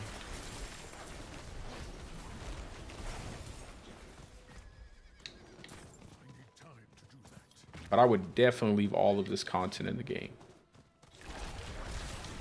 I even like the new enemy type. Like, I do like the constructs. I think the Vizier construct, little wasp guys, tone down their damage, but leave the attack, the projectile speed, just to make a different idea, you know, between wasps and constructs. Other than that, I think it's pretty good.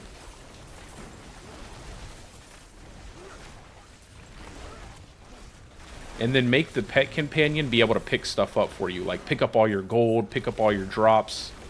They could tone the damage down and just make it like the buff companion, which is what I'm going to basically use it for. But, yeah, man, just make it pick up all your stuff. Have all kinds of stuff that it can do. I don't want to pet it. Like, who cares if you can pet your... Who cares if you can pet the dang thing? I don't want to pet it. I just wanted to do really cool stuff. Pick everything up would be a great thing. It would really change the way I play the game, too. Then I wouldn't have to stop and pick stuff up.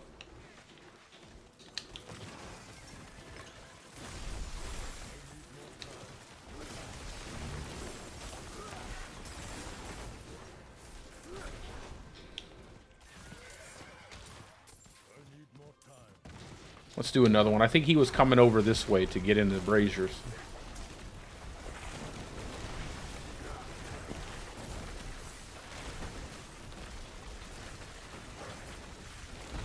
We got Juicy on a barb over here.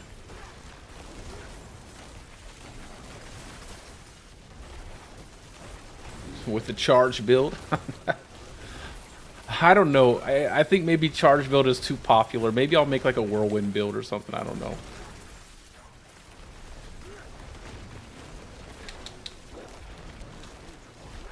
I see everybody running charge. Makes me not want to make it.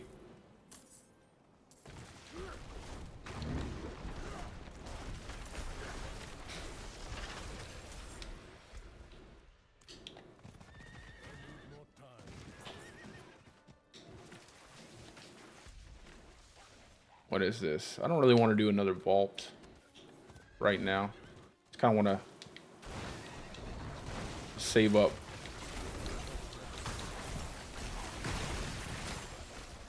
Change it up a little bit. I'm getting a little bit bored of doing the dungeons over and over again. So I don't want to kill myself off on those dungeons. Let's go do some Hell Tides. How much time do I got? 40 minutes? I like Hell Tides over here. I like going in the desert, just kind of running around.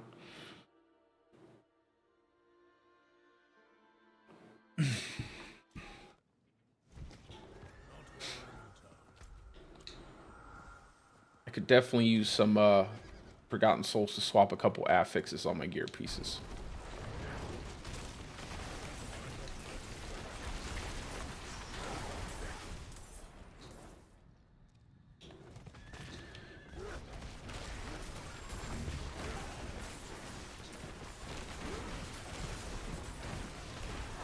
I'm glad they took the cost of the living still chest down some. That was nice. To 275. I don't know. I feel like because it doesn't drop any items, they should probably like add items to it. It doesn't drop anything. I'm glad it drops potions. I should probably, speaking of potions, probably be a level 100 right now if I stop forgetting to use potions.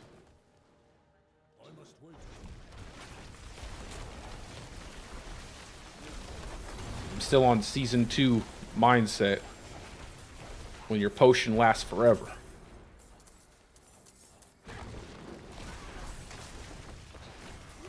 Hopefully I can find a bunch of Helltide veins. That'd be nice.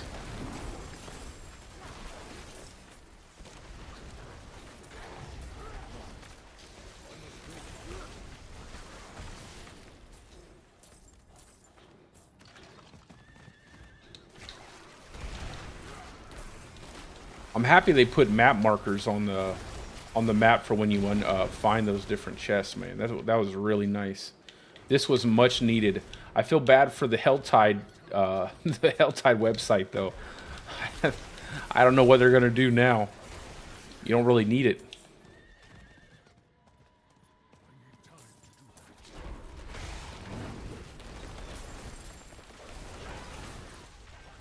much time before. I have to still do a Legion event, too.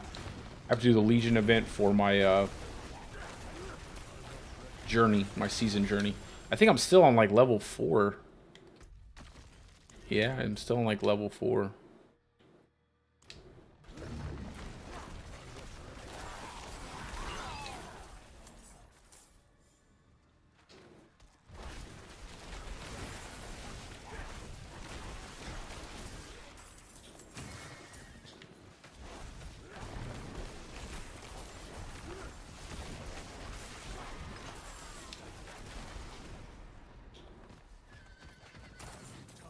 More monsters. I'd like double the size of these monster packs.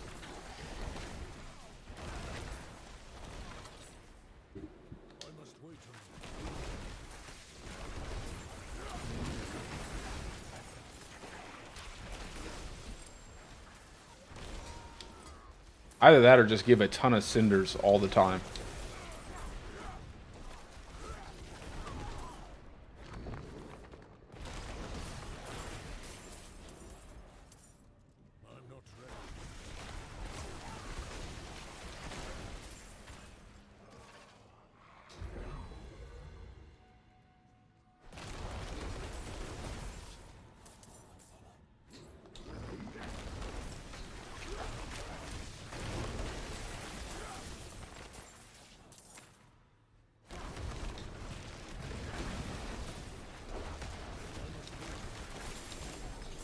Let's go.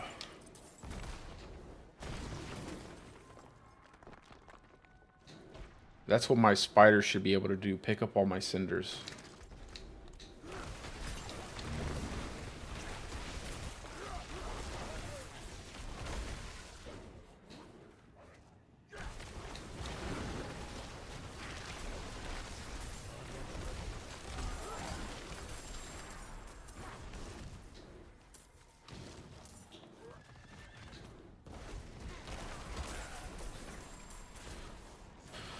Need more movement speed.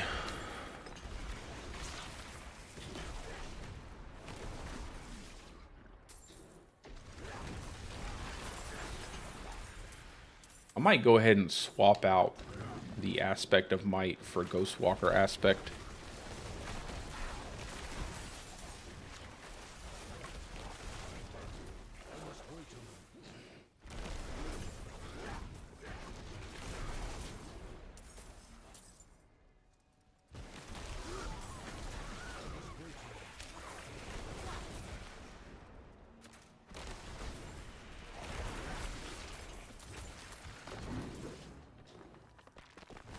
Let's go. I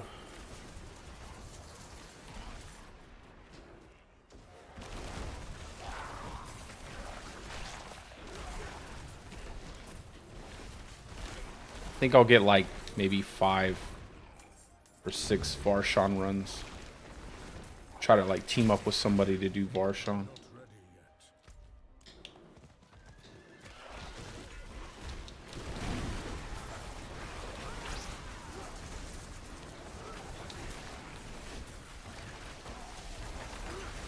Too bad you can't like reset the boss over and over again right there in the dungeon. Never have to teleport out, just like let the pedestal pop back up every time you kill the boss. That would be nice. It would make doing party bossing a lot easier.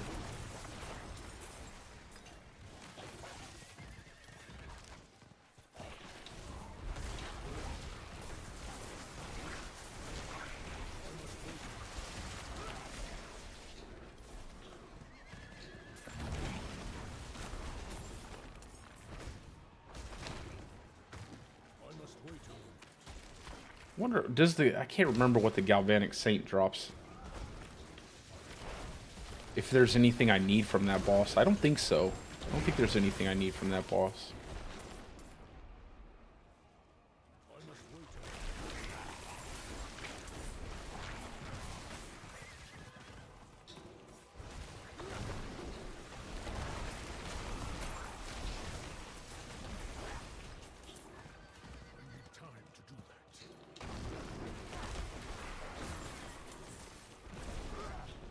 think it drops the werebear chest, if I'm correct.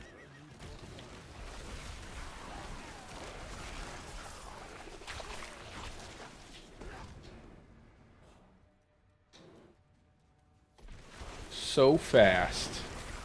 My stumpy leg druid. Fastest man on the planet.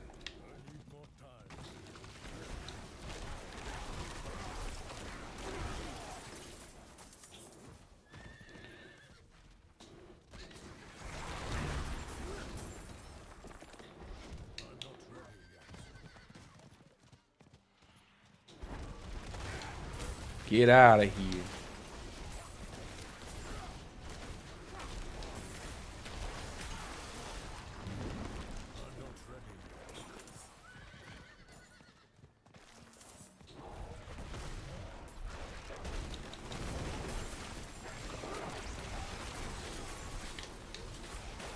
Let's go open up the chest.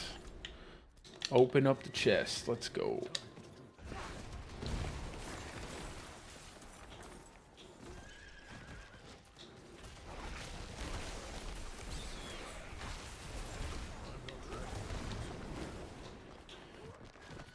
We're getting close to 92.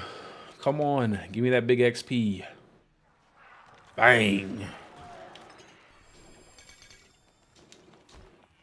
I need these. I have not farmed any potion materials, so I'm like super low on potions. I think I'm still running like a level 60 potion or something like that. I've just not dedicated any amount of time to doing potion stuff. Let's see, where's the next chest? We'll go down here. I think the next chest will probably be somewhere down at the bottom.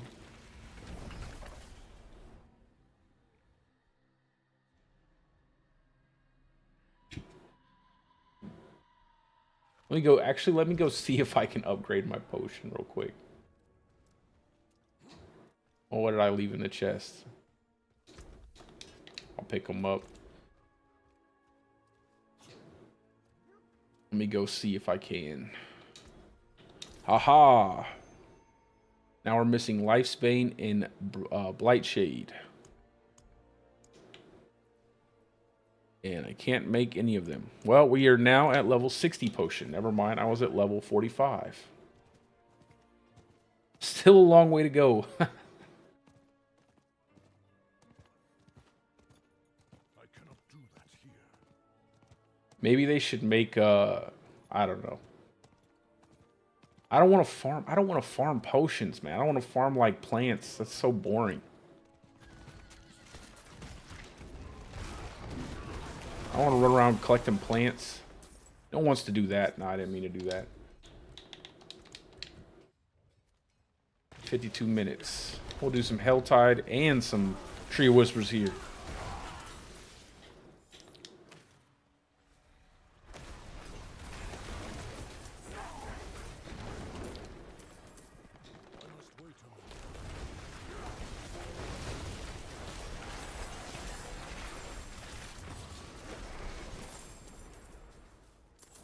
They should give me the option to turn quests off, man.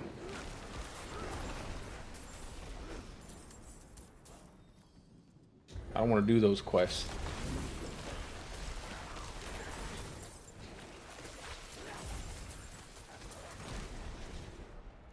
I'm not ready.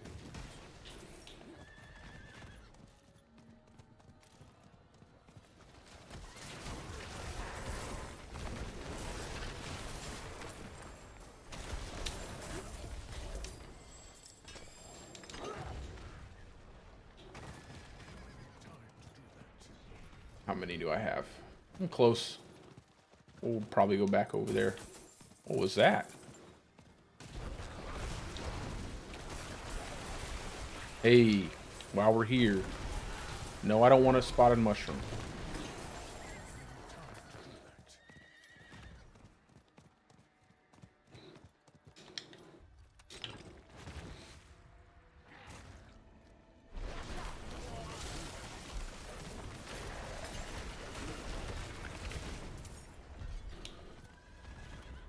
Oh.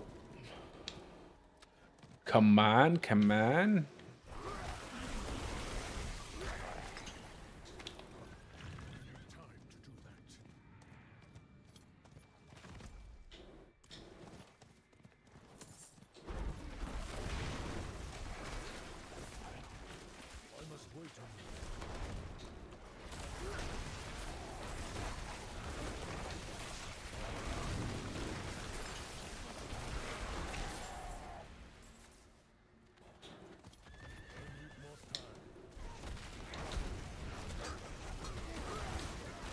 Cast your lightning storm. I want to sit there and basic attack.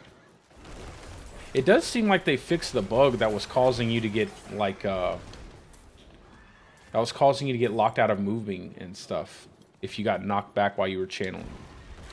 Maybe that was in the hotfix notes and I didn't read over them.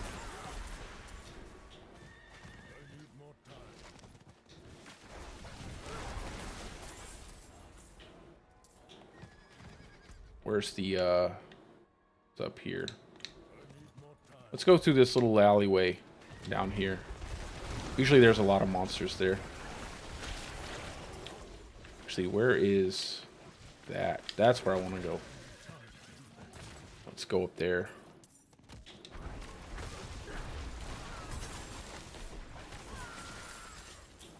That way we can keep doing the Tree of Whispers.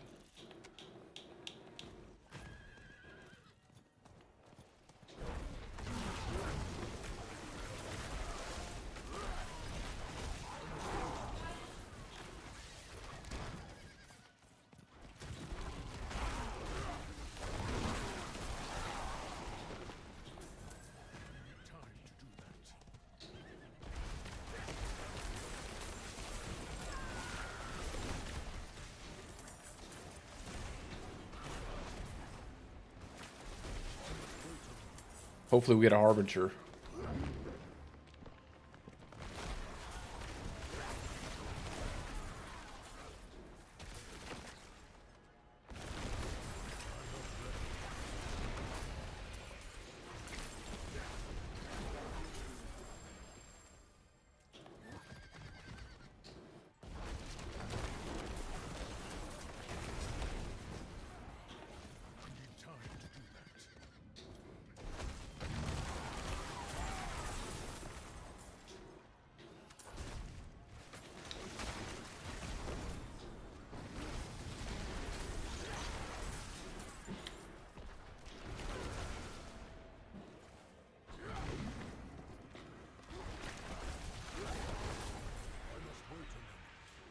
There we go. And we're done with that. No. What? I think it's so funny that those count as enemies, but you can't hit them.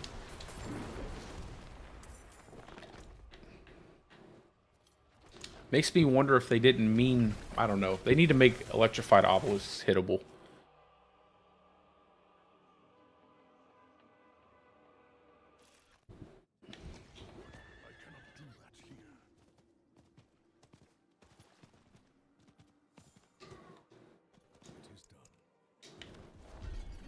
There we go.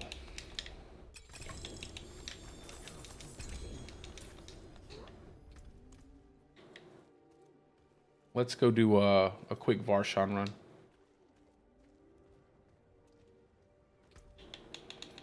We cycle through everything real quick.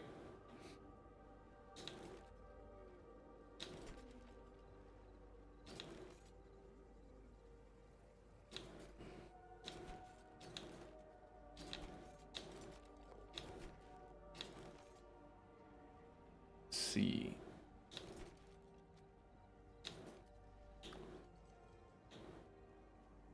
I think the unfortunate thing about weapons is that you need 925 weapons, so almost none of this matters in terms of weapons. Like,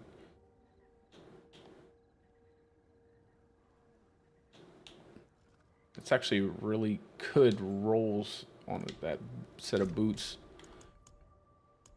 I don't plan on making a low life bulwark build, but just in case, those boots were really nice.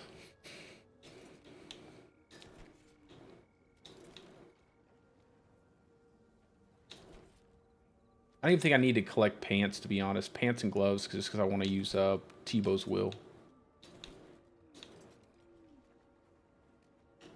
What powerless? Just want to pull that off. Let me extract this. I have plenty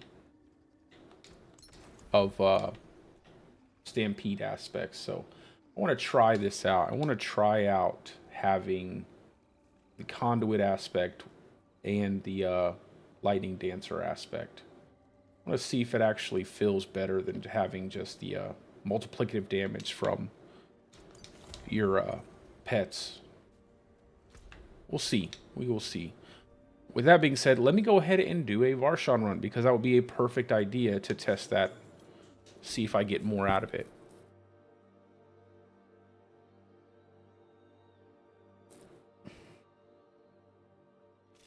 All right, here we go. Let's go. I'm not ready. I don't think it'll actually affect it too much, because a lot of my damage is coming from my aspects. Oh.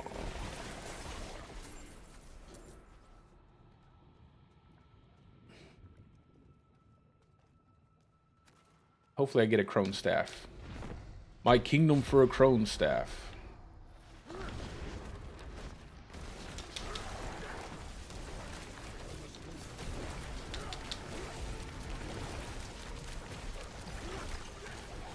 Yeah, definitely am getting a big ticks out of that conduit aspect. But I still need that multiplicative damage, because I'm not killing Varshan fast enough.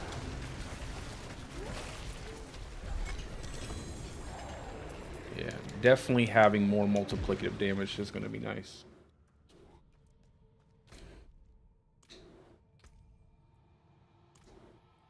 Okay, let's go back over here. Continue farming up the health tide.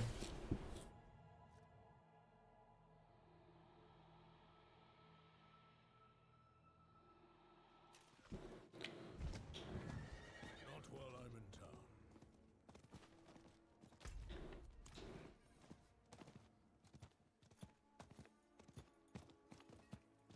Not while I'm in town.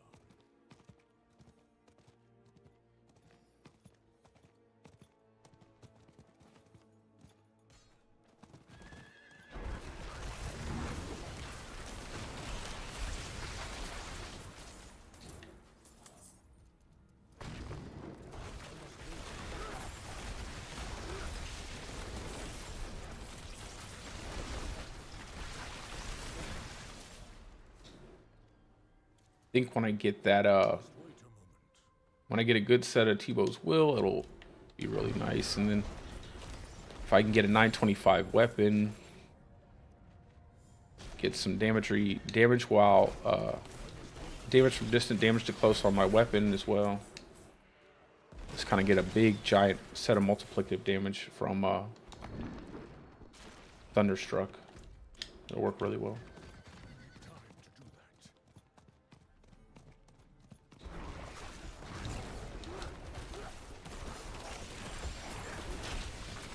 Yeah, I'm saying the build's coming together. I'm just saying, like, what I'm doing is I'm looking at the damage, and I'm kind of comparing it to the damage I know I need for doing like Duriel, or doing like Uber Lilith without have to know the mechanics. And I'm saying that's not it yet. You know, that it's not that the damage isn't good. It is good. It is good, but the single target damage is still lacking. Like tier 100 dungeon, no problem. I think getting a tier 100 dungeon would be no issue. Doing bosses will probably be the bigger problem. Now, I could probably do Duriel, but it would take me a long time. And that's what I'm trying. And I could do Lilith, but I would have to know her mechanics.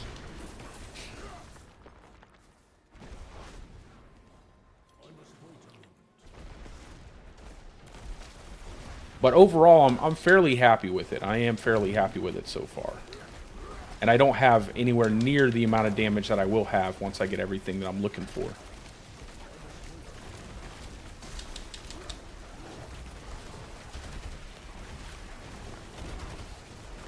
Like I said, I don't think damage will be the problem. I think trying to remove my basic attack skill is going to be the bigger issue. And if I can manage to get the resource generation to do that, then I'll be able to equip an ultimate. And if I can equip an ultimate, it's gonna be insanely good. Like, just having something like Petrify up to get more critical strike damage multiplication, or even trying out the new Cataclysm to see how well it works. I mean, that in itself is going to make the build. Just having an ultimate would be really good, and if I can manage that, it's going to make the build even better. And doing all of that while not being in werewolf form and taking advantage of direwolf, that's the problem. That's the answer I need. And I think I've got it. I think I know what I need to do. It's up to the gods, the RNG gods, to give me the Ring of Starless Skies. I think the Ring of Starless Skies is going to open this build up. It's like the one uber unique I think is going to really top this build off and make it insanely good. And then the bonus would be a Lycander staff, but I don't really care if I get that. I think the Ring of Starless Skies is what I need the most.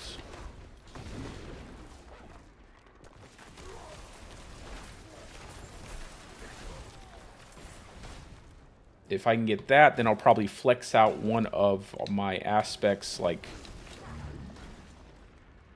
every now and again whenever I need to. Like, I'll probably run Lightning Dancer Dungeon and then Conduit for bossing.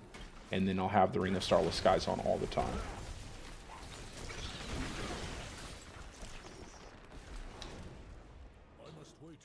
I just hope I don't have to farm Duriel, like, forever just to get it. I hope I don't have to. But I will. But I hope I don't have to.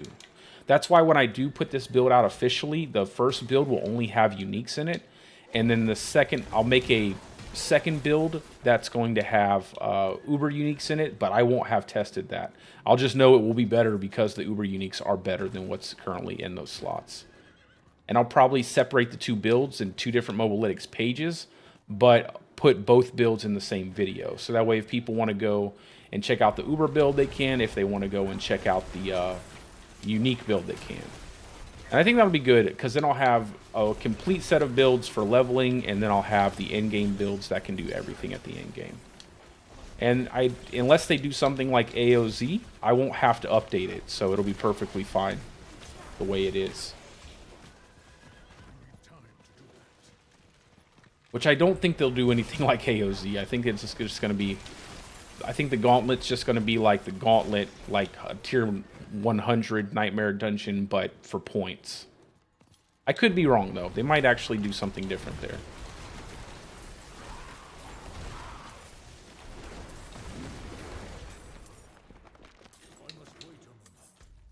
If you guys are just tuning in, all I'm doing is trying to farm up bossing materials. I want to get a couple sets of Duriel runs together. And, again, just farm it up, you know. So I need to get a Crone Staff from Varshan, so I need more Tree of Whispers quests done. And then, I was doing all my Nightmare Dungeons earlier. I got kind of bored with it, so I'm just kind of swapping off to do something different. I'm probably going to get off here shortly, just because I have some things to do, and I want to put out a video tonight covering the Vault of Stone. But for right now, we're just kind of chilling, doing some Hell Tides. And I should be at level 100 by... I'm going to work a little bit on my leveling off stream, most likely. But we should be at level 100 by tomorrow. No later than tomorrow. And then I'll have the complete in-game Lightning Storm build as soon as I have footage of doing all of the bosses. That is the prerequisite I have for making the videos, is I have to have footage killing all the bosses. Yeah, whoever, I'm telling you, they were really putting effort. Whoever put in the effort to make the uniques this season and do a lot of the changes to the uniques, the guy that did all that, that person, whoever that is, they need to be in charge of everything, because they did an amazing job on changing the uniques around. Like, I said it yesterday over and over again, and I'll say it again today. Like, if you look at these gloves, if you look at the aesthetic wraps, crit strike chance, lucky hit chance, ranks to defiance, ranks to lightning storm, absolutely perfect affixes for gloves.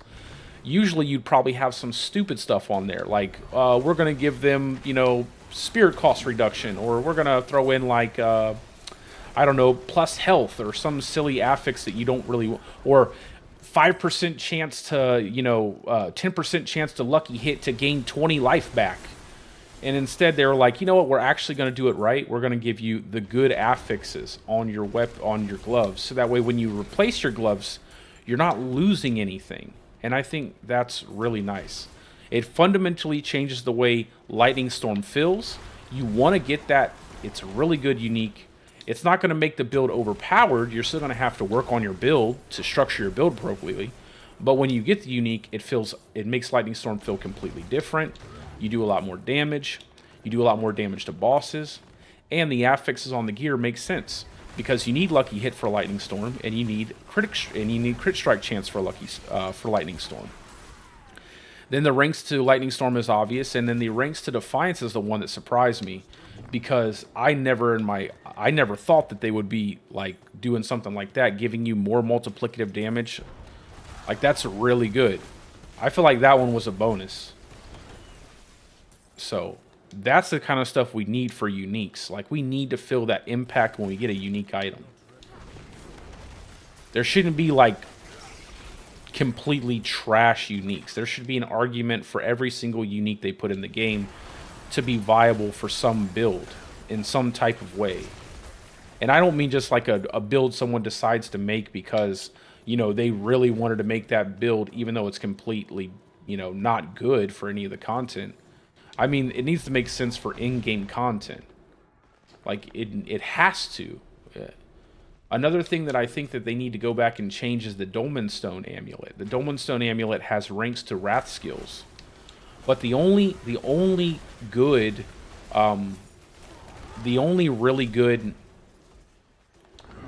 aspect for Dolmen Stone is the Metamorphic aspect, which turns your Boulder skill into a core skill. So you lose all those ranks to Wrath skills because you turn your Boulder into a core skill. And you don't need Hurricane because Hurricane's absolute trash in terms of dealing damage. So what's the point in giving you ranks to Hurricane? And the rest doesn't matter because you're not using those skills. It's just things like that. That's what I was expecting. And honestly, I feel like they need to go back and fix some things.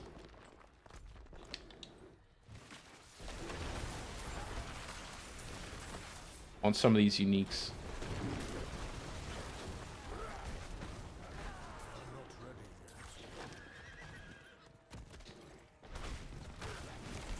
Even though I feel like the Dolmen Stone Amulet was a really cool idea, like having boulders and a hurricane, really awesome, really awesome. They just need to buff up the passive. They just need to buff up this passive. They need to buff up this passive. Endless Tempest. They need to change it from a percentage-based amount of duration to your Cataclysm and Hurricane, and they need to swap it into a flat, you know, amount of time, like 3 seconds to 9 seconds. I don't know. That way you can keep up Hurricane without having to have Nature's Fury. I feel like you have to have Nature's Fury at that point, just because you have no way of cooling down your Hurricane fast enough that you can keep it up, you know, for the entire duration. So you can constantly spam boulders.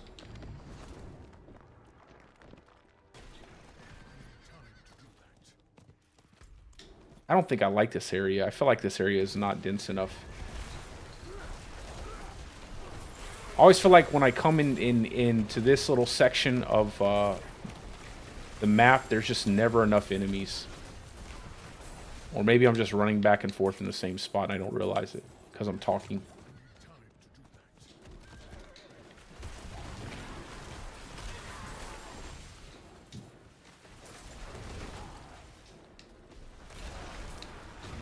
Even the gauntlets for Stormclaw, like even the gauntlets for the basic attack, it gives you basic attack damage, which you get nowhere else except for your weapon. You know, that's really nice. Like, it gives you crit chance. It gives you there's a couple things it gives you that actually makes sense. Like, it makes sense for things that you would honestly want on a basic skill ability build.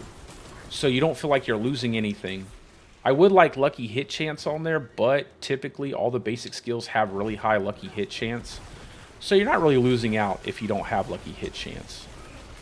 It's like Stormclaw isn't lacking from lucky hit chance. You have so much built into your basic abilities.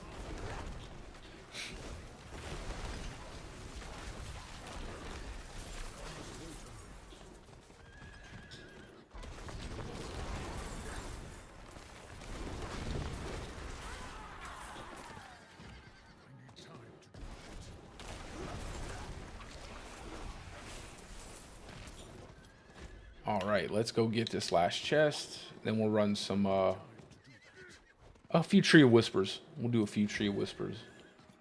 How many Malignant Hearts? I have 3. I'll probably get like 5 and then do a rotation with like a group of 4 people or something like that.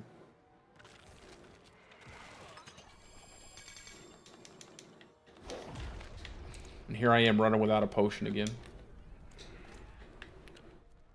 Let's see. Where do we want to go? Oh, and see, I forgot that Legion event. That's hilarious. I always forget the Legion events. Let's go over here.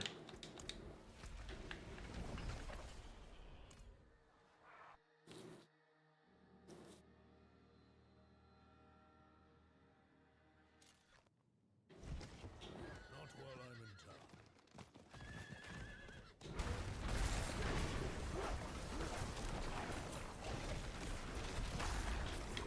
I'm not ready yet.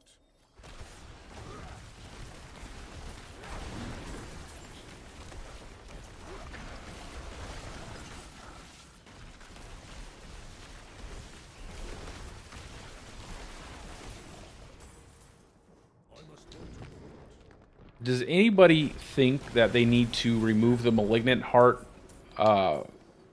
from the requirements to summon Barshawn? Just asking. I'm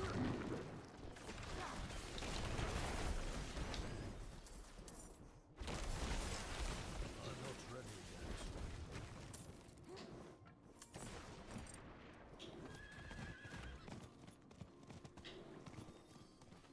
I need time to do that. I need time to do that.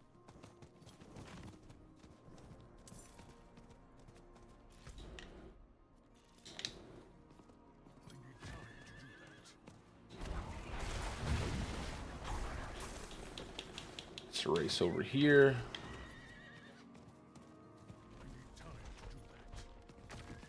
do that. Oh man, you gotta kill the bats, man. You gotta kill all that. Don't leave that behind. I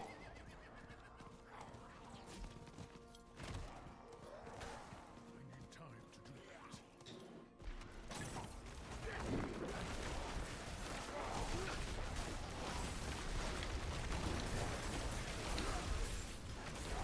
All right.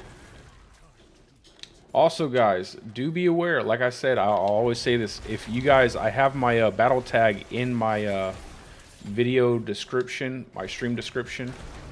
If you guys ever want to join in with me, run a party, I'm down to do that while I'm not in hardcore. My whole goal for this season was to play more with viewers and stuff, and like just have fun. I also have a Discord, but I have not done anything with it. Just because, like I said, this is all new stuff to me, so I'm figuring everything out on the fly.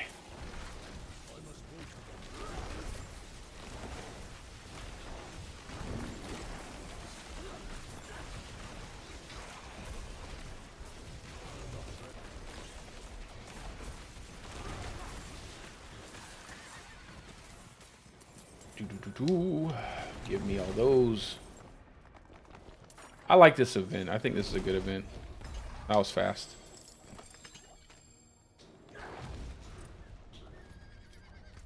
Let's go. Do I have a dead man's drag? I do not. I need more time.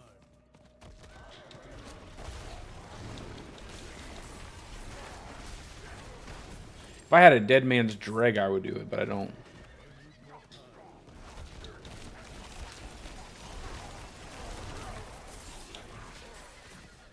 I think this one's usually over here.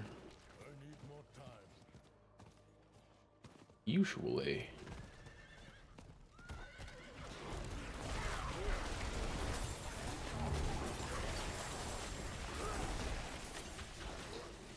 Where are you at? There you are.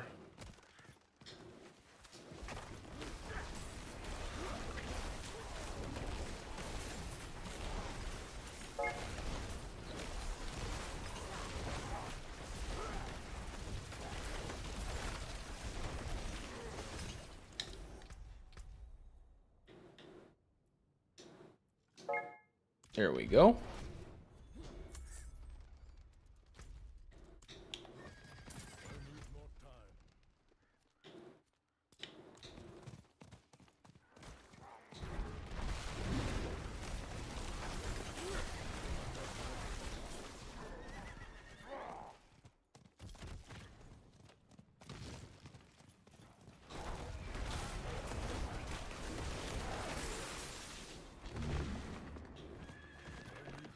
All right, down here. Let's go.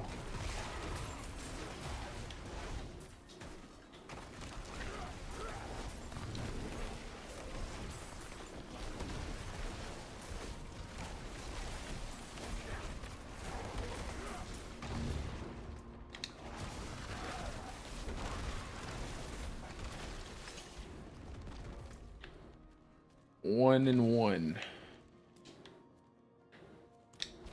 Let's go do a different area.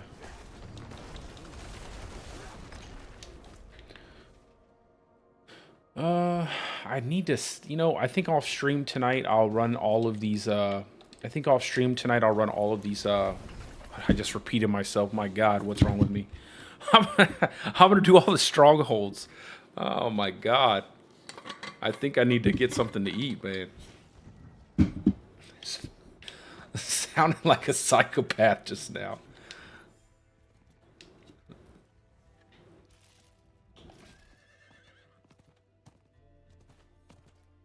Not while I'm in town.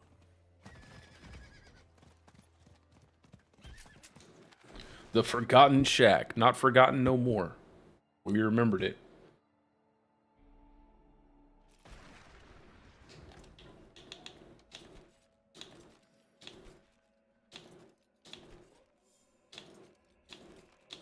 Seems like the best time to go ahead and sort out some inventory stuff.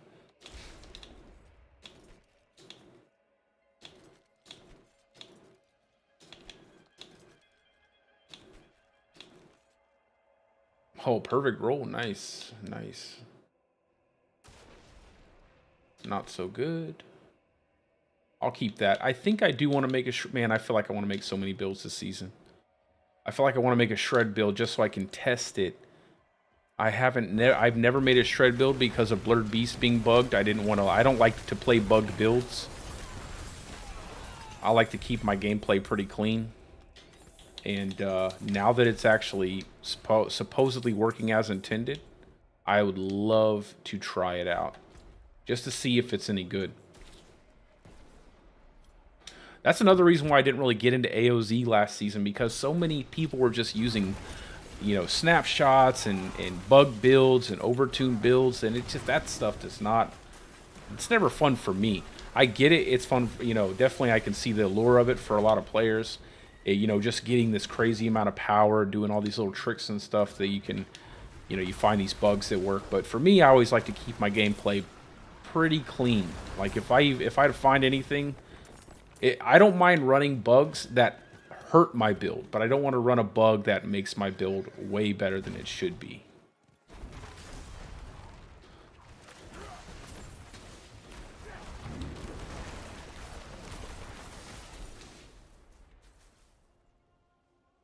I said it a couple times. I feel like that's why Druid got kind of passed over for anything like to buff up a lot of the different skills in the ability tree. Especially some of the passives. I feel like a lot of the Druid passives are just straight hot garbage. Like, you can't even make an argument for some of them. They're so bad.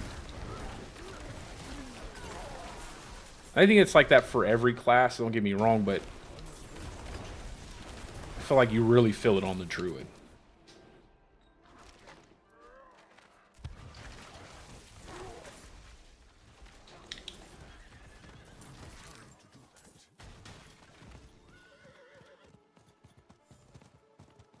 Go, Mega Horse. Okay, I think after I finish, this one, I'm gonna go ahead and get off of here, and then I'll probably make a video tonight and everything. Kind of try to fix things. I'm gonna try to troubleshoot my stream again. Try to see if I can fix this silly thing that I don't know why it happened, but or why it's happening, but. Hopefully I can figure a way to make it stop lagging when I stand still. That'd be nice. Get something to eat, work on that video, and then get a workout in, man. I gotta get back on a good workout schedule. Gotta get rid of this XL dad bod.